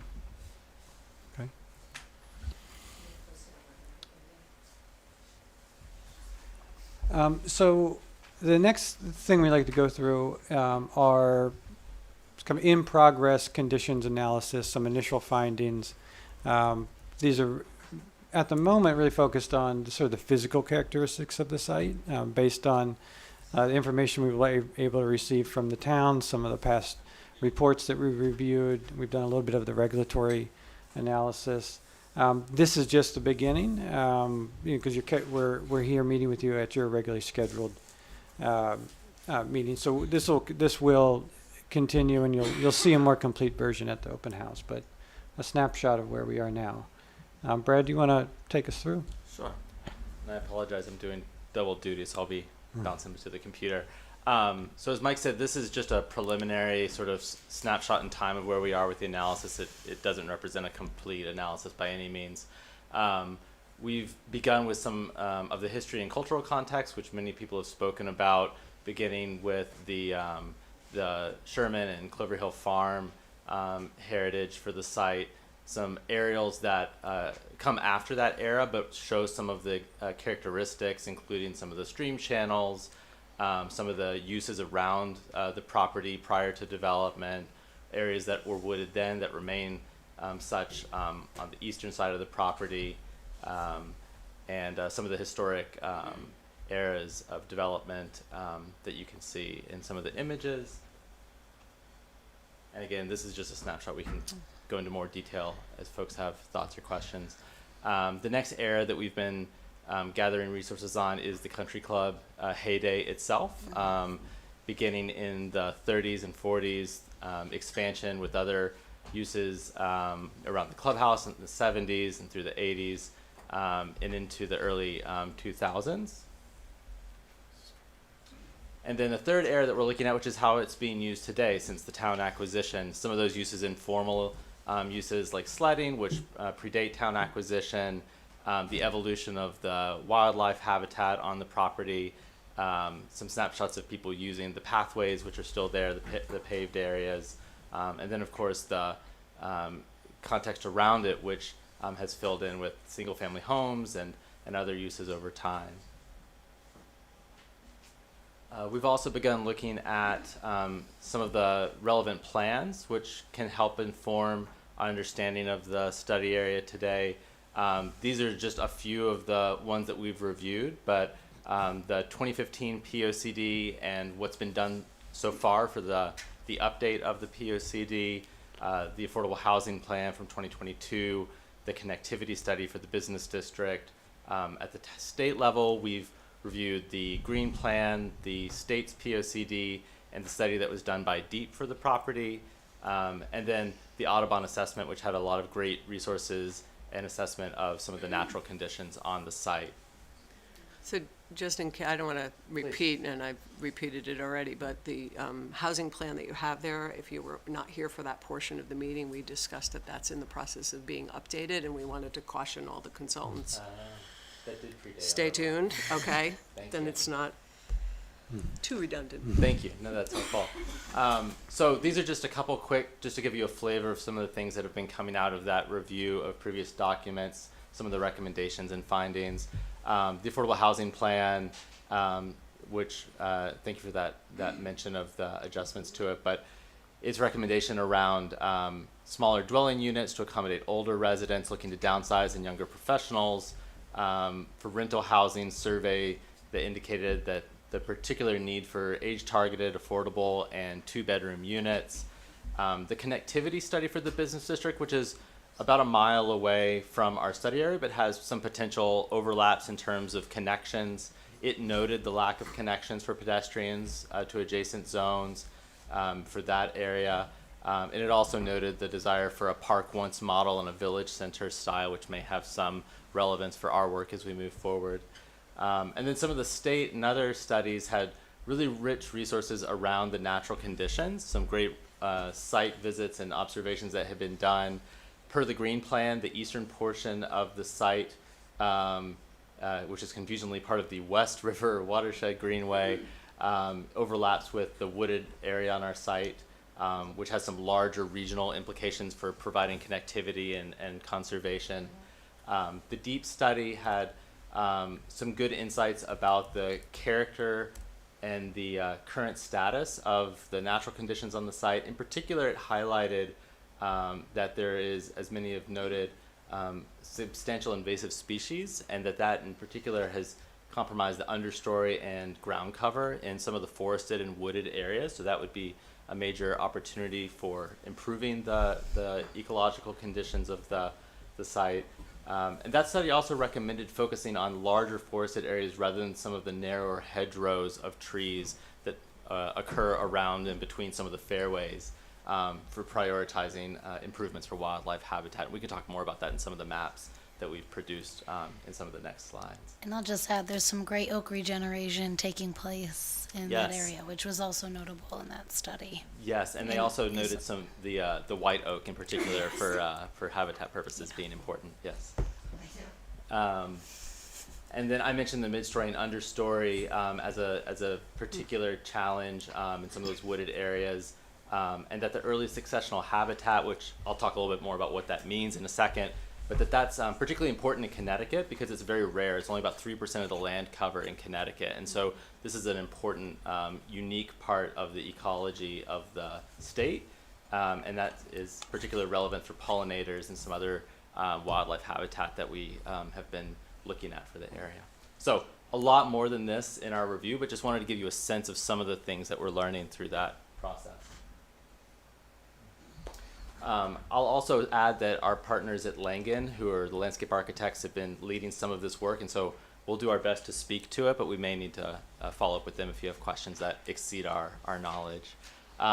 So as we look to characterize the property today by the landscape type, it's approximately evenly split. It's 40% woodlands and forest, which would be the green areas that you can see on this map.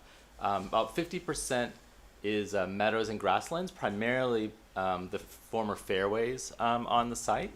1.5% of the site are water bodies, primarily the pond on the southwest portion. And then about 5% of the site is impervious surfaces, which are those darker areas you can see, mostly made up of the clubhouse, grounds, courts, and the paved pathways which go through the site.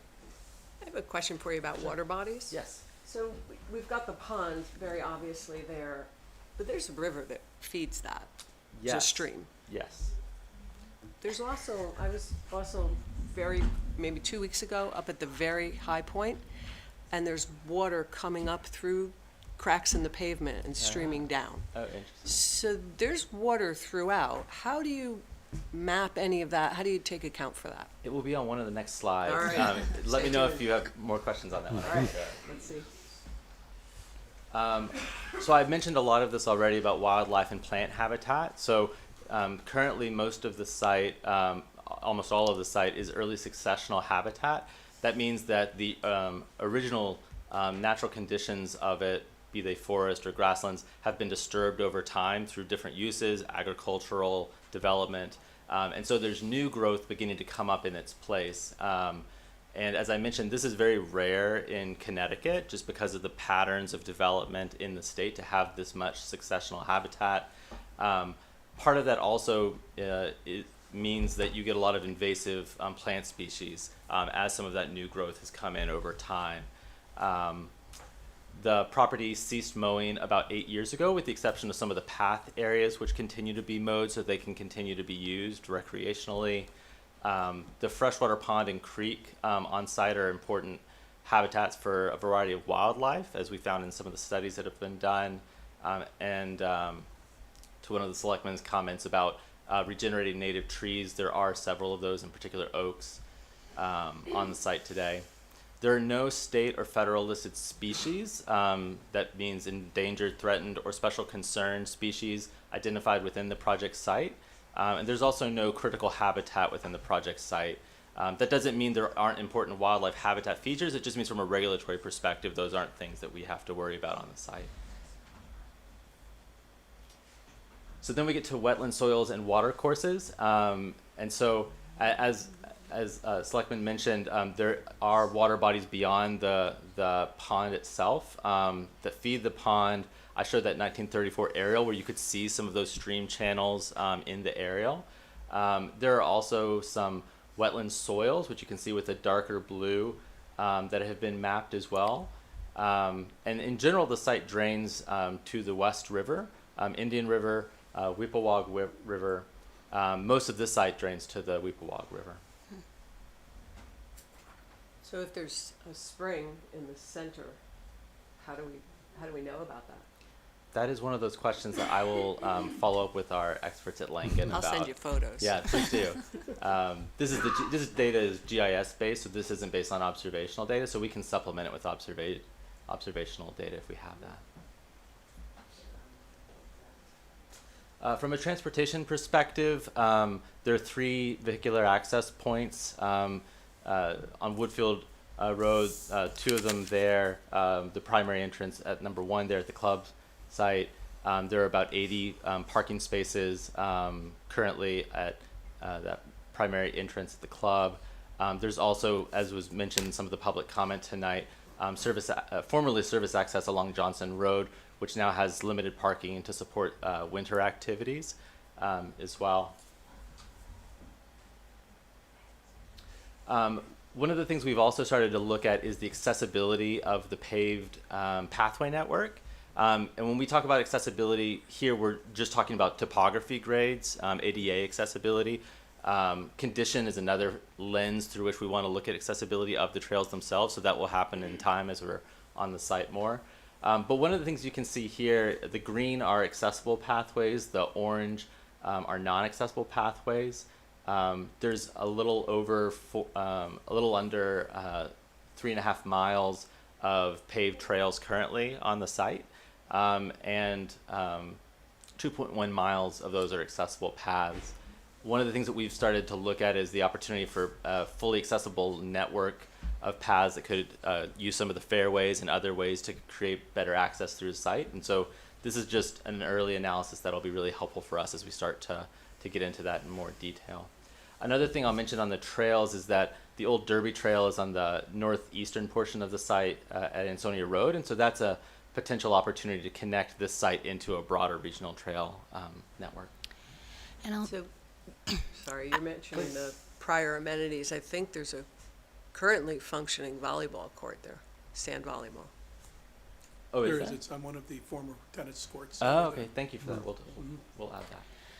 I was just going to add that the old Derby Trails we talked about, I think in our last meeting, connects to other town property on Selden Street and could be a nice feature for our town and improve some economic, like a good economic opportunity. There is a means by which to get from here to the business district. Yes. We were looking at that as well. There's a power line trail. Yes, it is. easement. Yeah, well, not for the mountain bikers. It's, but. it's not a flat trail. Yeah. But nonetheless, there is accessible. It would be colored orange on this Yes. map. Yeah. Utilities and infrastructure. So the pink here shows where the sewer lines are, sewer mains, that is, lines. They're limited to Ansonia Road and Woodfield Road, almost to the old club building. To our knowledge, the site's not currently connected to public water service. We're chasing down to confirm that. That's our understanding today. There's a private, so it wasn't a public connection, but there used to be a private connection. I think Langen's requested to come and look at some of the maps that may be here that can help us get some of that information. Can you shed a little light on sewer? It looks like it goes to where the old tennis court little clubhouse was. It did not go to the main clubhouse, the sewer? This is from the state data from DEEP and the Department of Public Health. No, it goes to the clubhouse. It does, okay. I believe this is just showing the mains, so there's probably a smaller line that comes off of that serves the clubhouse directly. So I will tell you, there have been a lot of different public statements about whether there's sewer there or not, so we really should make clear that it goes all the way to the former clubhouse, and if it does, I don't know what it does.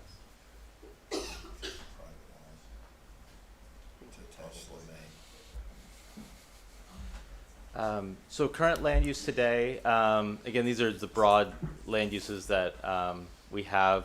Is currently classified from a land use perspective as park, recreation, and open space. Surrounding parcels are primarily land use coded as single-family residential.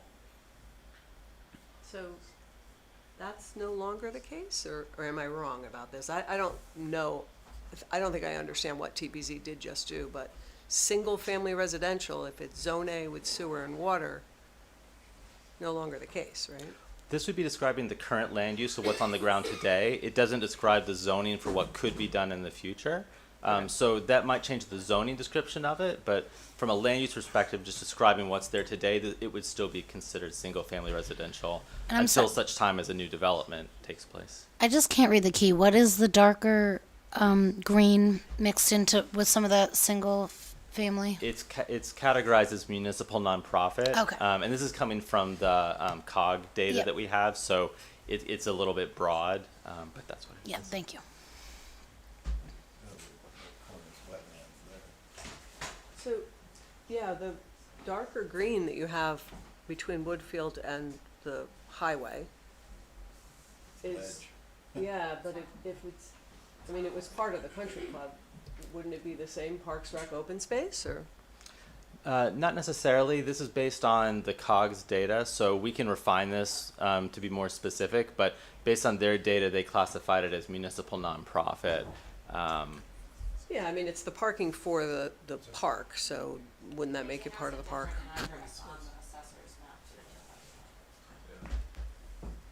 Yeah, but it's still it was part of the park. It's the parking for the park. From a confirmation standpoint. Yeah, as I mentioned, this is regional data that we've downloaded. There's always a two-step process. We need to get the data, and then we start looking at it to see if it checks out. So this is part of that checking out process. So. And that was one of the issues we have with the housing report itself, because it also relies on regional data that we don't quite understand well here, so you're going to help us. No, that's why we're here tonight, to give you that snapshot. So this is great. Thank you. Okay. More of a qualitative assessment of what's going on in some of the surrounding areas. One of the things that's been important to us is just noting that there is no one thing around the property. It's very different on different edges. So on the northwestern portion, it's primarily single-family homes on larger sites, often wooded sites. There are some areas as you move further south on the western edge that are wooded and undeveloped.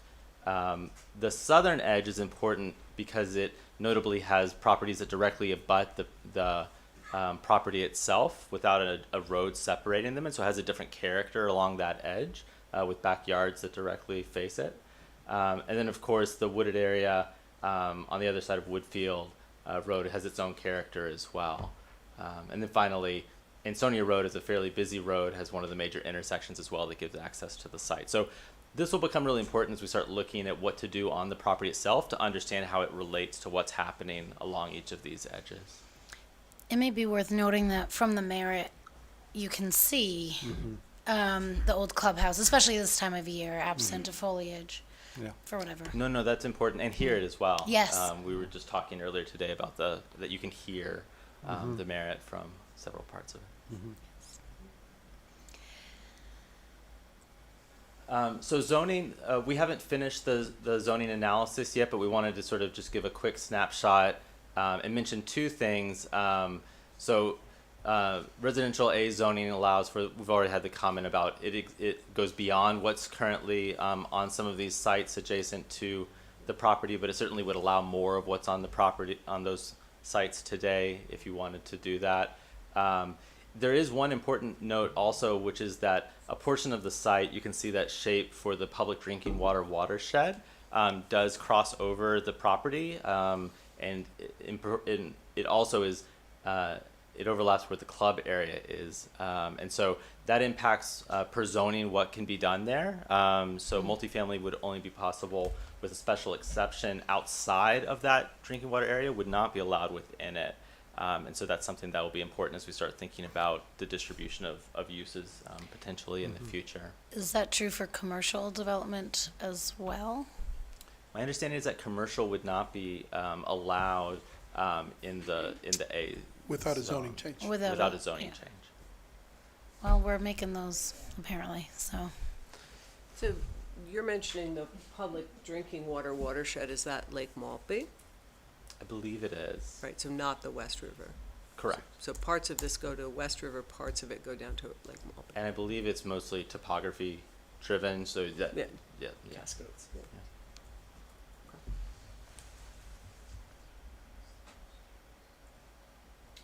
Yeah. We also have been looking at other regulatory considerations.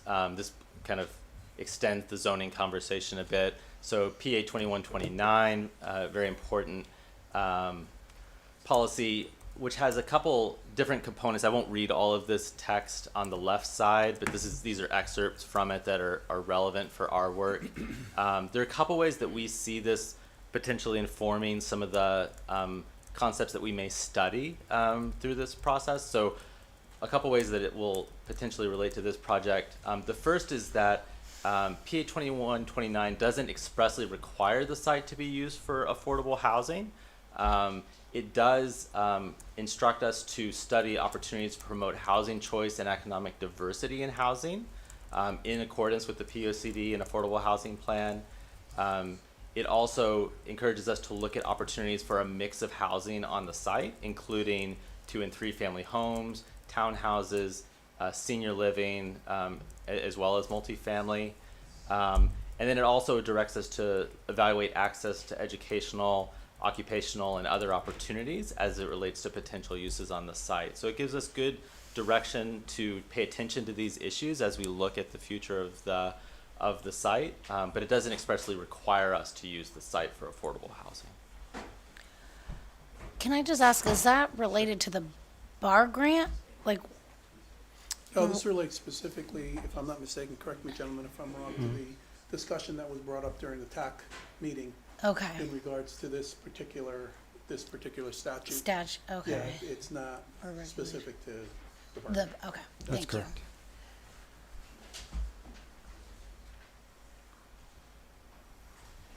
So a couple just summaries of highlights so far for us. As I mentioned, most of the site early successional ecology, which means that the site has been disturbed over time through agricultural and club uses. That said, a rich habitat for both terrestrial and aquatic species, but there are no state, federal listed species or critical habitat within the site. I mentioned the importance of the edges of the site each having a unique character, and that will inform how we think about opportunities. Utilities and site access limited currently to the club site area and the portion closest to Ansonia Road. And then, as I mentioned, under current zoning, multifamily would not be possible within the public drinking water watershed, which is primarily around the club area and the building itself. So just so I understand the conversation we've had so far, this number 5, you're saying not possible, so you won't be studying that, or you will look at it so that we have all the options in front of us and we understand? Not possible within the current zoning, so we could potentially study it, but if in a scenario that proposed that went forward or recommended that went forward, it would require rezoning to make it possible. Is that our rezoning, or would that be the Regional Water Authority? I thought that. My understanding was that it would be the town of Woodbridge zoning, but I don't know the backstory of how that zoning decision came to be. So if it's inherited from a regional water authority, that would trump it, I'd imagine. Yeah. So that sounds like something we're going to need more information about, maybe Yes. not from you guys, or maybe from you guys. Well, it's also something that you might be able to inquire. Chris is here. She's Yeah. certainly able to provide some expertise in that area, very specific to what you're talking about. Yeah, I think we'll begin on the research, and we'll need to validate that with town staff, maybe others, but we'll start in on it. Are you willing to clarify for me, so PA 2129, I understand it requires us to consider a mix of housing. You had said it does not require the site to be used for affordable housing, but I just want to make sure that's not exclusive to affordable housing. It doesn't require any housing necessarily, or if it's suitable, it does? Help me to understand. Yeah, my that. understanding is that it does not require it to be used for housing. For any housing, not Correct. explicit, okay, thank you. This particular piece of property is what you're saying. Correct, Yeah. this particular piece of The property. statute really refers to what the towns should be considering in terms of housing more generally. Correct, and also what the town's zoning should be promoting through its regulatory, what Sure. it allows you to do. All right, thank you.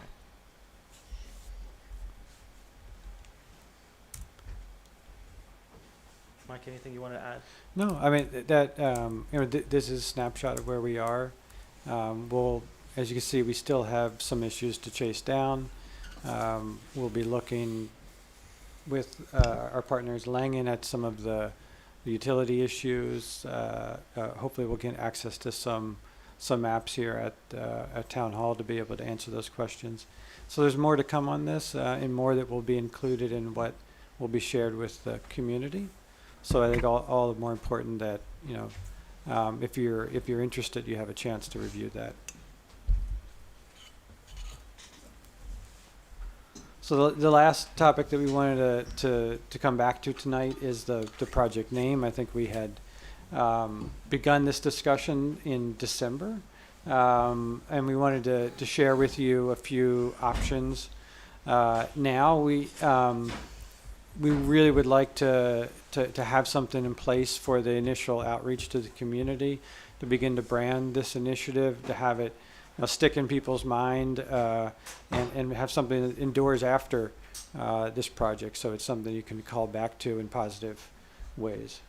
So the opportunities that we've studied can play off a few different goals. One is building off the country club identity.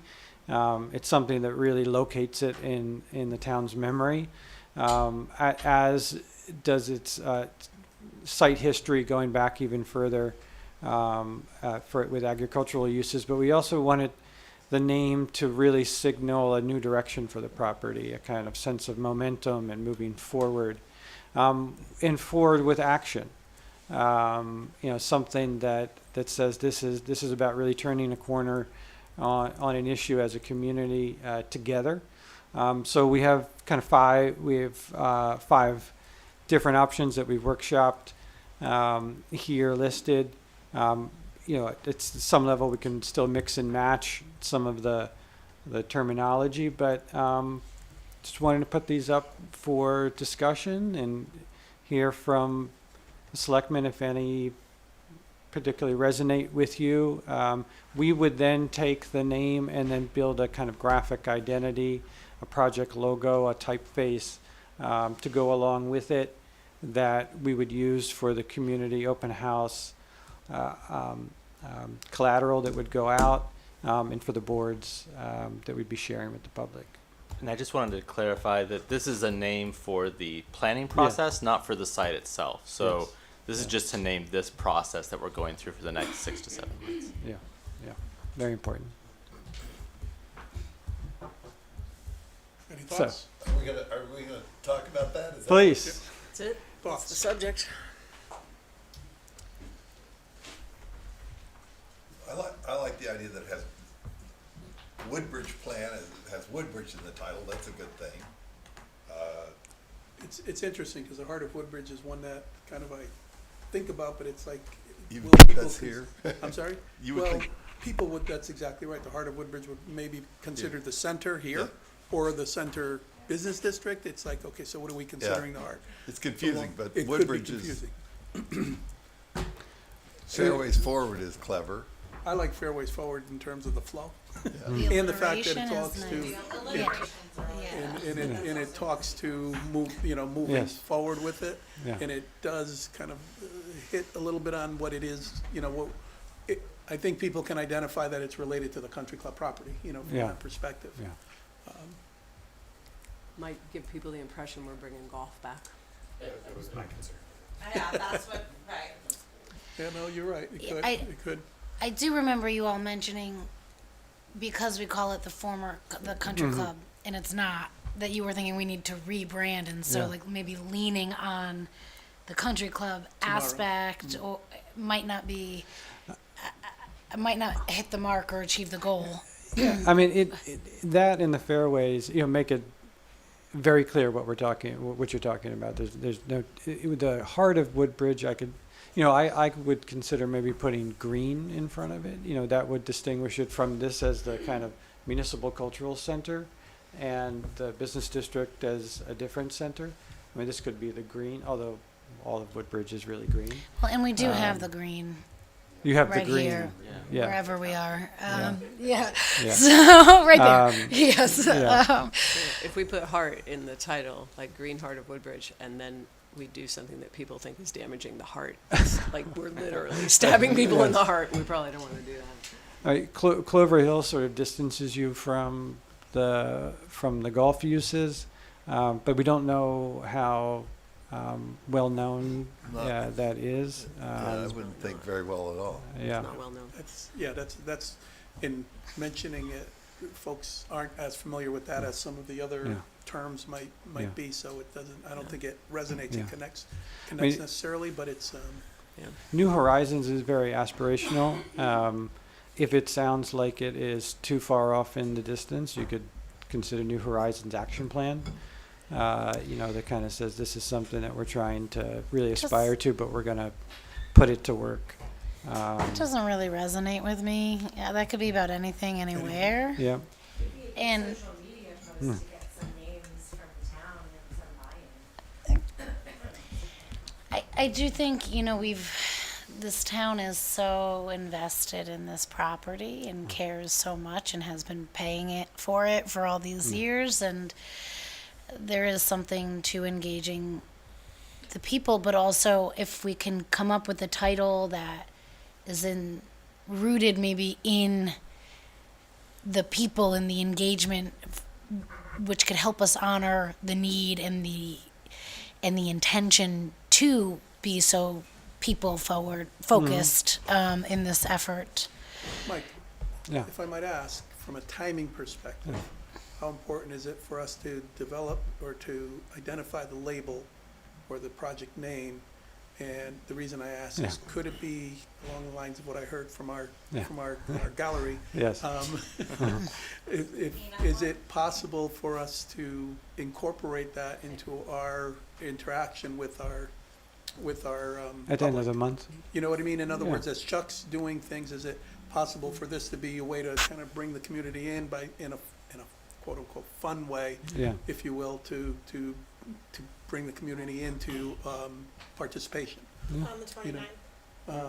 Well, either on the 29th, great time, to kind Yeah. of get some input, or is that too far away, or are we too far along for us to do anything along those lines? I think it's a question for. But also, yeah. along the lines of what was mentioned, also using social media, Yeah. using what we have available to us to incorporate identify or get some ideas. Yeah. Do we have enough town engagement on our social media, on our Nope. email list, we do.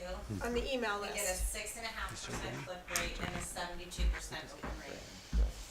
Yeah. Could Yeah. And are most households subscribed to that? We push it a lot. We've grown our subscriber list quite a bit. We put links to sign up and QR Yeah. codes in the mailed out newsletters and stuff, so I think we have over 31,000 subscribers. And it does 3,100. get a lot of we use that 3,100. 3,100, sorry. We use that e-news with the POCD survey with SLR, that one that we want residents to share. And we sent that out and we had about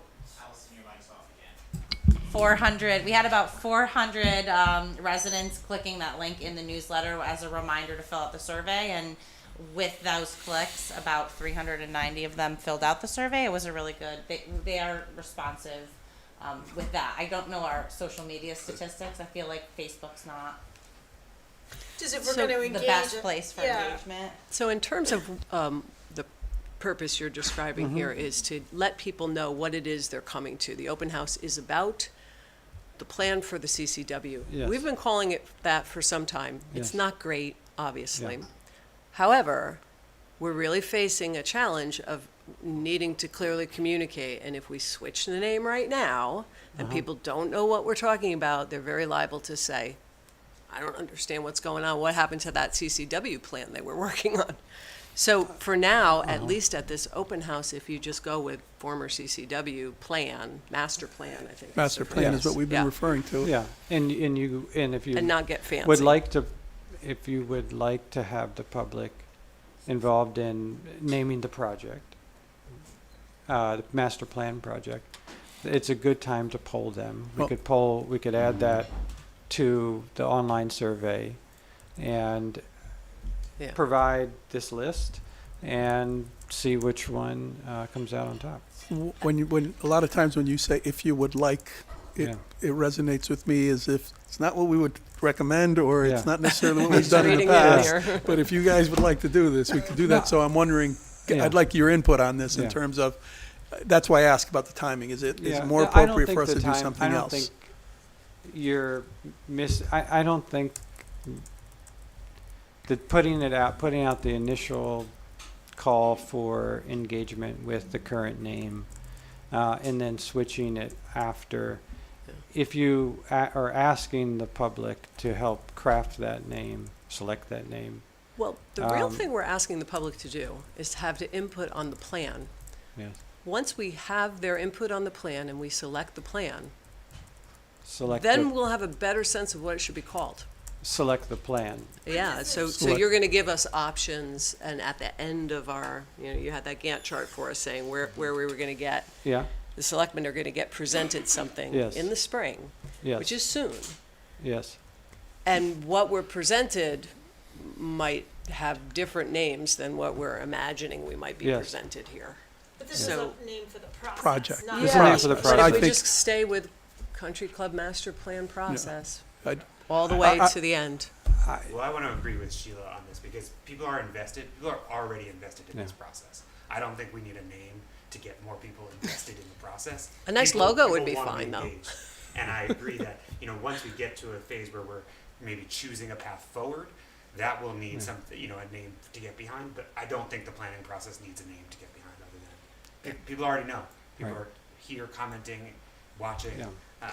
Yeah. Former I mean, Country Club. Collect feedback, It but might not be pretty from, being able to make a logo, but I don't think we need a logo for the planning process. I mean, where we see names become valuable for communities is when there needs to be a kind of reframing of the narrative and ability to move past what has come before and to start anew. That was the idea behind Return to Riverbend, like Woodbridge. It was not the first plan, not second, not third. And so that was where this idea originated And from. my sense is along those lines, I understand what you're saying, and I understand from an identification standpoint, I agree with you. But I also, from my perspective, feel that a fresh start isn't a bad thing. This has been more divisive than necessarily inclusive or collaborative. And so I think right now, Country Club of Woodbridge, I would say, if you go into conversation with other people from Woodbridge who are close to the situation, they say, hey, I'd like to talk about the Country Club of Woodbridge, I think the first reaction is, oh, it's like, okay, let's get ready for this. Not necessarily in, oh my gosh, that's terrible, or something like that, but you have a connotation that it's, okay, there's some serious discussion here. yeah, it's And clear. what I'd like to do is, I'd like to see along the lines of what they did with Riverbend or with City of Yes, something that says, hey, we're taking a different approach here, because we are. We're taking a different approach, we're doing something different. We are really gonna make this process something that you haven't seen before. And giving it a name that ascribes to that, I think is just a tool. It's just a way to make it that much more forward progress in doing something. So I know there's a lot more important things than we can talk about the name of the project, but at the same token, I think it's an opportunity, and why wouldn't we use it? I wonder if there's a way to achieve both, like keep the acronym CCW or WC. I don't know. I've seen it both ways, but I've always defaulted to CCW, and apply different words. So the essence of what Mika's talking about is the master plan. That's what's unique here. Okay. This is the first time we've done a master plan. So Okay. maybe the term master plan needs to take the headline a little I more see. than former CCW. But Master CCW plan in the name is for former is not CCW. a horrible, I think Right, it's like with CCW, and then you also using other words for that, like community collaborative. Woodbridge. Yeah. Hey, you got it. Community And that collaborative way- Woodbridge. Because I agree with both That's of you, it. and I wouldn't want to rebrand it and have people think that that's nefarious. So But master we're doing plan that to, for former for CCW, Community Collaborative Woodbridge. Can we use the word master? That works, Ah, right? That's a good question. Master plan, yeah, it's gonna be very, I don't know. I'm told by my friends that I can't say that word anymore, so I don't. Well, let's ask the master planning They have consultants. Do rebranded you like use it? master and bathrooms, we're right? biased Those are now audience. primary. You're using it. bathrooms. You're sticking with it. Don't let people tell you what. I don't, the master plan portion of tell it, me what to do I all like the damn time. Community No, no, no, Collaborative Woodbridge did at CCW. We don't And have now I masters think, anymore. but We have head of college. master plan You wouldn't have CCW. master Yeah, plan it's either. the same. Yeah, it's more of the not same. doing anything. So, Something along the lines of, I agree with both of it. I think we need to take the opportunity to sort of show that we're moving forward on this, but also I want people to know what we're talking about, people who haven't been to these meetings and want to come to meetings in the future to know what we're referring to. So maybe there's some way to incorporate both is goals. it, if you, just the initial CCW dash collaborative, what's the other? Community Collaborative Woodbridge. Community Collaborative Woodbridge. Yeah. Retaking the CCW acronym. Yeah. We're rebranding the CCW, but people know CCW, so they recognize it's, Yeah. Now they'll know what it means. or plan at the end, so they CCW understand. is something that, well, people hear that, they, Right. Oh, yeah. They do, absolutely. Oh, Oh, yeah, they They know what that means. I do See think their you can tax still bill, they know what incorporate it the means. community at your planning event, because eventually the end plan will need a name. So we could still have, we could still incorporate a fun kind of naming yeah. activity and really get some other ideas at the community events. But if you wanted a name for moving the plan forward. I'm not sure I wouldn't recommend naming it at the end. I think that the value of doing it at the beginning is it becomes part of the discussion. It ends up in all of the media coverage. It ends up in all the materials we produce, and it gets reinforced through all of the hundreds of points of engagement that we're going to do. If you do it at the end, you lose all of that And I think we momentum. can all appreciate branding. So if you tie the name to a logo, there's times where the logo is enough to let people know Yeah. what's going on. Yeah. So, and the sooner you do that, the more people are recognizing that that's what it's about. Not bad. I just sketched your logo for you. You did, good. I mean, that's what the R became the logo for the River Bend. There were lapel pins, there were tote bags. I mean, you could see something with CCW as well. You would expect, I mean, I'm guessing you would expect, after a plan is made and decided on it, there might be a new project that has a. The project will have its own name, I'm sure. Whatever happens, if there's if a park is dedicated here or a farm, it's going to have its own branding. And at that point, this brand begins to trail off. And in reality, it might be multiple, because There will be multiple. elements of the project, so. There will be multiple, I'm Right. sure, yeah.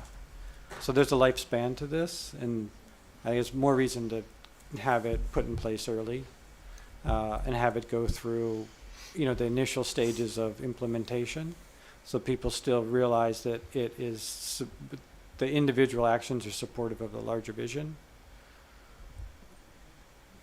So we can work with CCW. I think it's nice that it has a dual meaning. And you can see a logo. Well, I think there's a logo over there already.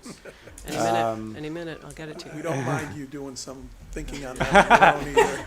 We'll just massage it. I haven't even seen it, but. Okay, very good. Okay. Anything else? No. I know we're kind of getting kind of late. I don't know if this. This is the last slide that we have. With that, we'll, the next time you'll see us in person will be on the 29th, but you'll hear from us before then, to review some of the draft materials. Thank you. Thank you. Thank you very much. Thank you. Can I ask what you want us Yeah. to do that day of that event? You just want us to come and be Just members of the public? or- Circulate, yeah. Okay, Yeah, come and circulate. great. As such, being that it's it's the same thing as the other one, where if all of us are there, we don't have to notice the meeting. You're here, you're participating as representatives, but maybe that's a question for Nick at some point in time, but I don't There think, he is. we're gonna need to note, if we do, we just need to make sure we do it, that's Yeah, all. Yeah, So, thank you. thank you. Next item on the agenda is an overview of the POCD and the zoning update from Chris. And thank you for your patience and understanding, and I'm gonna ask you to indulge us for 5 more minutes, maybe, just for us to take a. Okay?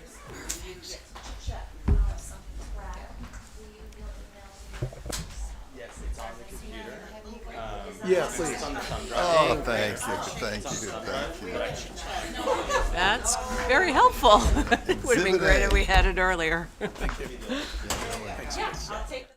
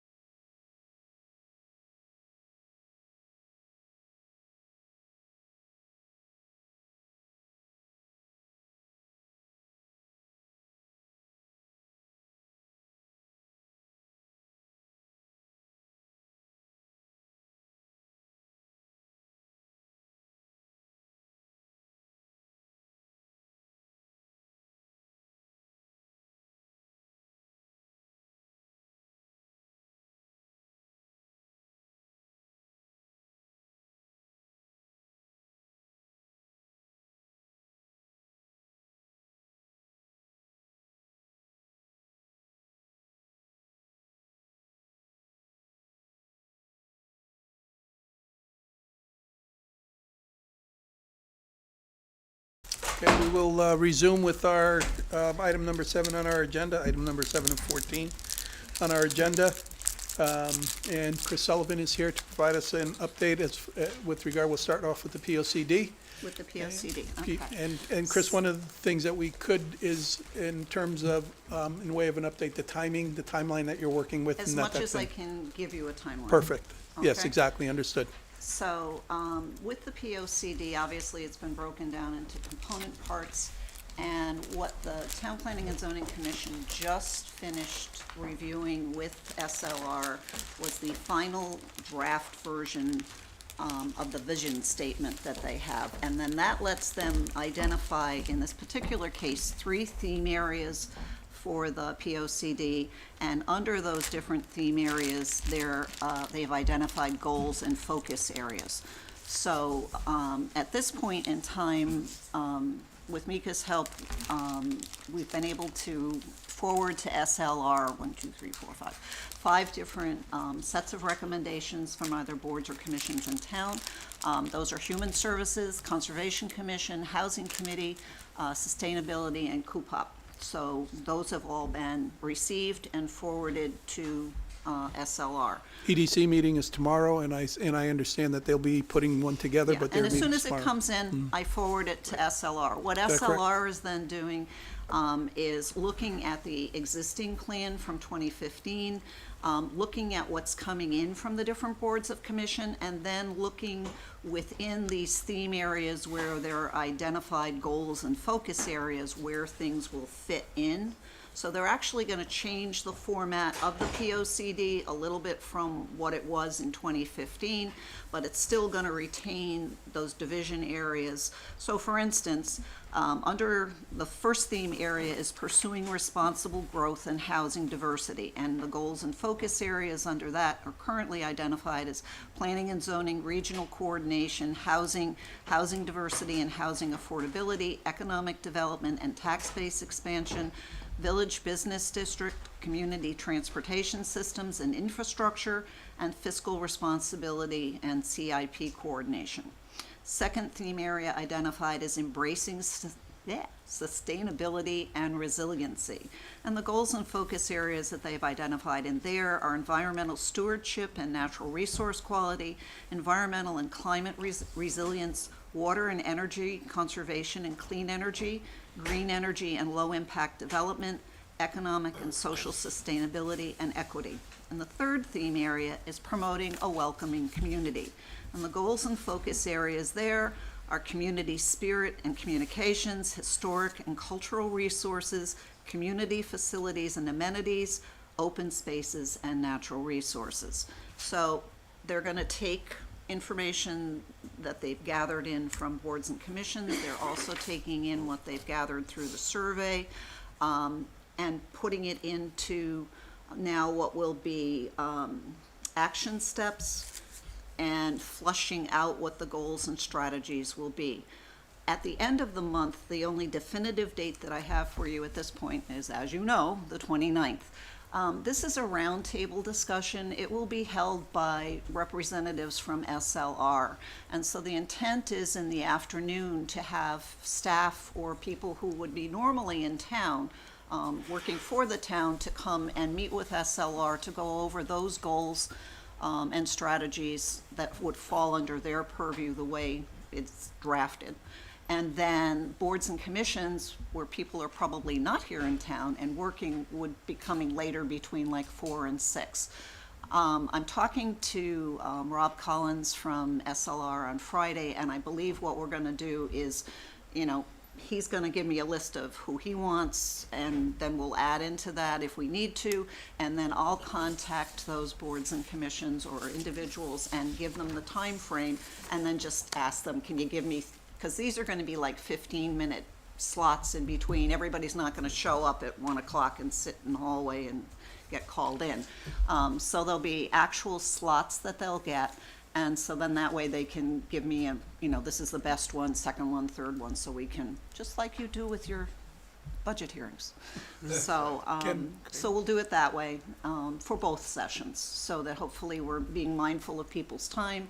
But they also want to make a big point of making sure at least preliminarily, that what's been incorporated is supposed to be there, and then importantly, that action steps are something that people actually want, they'll say, yeah, I want to take ownership of that particular thing.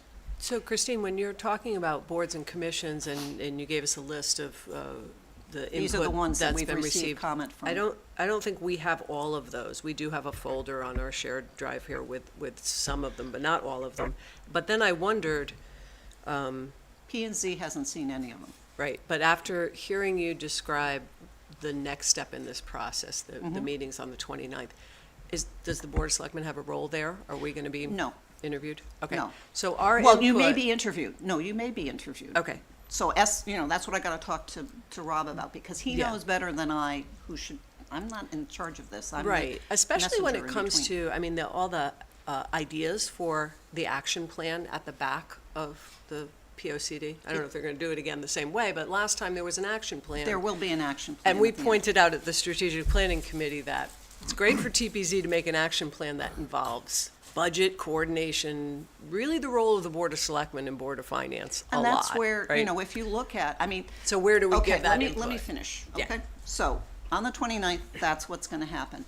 After that meeting, there will be another public session. Then finally, a draft will be drafted. The P&Z members will review it, and it will come to the Board of Selectmen. And you get it for 65 days. Within that 65 days, you get to review it. You get to look at those action steps and say, we really need to be in here, or we don't need to be in here, or somebody else should be in here, or what. Or we want to direct it in a different way. So in those 65 days, you have ownership of it in terms of, you can then have your own public hearings, the way the state statute is written. So you can have hearings, you can not have hearings, and, whatever you choose to do, that's your time to do it. It is not the end public hearing for the POCD. That is held by the planning component of the Town Plan and Zoning Commission. And the eye has always been to trying to adopt a plan before the May 15th date, which is when the other one technically expires. That can be changed if need be. There is, it's not a date, it's a date that you aim for, but SLR has been very upfront with the members of the Town Planning and Zoning Commission that if need be, they can contact the state and say, look, they're diligently working on it, they're almost there, but they need a little bit more time to do whatever it may be, based on response that they get at their public hearing or response that they get from you guys when you submit your thing, whatever it may be. The goal is to try to get it done by the 15th, but being mindful that having that goal is not the reason to not have a plan that is respectful of, it's a town plan. So that's in a sense where we are right now. And I have to tell you, SLR has been incredible to work with. The mapping for the plan is being done through the South Central Regional Council of Governments, so that was a save to the town because all that map work is being done for free. So it cut down on the cost of that particular component of the town plan, which is not an inconsiderable component. So it's nice that they're there and, they've stepped up to the plate and done what SLR has been asking them. Couple of Is there things, anything Chris. else I can ask? Yes. Is there any latitude with regards to the 29th? And I've asked the same thing of, the more I'm considering it and the more I look at it, the more the overlap in terms of timing on the part of us. I can ask Bob on when I talked to him on, we were trying to dodge around the hearing dates for your budget meetings. Being mindful of trying to, if we did this the right way for a date certain in May, you would want to have an end draft thing that's coming to you at the end of February. So between now and the end of February, they have to complete a draft, they have to do that roundtable discussion, and they have to have a public meeting, another public meeting for input to regard the steps. So, that Between may now be and your. the end of February. All End of of those. February All is of right those. now, Yeah. under their goal thing, that's when they would want to get. So from our perspective, the meeting that we would be looking at really discussing this portion of it, or when we would have had information to consider is really our March meeting. Right, your beginning of March meeting, So- because we have to submit, it's one of those statutory timeframes which nobody may agree with, but hey, they're there and that's what we do. Well, be careful. So we have to get it to the Regional Council of Governments 65 days in advance of a public hearing. Got it. So you don't necessarily want to hold a public hearing. You can't hold it on the 15th because you've got to have notices and all that other good stuff. So you have to hold it in advance of that. And so that's where, when you start counting back 65 days, leaving at least a week for a public hearing and notices to go into the paper that nobody reads, which I understand, but is what it is. You know, those things, those are things that we have to do because that's the way the statutes are written. But as I say, you know, if it looks like it's not gonna, you know, it needs to be fleshed out a little bit further.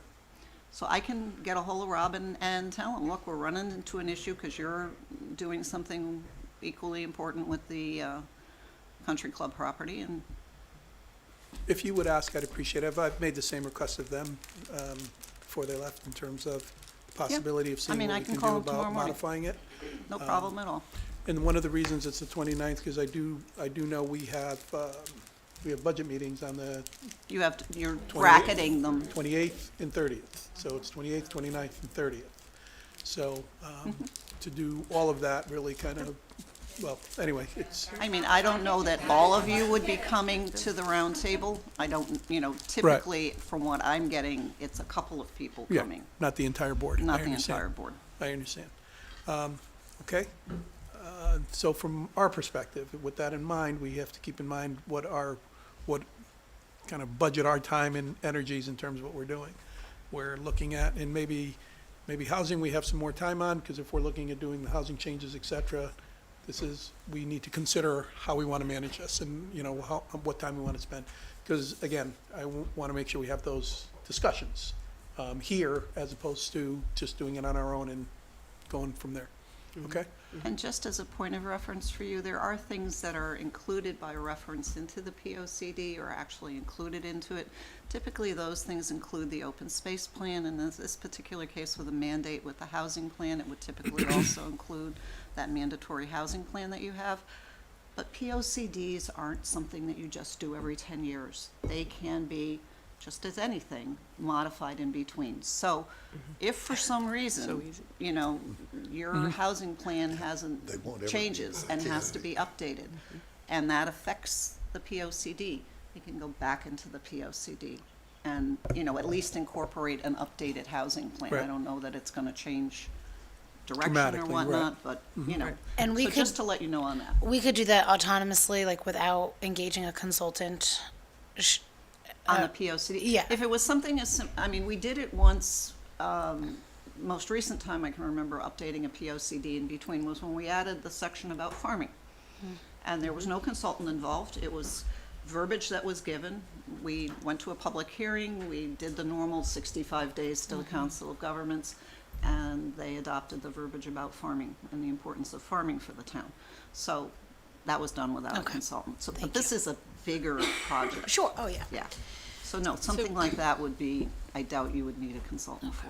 So Christine, you're mentioning that by reference, the open space plan, the housing plan. How about the board's strategic plan? Is that part of the mix here? We didn't have one in 2015, so I don't know. That You was, know. I know Robert has the strategic plan. That was something we submitted a while ago. We No, submitted I'm it a wondering if it's while gonna ago. be incorporated into the actual document, so people. If you don't mind taking that back to Robert and I'll make, take it back to Yeah. Robert and ask him. So and just let me ask know. him exactly, from the strategic plan standpoint, we'd appreciate Is understanding. that something that gets incorporated? Yeah, because we did have discussion, and we'll do the update after this, but the strategic plan committee is very keyed in on the fact that this major planning initiative is happening right now, and it will, you know, take effect for, let's say, July 1, if it's sooner than that. Well, it I would mean, take between effect May May 15th and July 1. hypothetically. But then our plan only will have 6 months left to it, because the life of our plan is meant to be our terms in office. So we're gonna need to get that POCD as soon as we can, so that it can start to reflect in the remaining months of our strategic plan. So that's where we want to sort of marry them together. So the more the POCD understands what it's eventually going to transact with here at this level, it would And that's help. where I'm not sure particularly how your strategic plan actually has to intertwine with the POCD. The POCD is more of a generic. Well, I heard you thing. use the third goal is almost exactly what our third goal is. So that was good synergy there. And along those lines, the other piece of it, from my perspective, is that we have to understand, get the draft of the POCD, which will help us with our strategic plan for the next year. Because we want to make sure what's in our strategic plan is consistent with the POCD, obviously, particularly as relates to what you mentioned earlier. Well, it's Sheila. how it started. That's how our Right, strategic plan right, so, but the originated. end, that end of it with all the Yeah. things, so. I mean, everything has to tie because. Right, exactly. Our town plan has to be, it goes to the regional plan, it goes to the state plan, Right. so everything's one big thing. Thank you. Thank you. That helps, Chris, in terms of the timings and everything else, so. I will do that, and I will check on a date. Can I Appreciate ask it. a question just about dates while we're on that topic?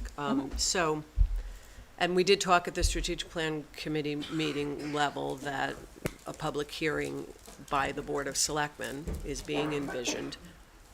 But the timing of that is unclear to me. So we're going to, Board of Selectmen receives it from TPZ in that 65-day, same time frame At the as. same time it goes to the Council of To the Governments, council. it comes to Whi- you. Right. Which will be the So- end of February.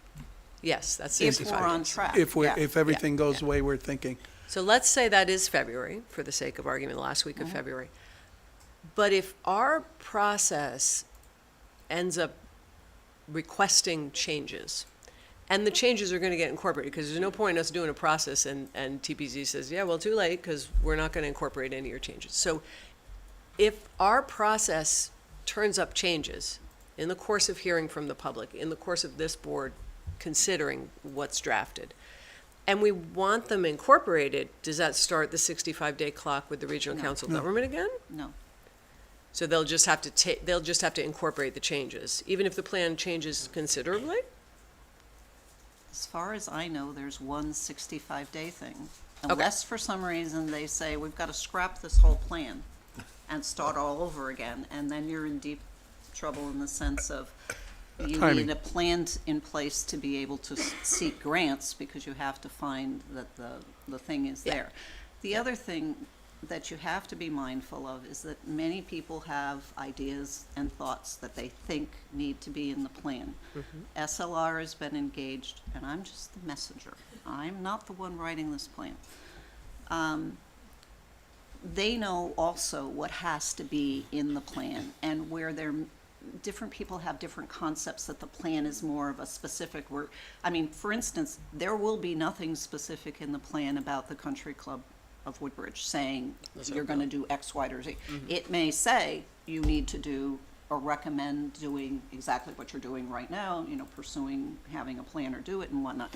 But it's not going to identify those specific things. So depending on what you as a board say and what the public say, within the framework of what the POCD has to be, it will also be something where SLR and the Town Plan and Zoning Commission will sit there and say, well, that's a nice idea, but it's really not appropriate for being included in a POCD. And I don't know what that may or may not be, but you have to be mindful of that too.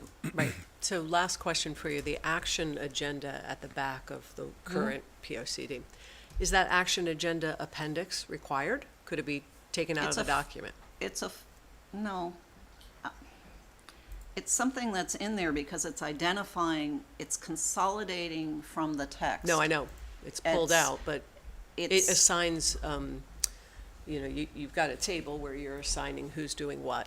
Right. That's the piece that is really the Board of Selectmen's role in assigning who does what.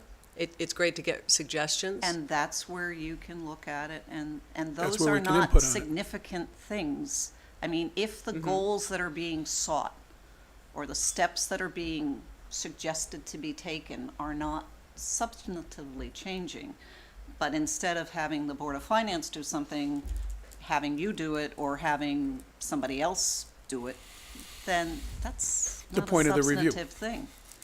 I mean, other boards and commissions have already suggested that, you know, in addition to so-and-so doing something, that somebody else should be involved in that. Right. And that's perfectly fine, and that's what they're looking for.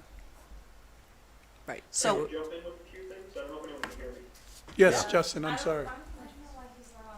Is that all right if I add a few things here? Sure. He's right there. Can't you see him? He's in the flag. He's in the corner. Justin, please contribute.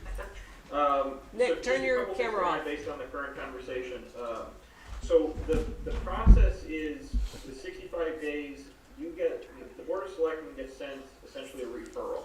So the Board of Selectmen receives the document, and then you issue a report back to the Planning and Zoning Commission. It can be as simple as a vote saying, yes, we endorse this, or no, we don't endorse this. If you were to choose to say, no, you don't endorse this, the Planning and Zoning Commission could still approve the plan. However, it requires a 2/3 majority vote at that point. If, however, the Board of Selectmen chooses to endorse it, what you can do is you can add on and say, we're endorsing this, however, we request these following changes.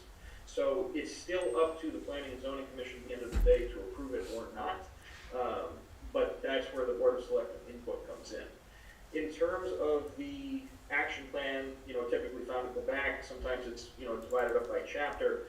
The suggestions for the different groups are because the Planning and Zoning can't handle everything. It's not all in their purview. But the important thing to remember in all of this is these are not mandates. These are suggestions. These are a plan of, action for the next 10 years. Planning and Zoning Commission isn't requiring anything by adopting this plan. It's sort of a vision for the town. So it's not something where Planning and Zoning Commission is saying, okay, the Conservation Commission has to do X, Y, and Z in the next 5 years. And of course, in this case, the next 10 years. It's more, the Planning and Zoning Commission is recommending that the Conservation Commission take these actions over the next 10 years to improve the town. So just to add a little clarity there. Thank you. thank you, Justin. Okay.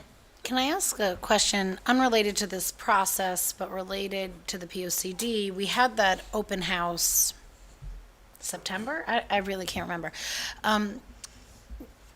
Are we going to have the opportunity to see what people said, or will it just be reflected in? It's online. It is all that's online? It's What all am I online. missing? If you go to the Okay. if you go to the story map on the TPZ page. Okay. Yeah, Thank you. all I'm that stuff is sorry. there. Okay. Since you mentioned that, if anyone goes to the town website and searches POCD, you can find a link to the story maps. It could use some updating from the SLR folks. There's a few things that could be updated, but the survey that was filled out is there, and all that data is Yeah, there. that I've seen. So the links are there. Okay. You mean from the? I mean from the. Like how many stickers? Yeah, the stickers, the vision for the country club that was there, and I know you said you won't be including. And if they give a summary, but if you want the specifics, like it was like when the housing did their survey, people responded in writing. Mm-hmm. All those are captured, and they're not there on that story map, but if you want them, email me and I will send them. Thank you. Thank you. Because it's a lot of stuff. Yeah, just what you want me to do.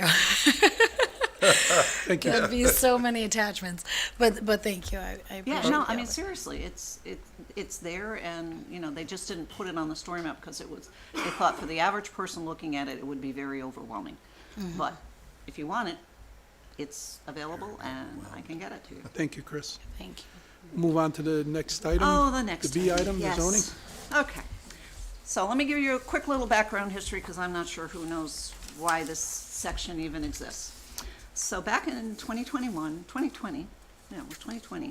an application was made to the Town Plan and Zoning Commission by the infamous One Orchard, where there was an application to amend the zoning regulations to allow for multifamily housing everywhere in town in all residential zones. It did not impact any commercial or business zones. It was solely in residential zones that it was asking to allow that multifamily housing anywhere. And so over the course of over 6 months worth of public hearings and many things, Planning and Zoning finally closed its hearing, and then they had 3 options before them. One option was to deny it. One option was to approve as submitted, and the third option was to modify it. So they didn't pick the first two, they picked the third one. And so, with the help of a planning consultant and a legal consultant, they drafted a text which became section 3.4, which then allowed 2 family houses anywhere in town. Some residential zones already allowed 2 family houses, but now in the big zone, if you want to call it that, the residential A, there was now the allowance for a 2-family house. It was tiered, so if there was public water, public sewer, I as a zoning officer or any zoning officer could issue a permit without any further review by anybody. If it was on private well, private sewer, or one of the two, then it was not on a public water supply watershed, meaning when it rains, it doesn't flow into a water system that's used for drinking water. And those are very specifically established by the water companies, showing where their drainage basins are and what feeds into their system. If it didn't flow into a public water supply watershed, it was a site plan review by planning and zoning, and if it did, it was a special exception. And the reason that they seem to have added those in was they were looking at their responsibility to also ensure that the watershed was protected, that the drinking water was protected, because during the course of the public hearings and whatnot, there was a lot of discussion about concerns about protecting the watershed. So they adopted not only the 2-family thing, but they also adopted a new section regarding what they called opportunity housing. So what I passed out to you is a portion of that section, and I gave you only this portion because this is where the amendments are coming in. So as you can see on here, what they did is they created the ability to have opportunity housing in, originally it was just all the residential zones. They couldn't include GBA, which is general business, because the application that had been before them did not include any uses of residential in a business or general business area.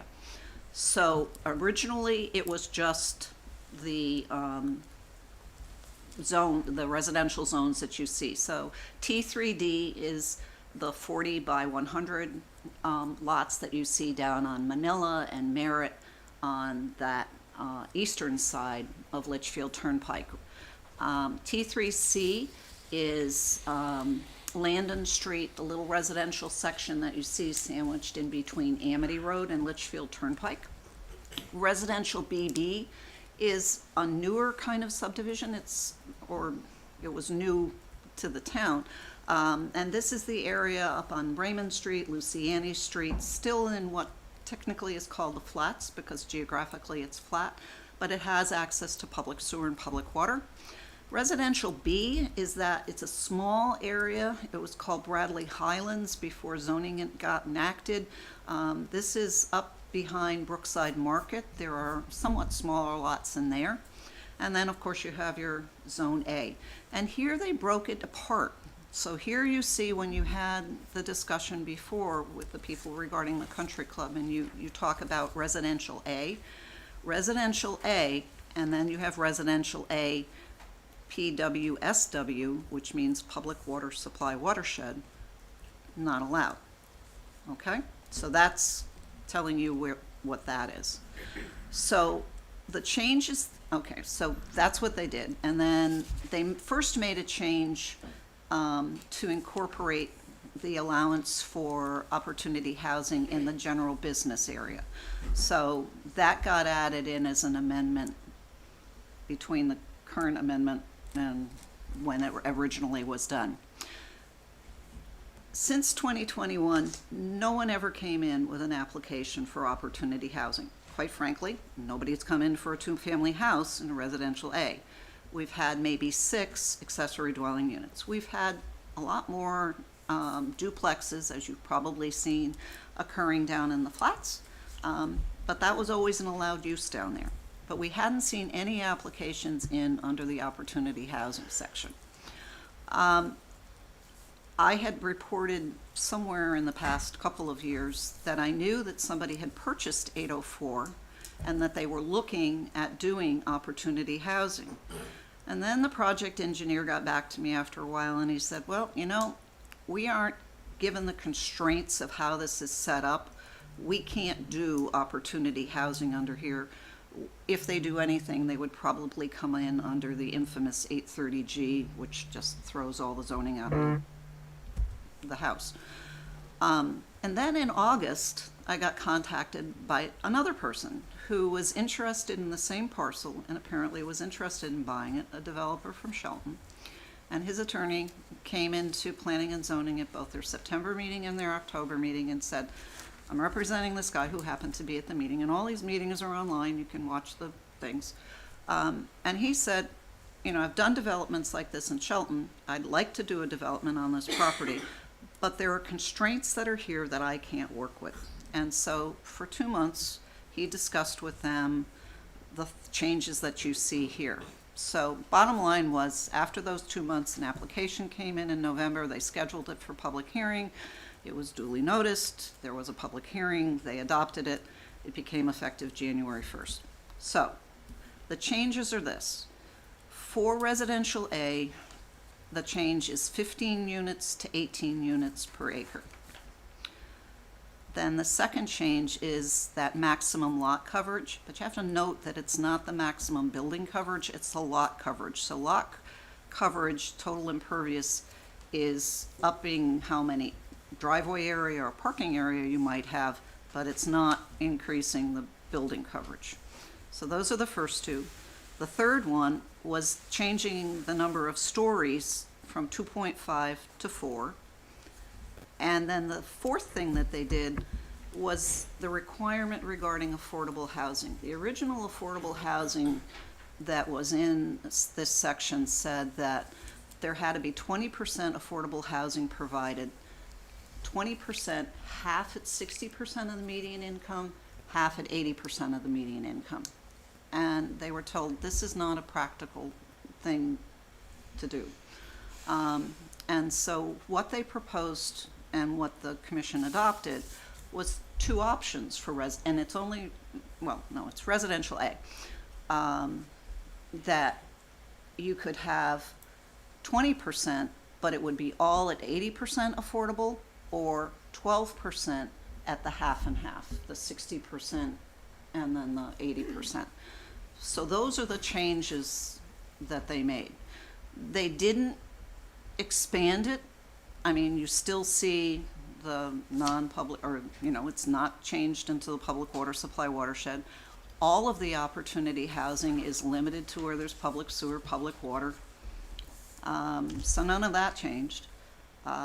There are maps, I don't know if you've seen them, I can send them to Allison or to Miko, that show where the overlay of the current sewer and water lines overlap. And that's what they did. And beyond that, I can't offer you what the reasoning was behind it. I can only tell you what they did.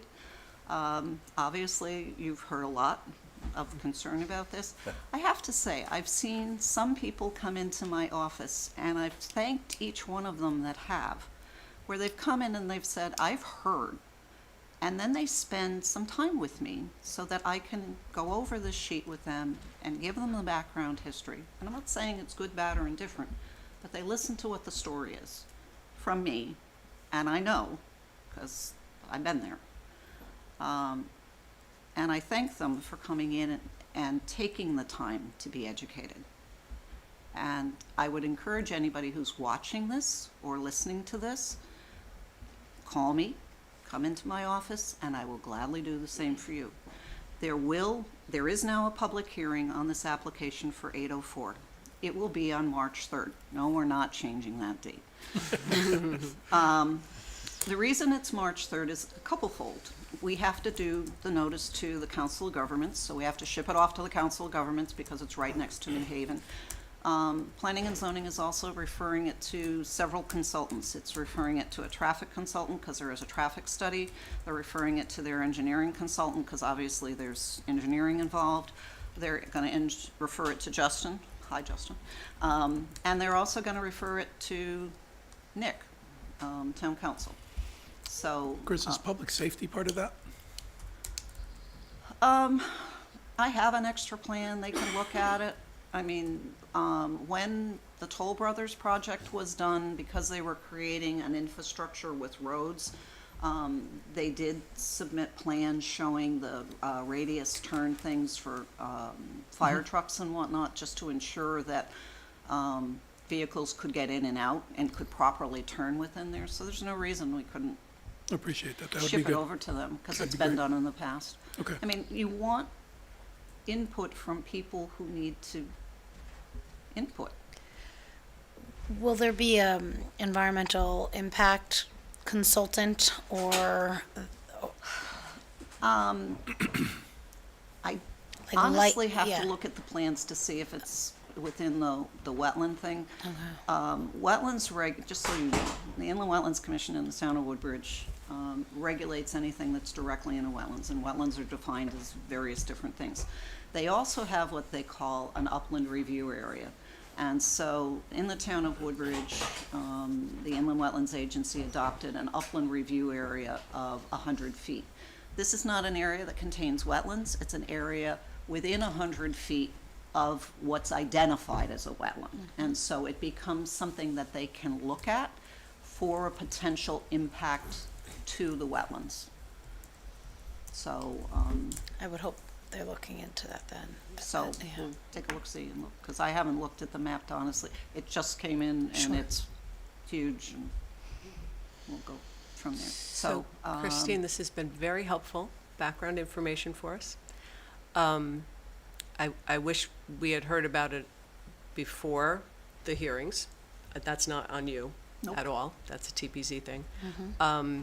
We did have the chair of TPZ come to us because we wanted information about that very long project to update, and just make small changes to the regulations. And at that time, we had asked him if he would be publishing a summary so that people didn't have to look at that big, thick document. And he said that wasn't going to be possible for the process that took over a year.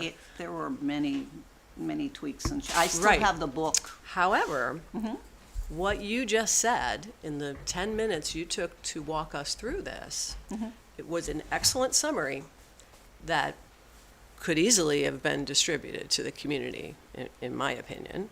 Not by you, but by the TPZ. Because I agree with you that it is important for people to really understand what this means. There are elements of this that I'm still not clear on. So opportunity housing zone is not a specific zone. It's not a specific zone. It's a use that's allowed under these parameters within the existing zones that are listed on the table. Right. So there's no, throughout for the instance, you town- don't see Dev 1 or Dev 2. Right. So it was Res A that this applies to? Residential A only? The changes only apply to residential A. Right. All the, because on the sheet that Anywhere I gave you, that the other all the other things requirements stay are the same. present. Right. Yep. So I am actually, just for public information purposes, I'm on the town's website under the zoning regs that are in E Code 360. And for some reason, you very helpfully explained back from 2020 and then 21, 22, when the changes were made. They're still showing up here as amendments, which is a little tricky because E Code 360 you can search. Are you and- talking about the online code? Yeah, E Code 360. They haven't updated. Yeah. Town clerk That's right. just sent it to them yesterday. Right, so now you've updated again. So no, even. No, she sent them yesterday this. Right, but the previous amendment's not there. So the text is not in E Code 360. A link to the entire zoning reg document is in there. I don't interface with Yeah. E-code. It's not, yeah, I'm not, this is not a criticism of you at all. But for public information purposes, it's very hard to track through some of this. And there's disagreeing information, and we're publishing it as a town of Woodbridge. So in the existing regulations, which are online, in section 12.2, I'm on that page. it documents the changes that we made. Yeah, no, it's here, but this is a PDF. it opened a PDF within Ecode 360 instead of being part of the Ecode 360 I don't know what system. Ecode 360, I'm sorry, I don't know what Ecode 360 is. So where our ordinance and our charter is located on the website. That's what the town clerk just got a PDF of these regs yesterday, and she was sending it Yeah. to them. Right. And they were asking today how many pages it changed. So I'm not sure if they did anything Well, with it or not. that's because they're about to upload another PDF, which is actually not what Ecode 360, I don't want to get into the details of this. Okay, That's a different discussion. The regs are online on the town planning and zoning department page. Well, in plain form. And they're also in We Ecode are 360. doing a lot of work with regard to the website and getting information updated, et cetera. So whatever your concern is, if you could make sure it's explained to Karen and to Allison, it would be helpful so that we can make the corrections. Yeah, I mean, 'cause I'm not this was part of understanding our it. budget process last year when we were talking about, I think we actually spent some money to get the zoning regs as part of Ecode 360 because they never used to be there. So this was an expansion of that, which is this a is what we keyword talked about. searchable process. And even what's on the website should be searchable. Right. So I mean, through our stuff. I guess what I'm not understanding is, as I said, you described how these zoning regs were initially changed with an amendment 2 years ago, and now there's a very tiny change to that here. Whatever people want to, I don't want to describe what the Yeah, change is. It's very a few change. letters have changed. However, what is the impact is the question that people are asking us. So I guess what I'm not understanding is, it was only a couple of years ago that we had an attorney weighing in on what the changes should be when they created this opportunity housing piece. And she's since died, yeah. Yes, but we're still under contract with that same, this is Carmody Torrance, is that how you say it there? So I guess what I'm not understanding is, it was good 2 years ago, the way it was written. It And hadn't now it's been- Well, changed. I guess what you would want to say is it wasn't tested because there were no applications that came in, and the one application that tried to do something under it claimed, and I'm not an engineer, so I can't say yea, nay, or indifferent, that it wasn't workable. When this applicant came in, they said their engineer initially looked at it under the existing regs and said And it wasn't likewise that it wasn't going Right. to work. So my understanding is they could have adopted it for just this area, but instead they took the route of adopting for all of Res A. Correct. And there was a discussion about that prior to the submission of the application. And Justin was there.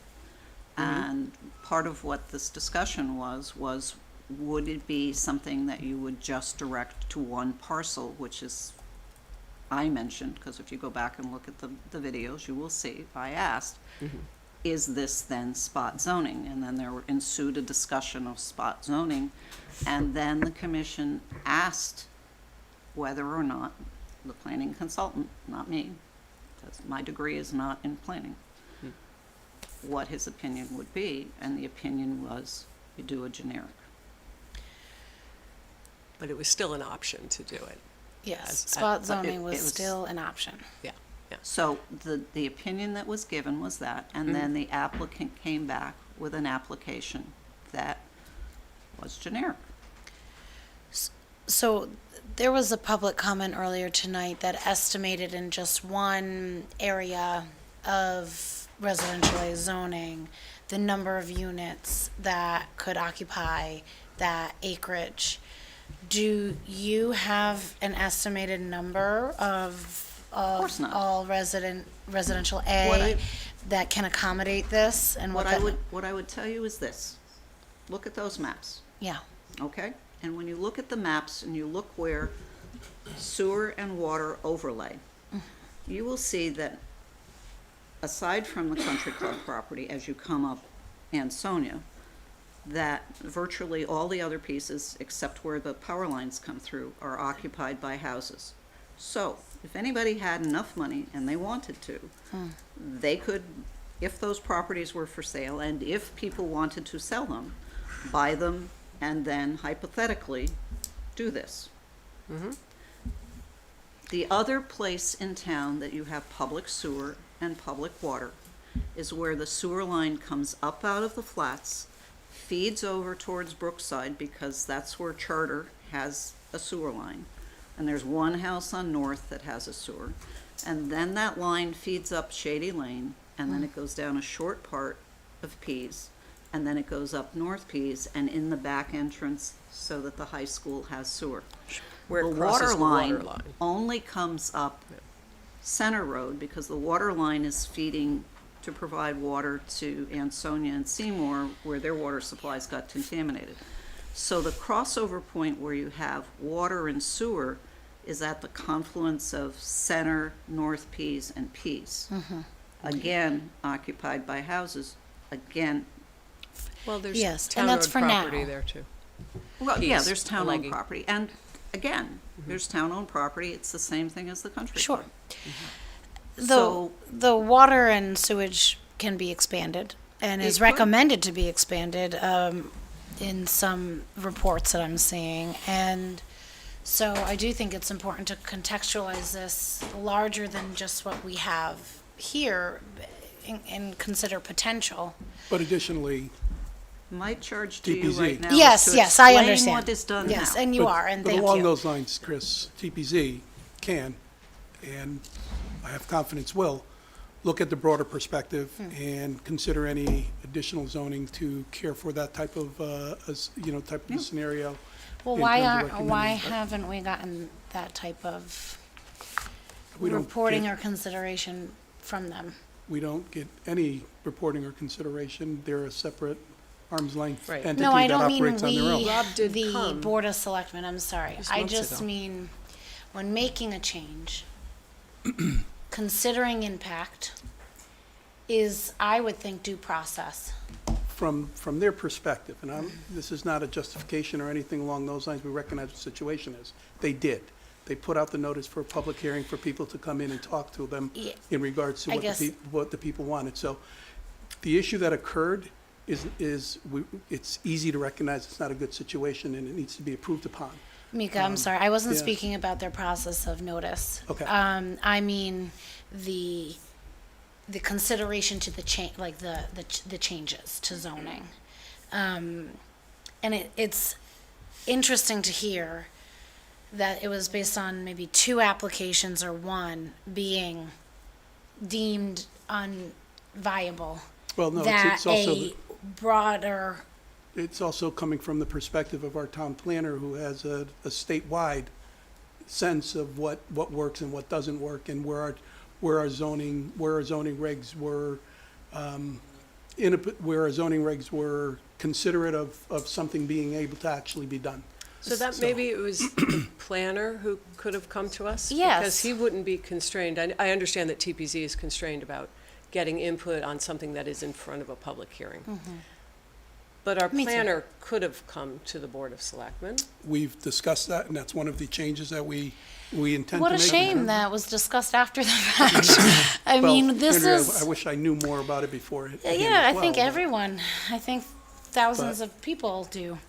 So I'm going to ask a question that might not be popular, but usually they're not.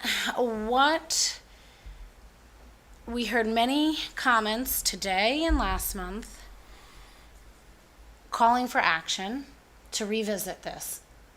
Regardless of things being done legally, noticed legally or not, the action we have been asked to, and I know we're different from TPZ and we might need to better clarify to the public the different roles.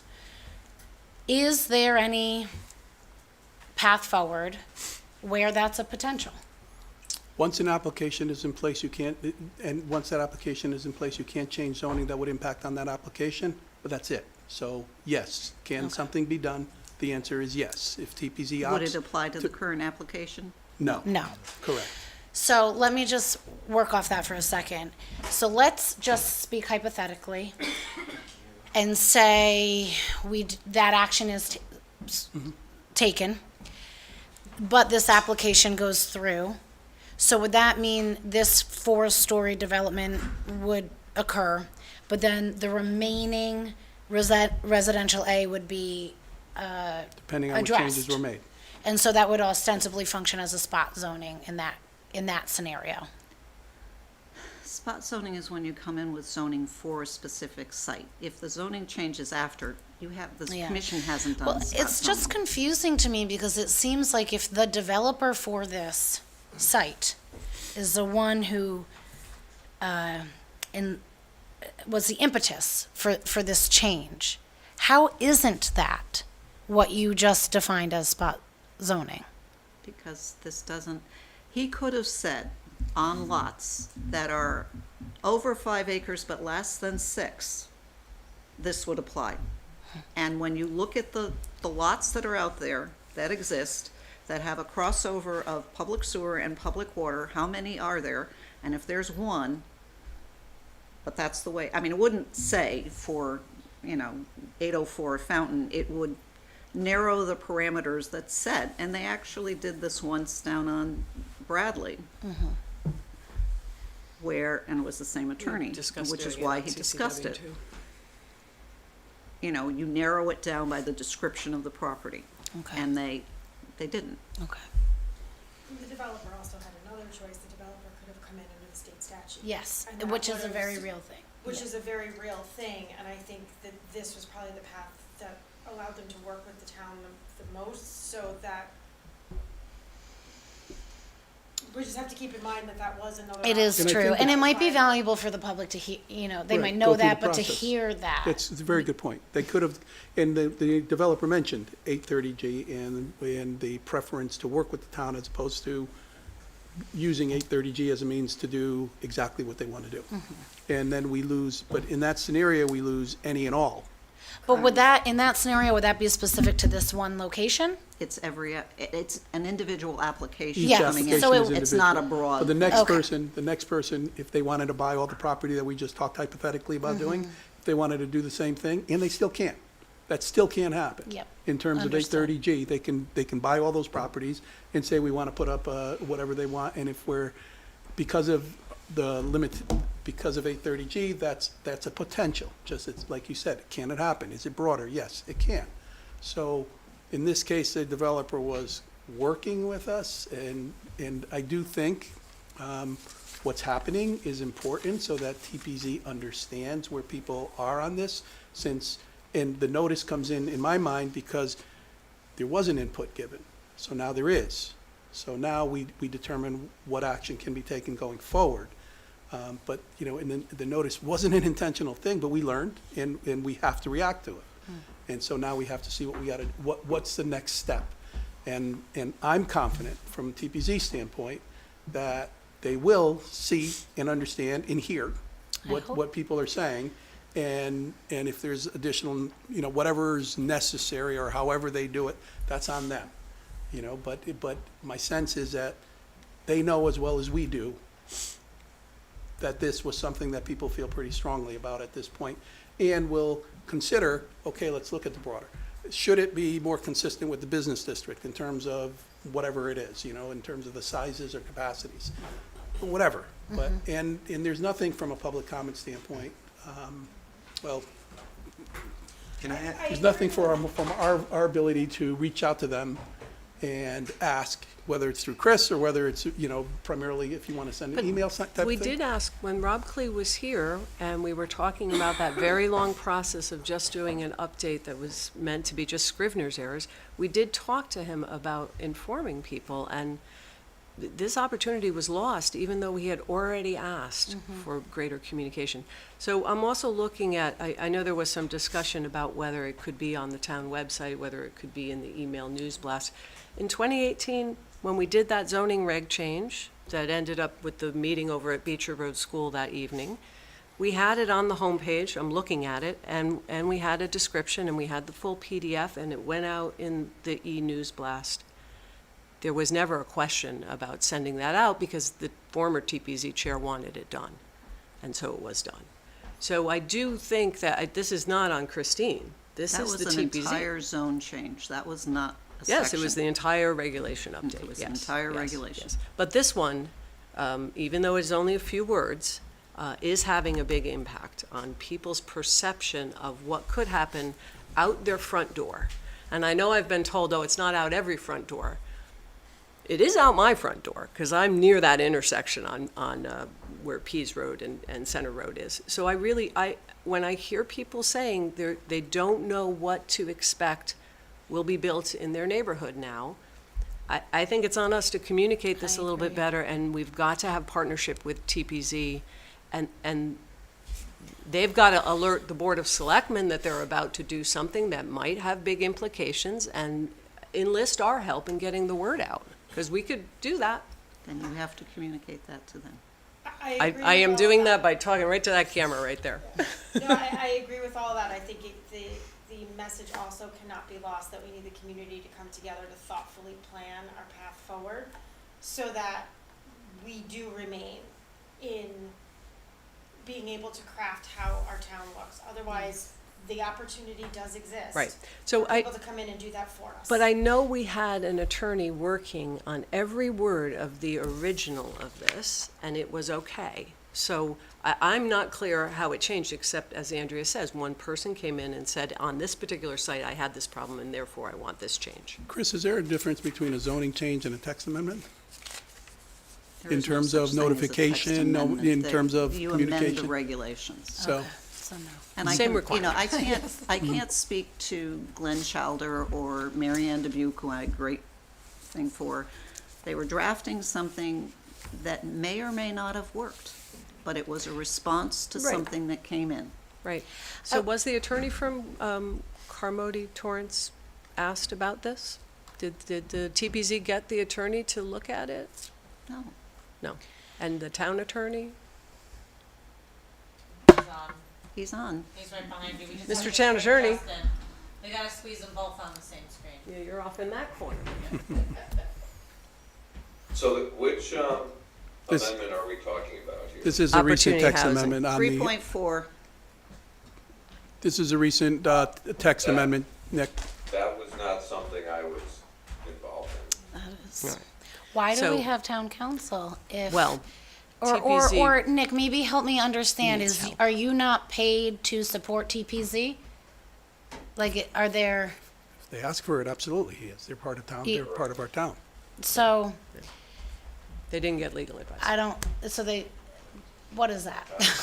I can't, do work that I haven't been asked to do. Understood, Nick, and I'm not I wasn't pointing my Italian hands, at you. It was more just shedding light on what is a very disappointing course of. Well, I'm worried about legal implications that I don't understand, that you don't understand, Yeah. but Nick may have, and may have had something to say. There's legal implication of what? Legal implications in what sense? The changes here, I'm not an attorney and I'm not going to interpret this, but an attorney should have looked at it. That's all But an I know. attorney You had really over- need attorneys to look at documents. You can't just tell them while they're on a screen far away. sure, jump in, because you're a planner. If you don't mind, there's a few items I'd like to bring up, if that's all right. Please. Go ahead. Yes. Okay. So, a couple things. First off, in terms of We're looking in the wrong general direction. practice, if you're changing numbers as in numbers of stories or something, typically things like that don't get referred to a town attorney. It's just not necessary. It's too small of an item for them to review. If you're changing policies that are larger, if you're changing, more drastic things that are all encompassing, typically then at that point you would want an attorney to review it. In terms of the notice going to the Board of Selectmen, that's definitely a possibility. However, it has to be consistent and it has to be for every application at that point. The reason being, if you only do it on a basis that say, oh, I think this is going to be a big issue, that applicant could then say, hang on, the town's judging against me already. You're already looking at it and saying it's going to be contentious, and why are you doing that with me and not with someone else? So there's a potential issue there, so just, it's definitely possible. So, Justin, is that a legal Every issue? application that comes through. I'm sorry, Justin. Justin, are you flagging for us a legal issue or a planning issue? Both. Okay. In terms of planning issues. All the more if- reason to if have the it says- attorney. I'm sorry, what? All the more reason to have the attorney also looking at it, right? I mean, if No, it's no, both a sorry, planning and a I'm legal talking issue. about giving notice to the Board of Selectmen selectively about certain applications. Sure. There's a suggestion that if there was an item that came through that would potentially be a big issue, it should be sent to the Board of Selectmen. It would have to be consistent throughout, because no one can really determine if it's going to be a big issue until it happens. You see what I mean? So it's really important that it be consistent throughout in terms of how notice is provided throughout different facets of town, whether that be the Board of Selectmen, Planning and Zoning Commission, notice on the website. That's actually a good example. You wouldn't want to only put notices on the website for things that are viewed to be a potential big issue. You would have to do it for every application. So, but we did that in the past, and it And wasn't we're planning flagged to as a do it legal again. issue. We're doing it again. That's exactly what I said earlier. In terms of us looking at it, we needed to review with legal to see exactly what the best way to make that work was. And the best way to make it work is putting every legal notice that goes out, regardless of who it's from, regardless of what group it's from, that we put every legal notice, we have a page where every legal notice goes, so people can go to there. So that's actually not what we did before. We did that, plus we also put it in the e-news blast. It came out from the first selectman, and it said, this meeting will be taking place at Beach Road School, date and time. Here's the link to read the proposed. There was a summary on the website, and then there was also the full PDF. And that potentially could have been because it was a controversial issue, but we were not told at that time that there was a legal problem with that. We're not saying there's a legal problem with that this time either. So we had a past practice, and we didn't follow it, and we could have. That's all. That's my only point with that. Maybe And- past practice. And I'm was- sorry, Mr. Attorney, please jump in too if you disagree with what I'm David, I'm saying, but I sorry. think the consistency is critical here. 100%. No, I completely agree. If we're gonna do it, I mean, we can't pick and choose what notices we're putting up or that we're flagging as important for the public to come down and speak their piece on. I mean, it's all or nothing if we're going that transparent route. It Sure. sounds like you're saying that Mika can't highlight it on the homepage and put it in his e-news blast unless he's going to do it with every single thing that comes from all boards and commissions then. Is that what you're saying? No, I'm not sure that's exactly what I said, Sheila. I think Well, that's why if I'm asking we're you. highlighting, I mean, if we're doing it for all boards and commissions, then sure. I guess the point is, me and Justin don't want to see in Mika's email him flagging one item that's coming up on a P&Z agenda for potential zoning change, and then, I mean, I'm not saying he must do that across the board we're talking zoning reg changes here is what we're talking. So, I mean, Yes. other boards I'm gonna send you have certain legal requirements to publish notice in the newspaper. I think that's what we're talking about here in one sense, putting the actual legal notices up on another page, another repository.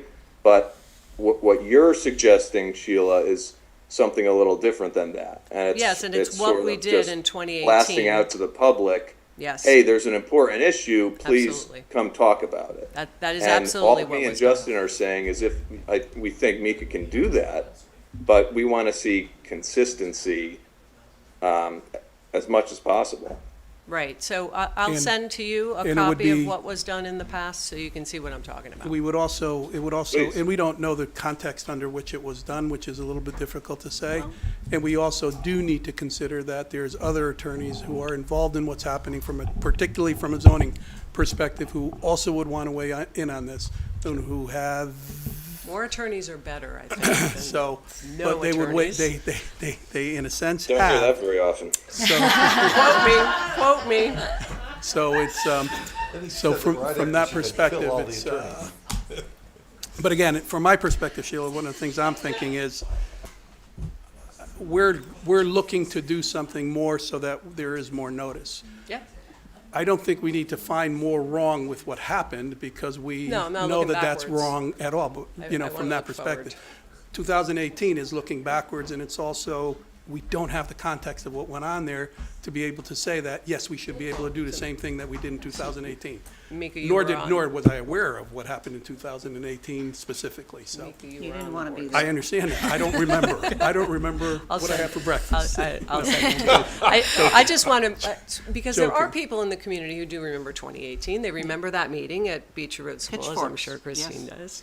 does. And so we've departed from that. I think it's important that we explain to people, especially if you're going to be explaining to people, oh, going forward, we're going to be using this process.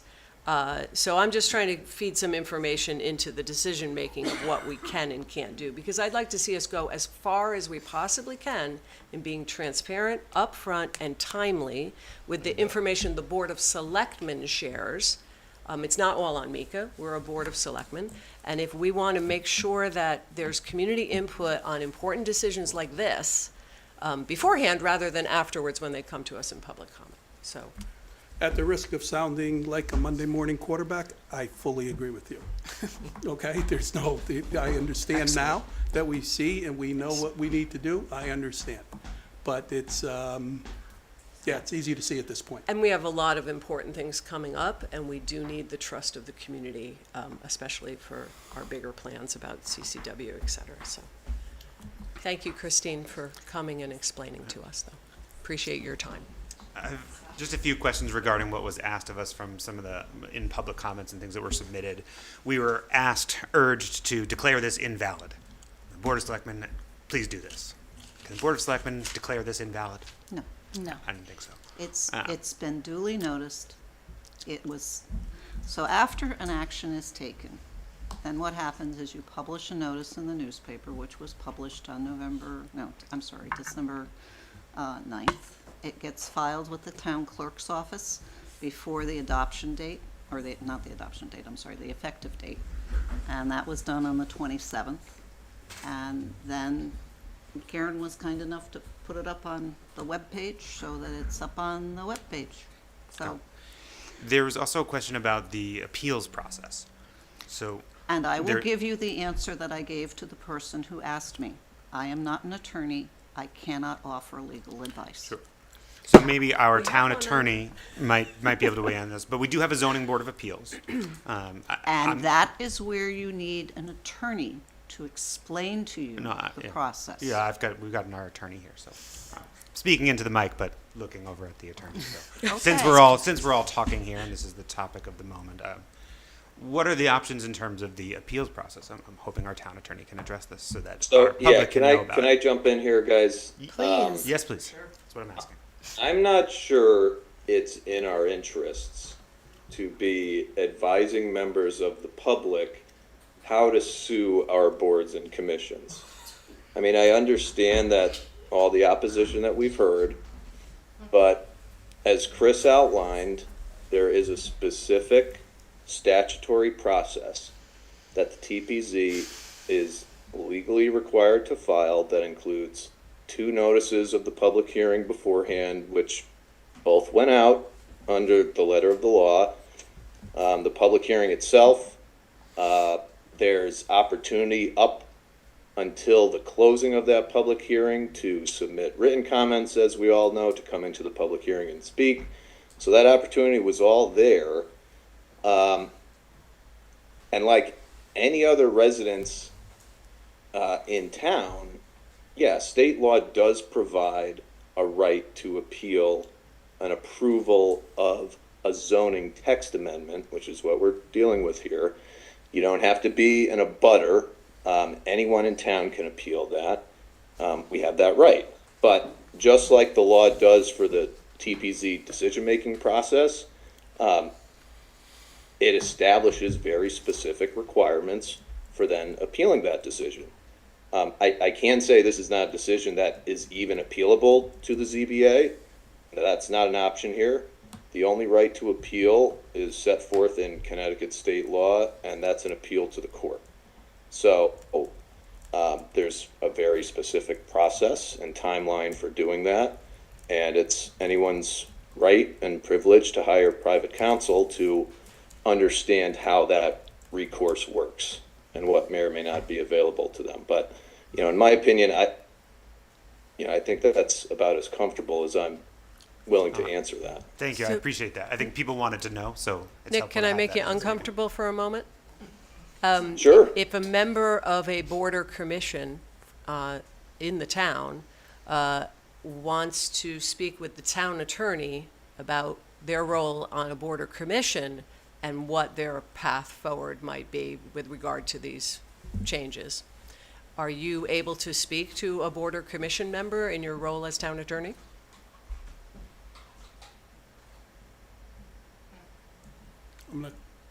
For what, I mean, Well, you were there's a saying couple that you- follow-ups to that. I mean, I'm available to speak to our board and commission members as authorized by Mika, to give them advice.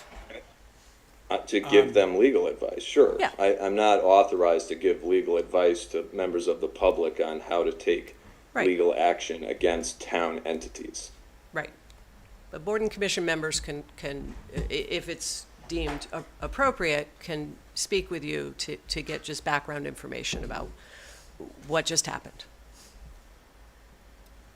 Yeah, That might sure. be I mean, helpful. I don't have any objection to that. That's a matter of course, yes. Great. Thank So, you. Obviously, Nick will, we pay for our attorney. So if Nick is under, if he gets something, it's obviously something he'll be talking to myself and Tony in regards to, because of the times involved in what's being asked. And we try to channel communication with our attorney through the first selectman's office where it's possible. It's not always necessary, because sometimes it works better if that's not the case, but that's certainly the general process. One of the other questions that came up that I wanted to address is that, there's an ongoing POCD process.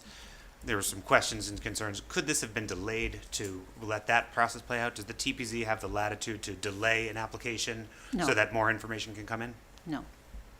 When an application is submitted, a clock starts to work, and you have to schedule a public hearing within 65 days of when an application gets submitted.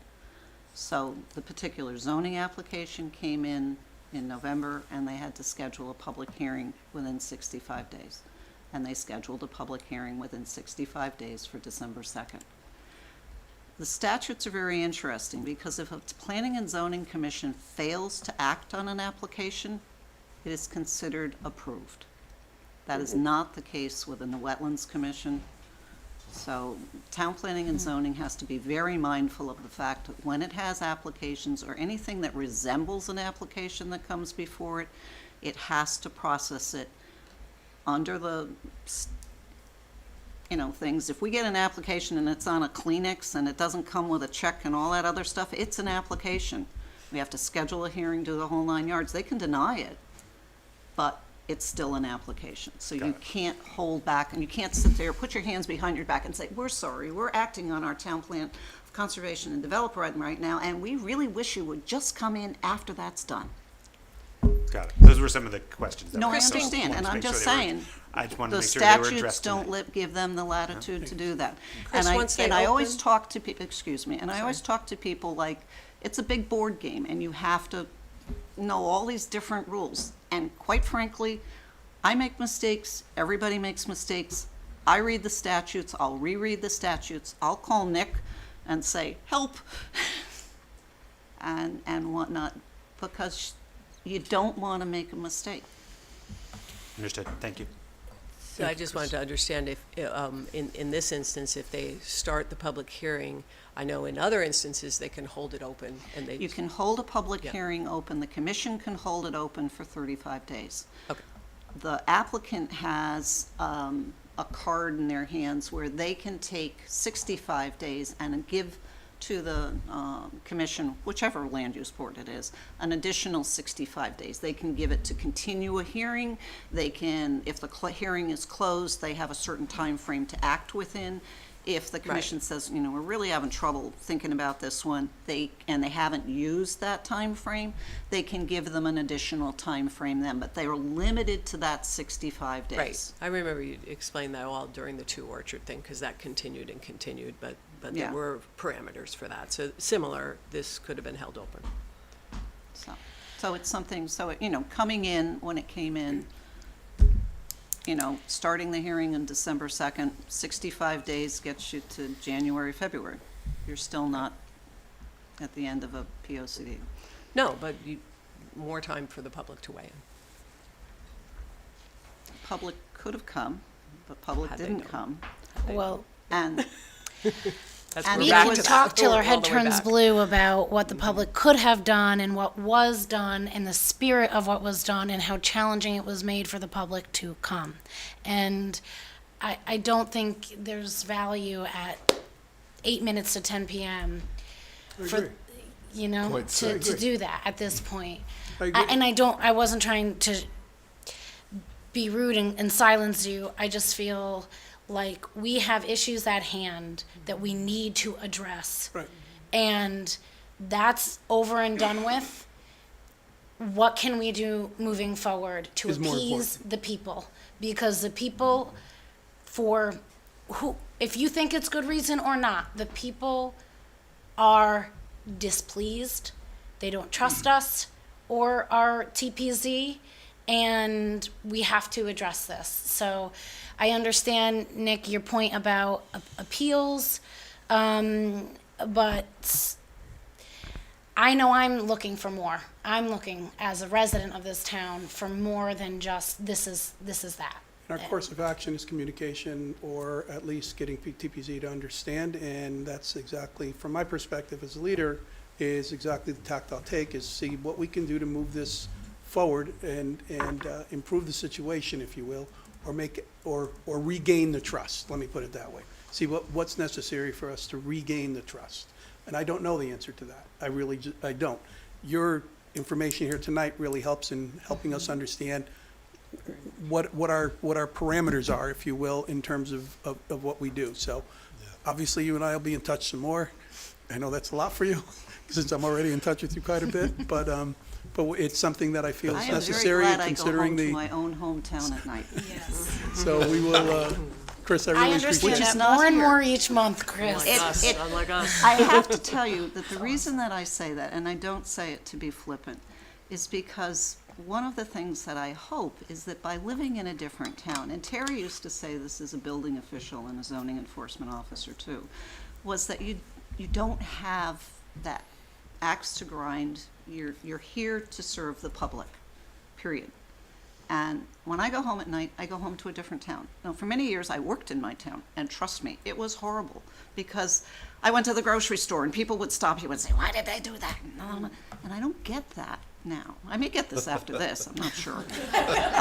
But, I appreciate it. I would hope that, there's some kind of, and I have to say that truly, knowing the members of the Town Planning and Zoning Commission, there was no malice in there. There's no intent to meet or do anything. They were looking at it truly from what they heard from someone who said, we can't work with these parameters. And they know that there's a housing issue that's out there. They know the town has a housing issue, the region has one, the state, the nation. And I think their hearts were in the right place. And it's discouraging to hear that any volunteer, whether it be you guys or them, gets disparaged, because, if you don't like them, step forward and help. Chris, I appreciate the The information. end of my and spiel, and I will go home. Thank you. Thank you very much. It was very helpful. Thanks, Justin, guys. I appreciate you hanging in with us as long as you have Bye, as Nick. well. Bye, Thank you Justin. very much. Mr. First Selectman, do you mind if I add just one quick thing here? No, I don't mind at all, please. In the interest of public knowledge, I just want to point out, and I think most people know this, but just in case they don't, this did not approve the development on Fountain Street. It didn't approve a development anywhere. Everything that needs to happen now will be site-specific for the Fountain Street application or any other site in the future. And that is a special exception application. It's a public hearing where notice is given to neighbors. During that special exception process, the Planning and Zoning Commission reviews a few things, and I just want to list them now, just so people know and know what's going on. So the commission will look at the health, safety, and welfare of the public in general and the immediate neighborhood in particular, in compliance with the Plan of Conservation Development, the location and size of the proposed use, the nature and intensity of the proposed use and any operations involved in the use, the safety and intensity of traffic circulation on the site and adjacent streets, the scale of the proposed site and structures, the harmony and appropriateness of the use and site design in relation to the general area and to adjacent properties, and compliance with any other zoning regulations. So my point with that is, any residents who have a concern with the specific site, with any traffic issues, any sizing issues, any massing issues, that is all something that the commission is going to look at in each specific application that may come forward. So just something to note that it's not like this blanket approved everything without any other public interaction. There will be a lot more public interaction with any applications in the future. Justin, do they look into those things through the consultants, through their own volition? Like, can you just briefly touch on that? Sure, absolutely. So what usually happens is in an application like this, keep in mind I'm new with the commission, but what I do for a commission is I put together a memo to them that lists out all of these conditions. In certain cases, there may be a situation where, due to the traffic report we received, I might have to say, well, hang on, this does not meet traffic safety for X, Y, and Z reasons. As you probably heard, a lot of the reasons are more subjective. So the commission, they use their personal knowledge of the site. They take a look at it and they say, well, hang on, due to the proximity of nearby houses, proximity of nearby schools, something like that, this sizing and this massing of the structure they're proposing really doesn't fit in this area. So they can look at that. And depending on how exactly they look at that is going to be, case specific. But what my memo will always include is the list of those conditions, and they need to certify that they reviewed those conditions and that the special exception application meets those conditions. So it's important that they review those, and they have to note that they did so. In any of those things, is light pollution and other environmental impacts integrated into consideration on a case-by-case basis? When an application like this gets filed, they will file, and Chris, I don't know if we received that in terms of a lighting plan for the site. I haven't seen the application yet myself, but usually what they do is they include a photometric plan, which includes the light pollution, the different levels of light in different areas of the site, how much light is being disposed off of the site, and that's all something that myself and the town engineer review. Okay, thank you. Thank you, Justin. That was important. I appreciate it. Appreciate your input and Nick's input on this and helping us understand it better. Of course. Thank you. Thank you, sir. Have a good night, guys. Thank you. You too. You too. Thank you. Okay. Motion It's to late. adjourn? So moved. Anything but. So moved. Have a good night. It says, are we still awake? Obviously, we have more on our agenda. Oh. I haven't asked for a motion to adjourn. We're just joking. I know. But we would, let's see if we can go this pretty quickly. And Sheila, starting with strategic plan, based on what we discussed from the perspective of with Chris in terms of the update, it almost seems as if we were to keep this short, it wouldn't be a bad thing. Absolutely. So I'm going to be really quick with the report as well. So we met on January 6th, and the bulk of our conversation was regarding how we're going to make this match up with everything else. So we are standing by to do that, but then we also recognize that it's not as easy to flip through this document looking for the various pieces. So what's in your packet is the strategic plan simplified, which just takes out all the tactics. Just so you know, there is something that's being called the implementation plan, which is kind of roughly based on the strategic plan, but it's more of a staff level document that Mika is directing with our consultant from Goldman and York. So they are thinking about ways to implement, but that shouldn't prevent us from looking more at these goals and strategies. One of the things that Tony kind of emphasized to us is that now it's bright. So our 3 goals and the strategies underneath them are meant to be, and they were conceived as part of our budget direction, right? So tactics can come and go. Strategies should remain unless they need to be adjusted. Goals, those 3 big goals, as you can see on that one pager you've got now, those are not likely to change. And you actually did hear Christine saying something very similar to our goal 3 is going to be one of the 3 goals in their vision for the POCD. So I'm hopeful this will all match up. At some point, and it's not tonight, we should take a look at our strategies and try to assess. I think it was one of the public comments we got, as a matter of fact, that said, hey, where's a roadmap? Where's a timeline of what you're doing, when you're doing it, all these moving pieces? That's exactly what the column originally was in our strategic plan. But I think in this simplified version, it might be easier to make it clear to the public what we prioritize, what's in this budget. This is the last budget that this plan will address. So in the next couple of weeks, as we go through budget, I'd encourage you to bring this little cheat sheet with you. And then we can afterwards come to some triage of how did the budget prioritize these strategies for us. Because those decisions we make, you know, what's the saying? Show me your budget and I'll show you your values, right? So they should match to our goals and strategies. That's my update. David, did you want to add to any of that? Perfect. All right. Thank you, David. David's next goal. Exactly. Thank you very much. Yep. But the takeaway here is that we will be discussing the strategic plan on an ongoing basis, so. The next item on the agenda is the ordinance committee update. Steve? Ordinance committee met on October 16th. Our main item was looking at the housing committee ordinance, so to potentially make a housing commission. We've just received the updates that Attorney Beaumonte added. We, as a commission, have not been able to, as an ordinance committee, have not been able to look at that. So I would say we should table any action for another date where we have time to look at it. But I will note, because it came up in discussion, that one of our items of discussion was whether or not it would be appropriate for someone on housing to sit on TPZ. So that was an item of discussion, something that we're looking at. So for people who are concerned about that, it was an item of discussion. Do you want to discuss that item as a board? Not right now. Okay.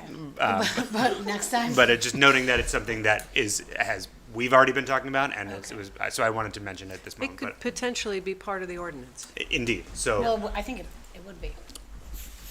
yeah. If we. yeah, exactly, it could be. So I would say that it's likely that ordinance would meet again prior to our next meeting, and between now and then, it would be great for people to look at the updated language.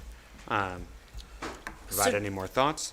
Do we have a? Yes, it's in the. It just came into the folder today. Okay. So you know, that's we met fine. right before the holiday, and so I saw the minutes and it looked like. yeah, and so I would just ask that we will meet again and hopefully be able to have some more discussion at our next meeting. Steve, can I make a suggestion that you Please. have public comment on the published agenda so that you're able to hear from perhaps members of the Board of Selectmen who would attend as members of the public? And that way we would be able to give you public comment. Heard. Just to clarify, in our packet, is it the clean version we should be looking at, or does it not matter? The one is redlined from Nick, and the other Okay. just has the change. Okay. So the Yeah, clean. really, one of them just has some comments, just as like an FYI for your edification. But the clean one's obviously the easier one to look at. But there shouldn't be, even the other one shouldn't have There's not that massive much red on this lines one. everywhere. All right. So this is these are what we should be looking at prior to our next meeting. There won't be another version. Prior Or to the ordinance is going to meet again because we haven't. Okay. And it happens that day of that meeting there was about 8 meetings in town, and our meeting was cut short as a result. So in answer to your question, there may be a different version There may. based on what ordinance discusses. Yeah. Stay on the lookout. So, all set? Yes. Thank you. Next that's next meeting on the, next item on the agenda is the Massaro Farm landowner consent form. So, quick update on this. As you know, the Massaro property is owned by the town of Woodbridge, and whenever we get a grant or something that might impact the land, we need to have landowner consent. This particular proposal is to the Natural Resource Conservation Service, the NRCS. We've had numerous grants from them over the year, and I've been before this board asking for permission or sign off on this. As the map indicates here, this is an extension of our sort of gravel access road to a heavy use area. This is where we manage our compost piles. And particularly in 2023, where we had massive rains, this was an incredibly wet area. In 2024, when there was no rain for many months, it was not an issue. But what we worked with the NRCS was to basically extend the gravel area, so there's a little bit of proposed geotextile with processed aggregate over it so that we don't erode the land there when we manage compost in this area. So it's a 80 by 32 foot area. It's an extension off our existing access road, and it would require landowner consent to show the NRCS that the town approves of this work, but this also would need to be referred to zoning. So that we would approve this, and it would go to zoning, and I would go before zoning for an 824, which is our typical process over the years. So Steve, the gravel would be laid to accommodate the compost or to access? To access. Okay. So for all of our turning, so when we turn the compost with the tractor and the bucket and aerate with the forks, we're sort of driving back and forth. Is there currently gravel there? There's currently gravel leading right up to the area. That's just earth? And then it's just wood chips. Essentially, I cover it with chips to try to take care of the mud. Yeah. We do that in our driveway. Yeah. So, yeah. So, it doesn't work. Yeah. Okay. Again, this would cost nothing to the town. There's no request of funds for the town if we get this grant, but we cannot move forward with the grant application without the town approval. And it's not like this is taking productive land out of use. Has this already been reviewed by the Massaro? Let's get a motion. Oh. And then we Oh can my start God, I'm asking sorry. that. No, just so we can It's 10:07. get, Yeah. do I have a motion for us to approve this landowner concurrence Well, form? so we have to send it to TPZ. The motion's to send it to TPZ? Yeah, Yes. we would Yeah. approve it, and then it goes to TPC. To where approval? TPZ anyway. It has to go to It has to. Approve it This first has. and then go to TPZ. Yeah, we approve it when it comes back. So we're sending it to Yeah. them. When they bless it and bring it back to us, then we approve It it. has to go. Yeah. We're approving. We're sending it. We're saying it's fine from our perspective for it to go to TPC. Referral, 824. Fun. Yeah, fun I mean, process here. we're not passing judgment on it at all. We're just sending it to them. They're I gonna see. dig in and Okay. ask Well, these questions. Well, we have the ability, as Andrea was doing, to ask the questions that are pertinent to this, because if we decided ourselves we didn't want to do it, we don't have to send it to TPC. Oh, true, So from that perspective, we make a motion so that we understand it's something we want to do, to go forward to TPC. So, Mika, you made the motion, I'll second. No, actually, Maria made the motion. Maria made the motion, I'll second. Second. Okay, now discussion. I'm Discussion? sorry. All right. Thank you. No, I'm sorry.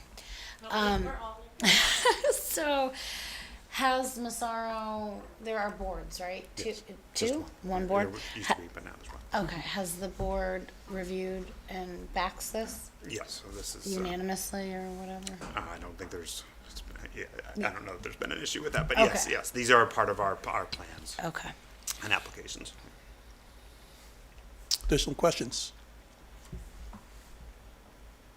Hearing none? You did say that you need to go through this because you've got a grant. And it's our property. Yeah. Yeah, so they Understood. can't let me, the NRCS has to say, oh, who's the owner? The owner has to approve of this before we Yeah. go forward. Makes some sense. So, Well, I just have, is it considered a climate smart practice out of curiosity? This is not one Okay. of those, but it is through the EQIP program. Yeah, okay. Thank you. additional questions? All in favor for forwarding this on to the TPZ? I abstain. Any abstentions? Thank you. Motion carries. It will be sent over. Thank you very much. Next item on the appointment is next item on the agenda is the appointments for Zoning Board of Appeals. We have a candidate for Zoning Board of Appeals, and you have received the information in your packets. Do I have a motion to, do I have a motion for this appointment? Mika, can I ask if we could possibly table this? I just, at this point in the meeting as well, but I haven't met this person, and I don't know who they are, and I feel a sense of responsibility to at least be acquainted before I make a decision. I could just, abstain from the vote if you'd prefer to go forward with this, but I'm asking if we can have an opportunity to actually. Zoning Board of Reach Appeals out. at this point in time is sparse. Mhm. They need members.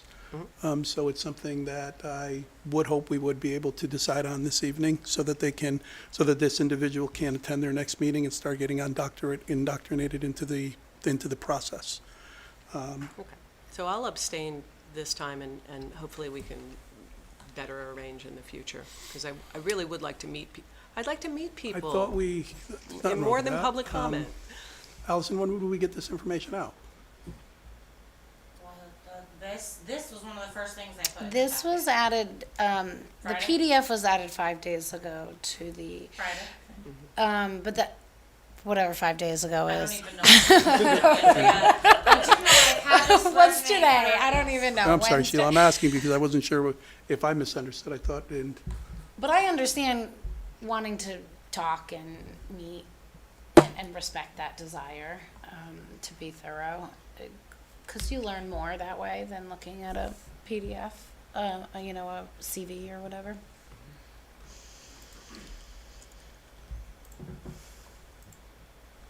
Do we, does political affiliation matter here? this is a Democratic, Okay. this is a Democratic, That's to nominee. replace the One official of. who was, Yes, this is to replace Lauren, who just was, who went on to the Board of Board of Ed. Education. Yeah. And his In term January? goes into about half the 2027. term is over. So actually, half the term is over, correct. So, So, yeah, so in light of it being what it is, and in light of them needing the support, I would like to, I will ask for a motion. I'll make the for us- motion to appoint Nigel Light to the Zoning Board of Appeals, an alternate to fill in a vacant term expiring December 31st, 2027. Is there a second? Second.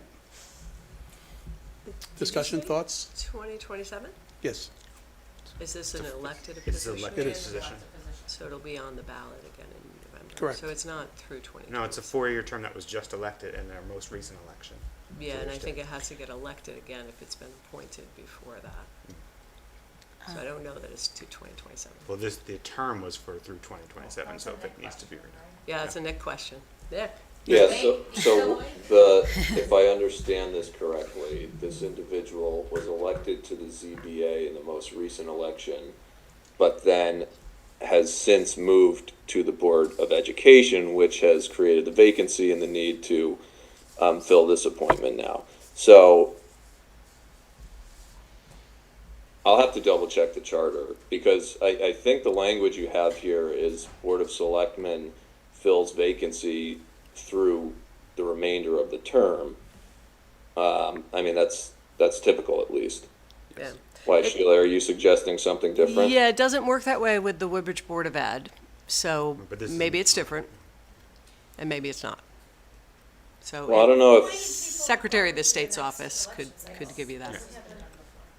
Yeah, no, that's why we end up. I don't know with that strange matters, terms on though, Board of for Ed. the purposes of what we're talking about here. Like Board of Ed. Yeah, I mean, they're fine, but gonna when serve for as long as they're gonna serve legally, so it's fine. I mean, I can check the charter on that and get back to you guys. Well, in terms of us doing this evening, where does that leave us? I'll make a motion in a second. We could amend the But motion. we're in discussion here. We can't Well, amend if the it turns motion. out to not be all the way to 2027, then it's not to all the way to 2027. It doesn't matter what your motion said. So when he weighs. Yeah, it, I think you weighs could it. still act tonight. I think it's just comes down to what the extent of the term is. There is also the option of making it to 2025 with the other Democratic position. That's replacing the person, the other person who's no longer on the commission as well. Or Celia Waters, who was moved out of town, and also his term expires in 2025. So so we have 2 openings now for the? we have 3. 3. Wow. That's why I'm saying, otherwise But they I'd haven't be had, happy mu- to they defer. haven't really They don't meet. met. They meet by need. By so need, by yeah. need, so it's one of Haven't those had things. much But if need. there is a need, We may have need. The we need may be increasing. I don't so know. it's so I think it's It important is that important. we do this. So the Celia Waters position is that's a member of the Zoning Board of Appeals. It expires in 2025. in talking with this candidate, he would be willing to do that or work, or go until 2027. So if we amend it, we can have this position as replaced for Sheila Waters, which means he will be on the commission as opposed to an alternate. So it changes the position. So But then that would the vacancies, expire yeah. in 2025. 25, no questions. No question. And new campaign cycle. Correct. New. Correct. But not as an Yeah. alternate. Not as Not as an Yeah. alternate. This The difference is more Yeah. alternate. Yeah, so So But ostensibly, if we're short 3 people, an alternate's functioning as a full-time person absolutely. anyways. Automatically. And they we, get seated if needed. Yeah. the position replacing Lauren is an alternate position. So, and that's the position, that's the 2027. So that's the motion that's on the table. So if there is additional conversation on this? Yes? I'm just confused now. I'm so sorry, because I thought you said maybe consider doing it 25 for. But the motion is for the 27. Okay. The motion is for the 27. Yeah, I hate, Please. I hate to lengthen that. Am I to understand that if you're an alternate in this situation and somebody leaves, you automatically take over the regular position? you're seated. Or you are seated? At the meetings, you become a regular member, a voting member, let me put it that way. If all the members are present at a meeting, the alternates don't vote. Right. They attend, but they don't vote. If the normal member of the commission is absent, one of the alternates takes that place. If two of them take that place, that type of thing there. On that day or permanently? On that day. Yeah. On that day. You remain an alternate. If you're elected an alternate, you remain an alternate for your term. You're not seated as a. You would have to be appointed. It would have to be an But appointment. you could be moved into the position. You could be reappointed into the position. That is correct. By our move. By us. By us. Correct. And is that what we're doing? What we're doing is Well, we're not doing that because he's not either. functionally, That's a whole other choice. Celia Waters is a Democrat who is also moved out of town, so that position is available. She's a regular member, a voting member, if you will. Right. Okay? So that term expires in 2025, and speaking with this candidate, he's fine, whichever way we want. He wants the experience, he wants to understand, and he wants to participate. So Well, either way, it'd it's be better fine. for his participation to be an actual member.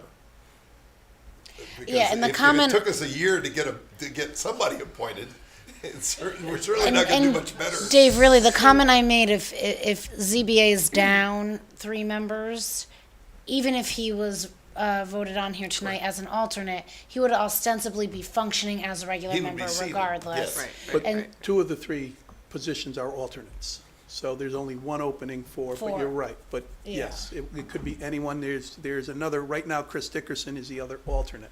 There's some changes there too, I think later on. I'm not sure, did we get a resignation on that or no?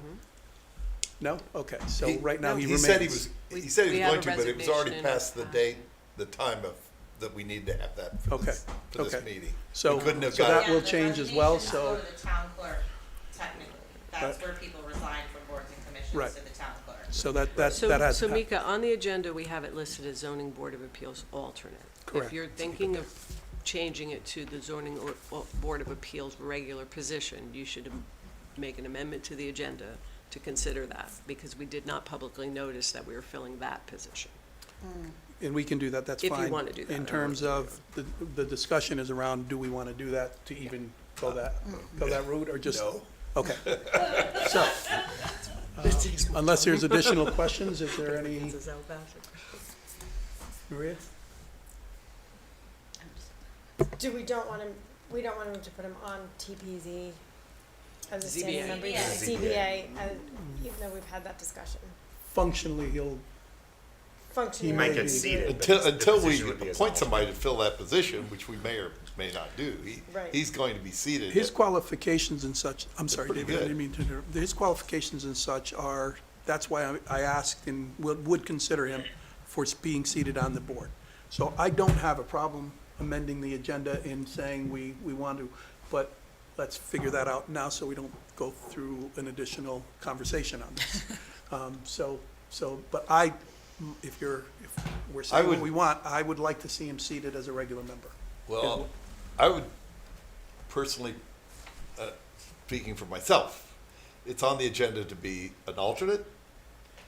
Put it on as an alternate. If next meeting you decide, no, it's better to have him as a permanent member, we can change it then. That works for me. Thank you. Anybody else? Good thinking, Dave, at this hour. I'm impressed. Solomon.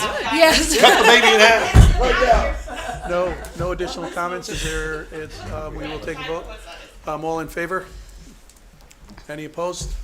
Any abstentions? I'm going to abstain. One abstention. Thank you. Thank you. How much time would you think is appropriate for us to give the members of the board in terms of notification and information on the candidates, so next time you have the appropriate amount of time? Before they're in the packet? I don't know. Before they're in the packet. Yeah, I mean, I'd like to, so this is not a discussion for Board of Selectmen. Okay. We can discuss that and let me know. Sounds good. Very good. Next item on the agenda is the I don't have too much here to report. Tony, you're here still? Are you still new at this? Poor guy. We're having a good year so far. I would say that our revenue highlights are the interest income, which we've discussed previously. We continue to generate a surplus in that account.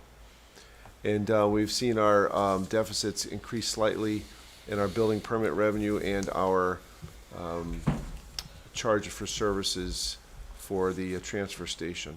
Tony, However, just for the purposes of understanding, when you say deficits increase, our projected deficit is increasing. Last month it was a little lower. Got it. This month I'm Thank you. projecting it because we haven't caught up. The monthly revenues haven't increased like I thought maybe they would. Understood. So, but we've also seen a reduction in tonnage at the transfer station for municipal solid waste and recycling, which has offset the loss of revenue.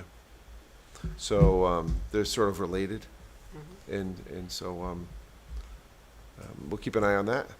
And other than that, we continue to monitor our utilities, and we may be back for a funding request for some of our departments.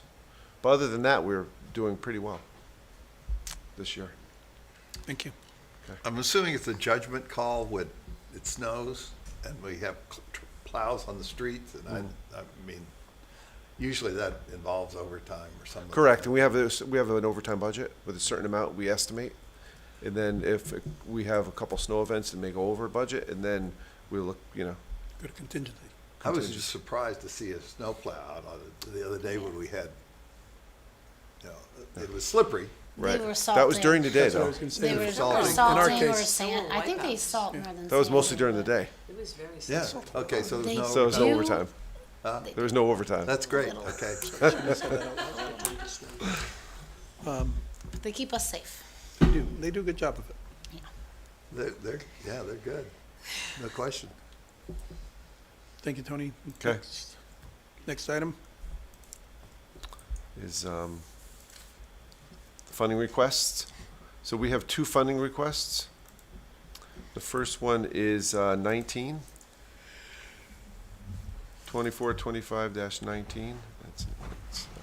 While you pull it up, I'll make the motion to approve Okay. the line item transfer in 2425-19 of $25,000. This is a line item transfer within the building maintenance department to move funds from part-time maintenance to repair and maintenance of buildings, just to reflect an increase in the number of repairs and the cost of those repairs that have taken place so far this year. I've made the motion and Andrea I'll seconded. second. Any questions? Comments? All in favor? Thank you.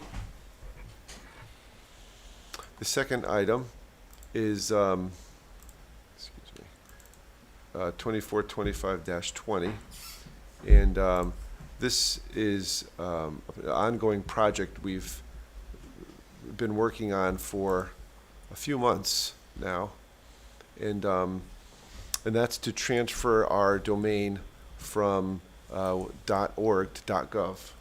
You might have seen other organizations that are .gov. What that requires is to transfer all of our email addresses, all of our protection, all of our multi-factor authentication, all the other items that go along with it, from one to the other. It's quite costly, although I will say this has been a recommendation on some of our cybersecurity audits. It's a sort of a recommended cyber security improvement. And we're currently in the middle of another audit, which should be done shortly, and I'm guessing it'll be a recommendation on that one as well. On the last one we did, it was probably one of our top recommendations. So, In the Is state, that because it's harder to hack? there's increased protections Okay. on the .gov domain Interesting. that don't exist on other domains.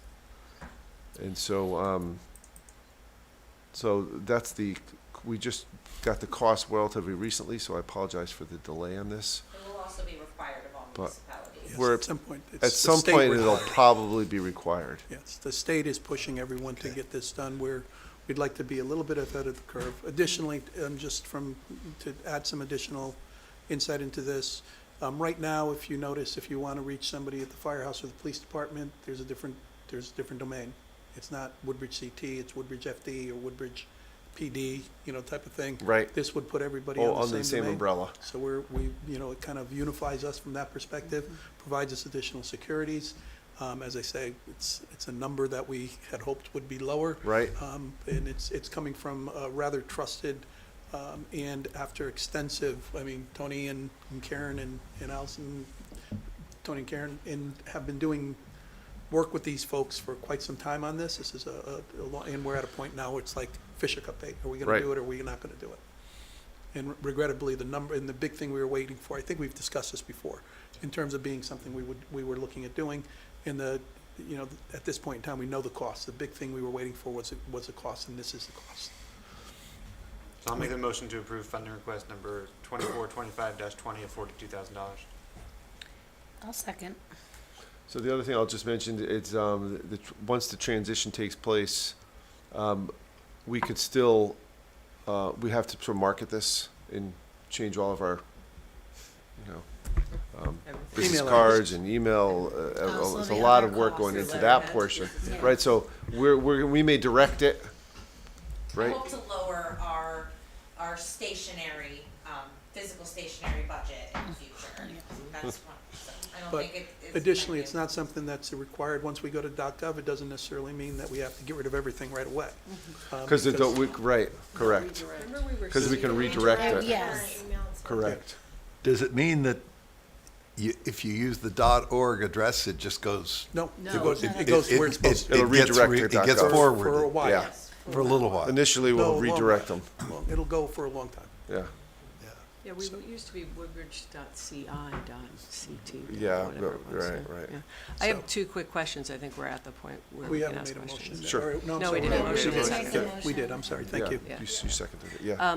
Two quick questions. So it's the Microsoft 365 licenses, and it covers email. Is this possible that we can all have email addresses with the town going forward, so we don't have to go through our own personal email? My answer is probably not or no, specifically because that's part of this cost.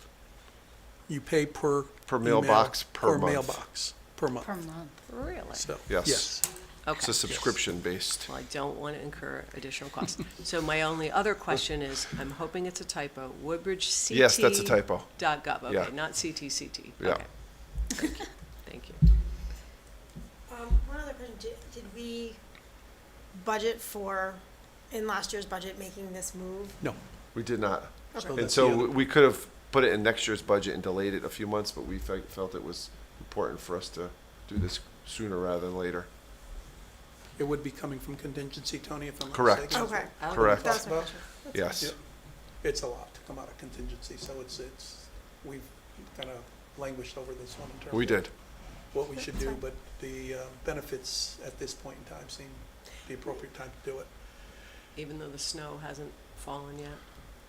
So that's part of the timing. right? Correct. Right. Because 42,000 from, how much is left in contingency when we So take we this out? have, there's a schedule in here. You feeling lucky about the snow? I think we're gonna get a big storm myself, but. I'm going to be back here with contingency requests.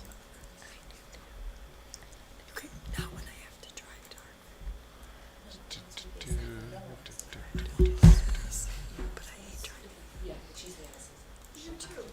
We have, make this bigger. To add some while Tony's looking, please keep in mind that this is something we ultimately will have to do.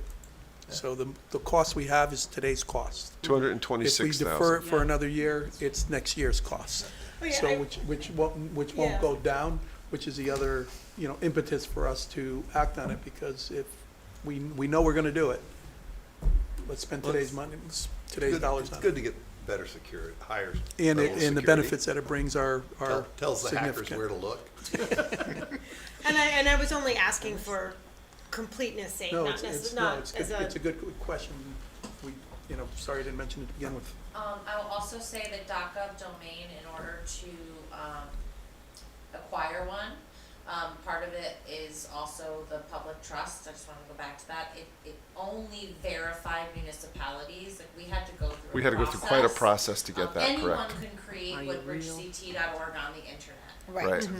But only municipalities that go through the process that we started earlier in last year Right. can own .gov. So Correct. that's also a level of, especially now with hackers, speaking of hackers, I just wanna bring that up, that's also another reason why it's so Good important. point. Is a good point. So Tony came up with the number. 226,000. Is what remaining. remains. Yeah. That So we have, seems- that's a reasonable amount to have remaining. I'm not concerned Okay. for a number of reasons. Any additional comments, questions? I'll call for a vote. All in favor? Motion carries. Voice over IP, Tony? So we are looking to convert to, this is another technology item that we've been looking to do for quite a while. And we've had a couple stops and starts on this, but with Mika's experience and background in this particular area, that was helpful with this project. And so we're looking to convert our landlines to voice over IP. And what that'll do is provide a tremendous amount of additional ability in terms of features and the ability to relocate your phone, and you know more about the features than I do. You have It just provides a greater degree of flexibility and capability in terms of how people use their phones in communication right now. It interacts with some other means of communication. As Tony said, I can, if I need to be in a different place, take my phone with me if I want, and if I've got internet service, it'll be as if I'm in my office, so to speak. So, moving phones and things it's all great stuff that you can do. Quite frankly, the town doesn't do a lot of that. So that's not the reason for doing this. The phone system we have is over 20-some-odd it's years from old. 2003, we put the phone So system. it's 21 years old, and it's not, doesn't function completely in the way we want, particularly as relates to incoming. We still use our phone system extensively. So it's a tool. Landline. Landline. Yeah, so. The landlines. And I will tell you that we have, so we have CEN, which is the fiber, Connecticut's fiber, which this will be on. And then we have backup fiber from Frontier and a couple other backup Optimum lines. So we do have a lot of backup and redundancy for our internet service, because this is an internet-based phone system. And the cost of it includes a monthly fee, and we amortize the cost of the equipment over a 3-year period, is still less than what we pay for Frontier. Then after 3 years, we'll be saving another 35% off the monthly amount. So in addition to getting better service, we will be saving money. A We little will bit now, ultimately and a lot lot more later on. in 3 years. Right. Have you compared the cost of getting rid of this system, doing away with it and replacing with cell phones? That would be more expensive? Oh, yeah. Yeah. Yeah. Yeah. It would be only because of the cell phone plans and the management of cell phones and the cost of the units and the cost of cell phones themselves. It also becomes a security issue in terms of people losing and then, for example, I'd have to carry 2 cell phones. You know, I can Yeah. leave one in the office kind of thing, but then if that's what I'm doing, why do I need a cell phone? You know, so, I'm sorry. Yeah, yeah. So that's, yeah, so in terms of the way the service is used, the cell phone isn't, and if I'm not mistaken, I know And this you of don't voice work over remotely, IP. right? Everyone comes We all to come here, yeah. Yeah. Yeah, from a voice over IP standpoint, I know the capability exists where you can connect the phone or integrate the phone with your cell phone. So if a call comes You in call here, one You I could, can yeah. get, yes. Yeah. So that's the way it works, and that type of thing for myself would be tremendous, you know, in terms of being able to help in terms of Yeah, flexibility, because I'm just not in my office all the time. So those types of things, that's the reason. And the equipment is, The only thing, yeah, that's the other thing I want to mention is the pricing's off of the Capital Region Council of Governments bid. That put a bid out, so there's a number of other municipalities that have the same, we checked references, and there's a number of other municipalities with the same service and the same vendor. and the vendor is a vendor who we've been using for the existing system, who people like Tony, who's been here for a long time, have established themselves as a Since I've been here. great Yeah. vendor in terms of customer service and support. Yep. Because we did, just so you know, we did look at other options in We did. terms of, Is there an action item tonight on this? I don't think there Well, is. you have to sign an agreement. I don't know if you want to. We're negotiating the agreement based on the numbers that they gave us at this point in time. So, but we don't have it, I'd rather give them the Yeah, agreement and okay. do it. So we'll do it the next time. Great. So this is more, just so you understand, next time you'll see the agreement, you'll know what it's about. Next item on the agenda is the consent agenda. Move that we approve the consent agenda. Second. Is there any question, anything? All in favor? Motion carries. Next item on the agenda is an executive session pursuant to Section 1-2006B to discuss strategy with respect to pending claims or pending litigation concerning Connecticut carpentry and fire training, Yeah. training and storage facility project update. I move that, can I have a motion to move into executive session and invite Tony Genovese and Nick Lamonte? So moved. Second. Thank you, Karen, Allison. Now, you're gonna stick around. I don't think this is not a long.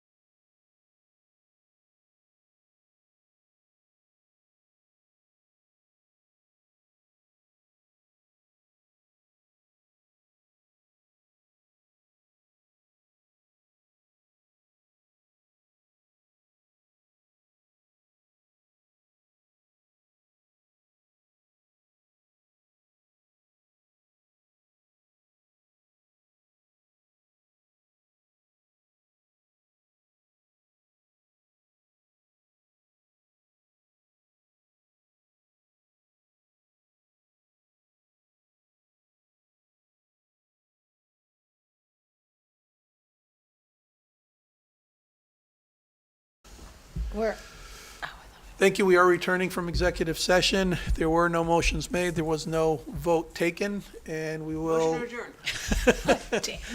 Is there a Second, third. We are adjourned. Thank you very much. Good Thank you, night, everybody. everybody. Good night, all. Thank you. Thank you.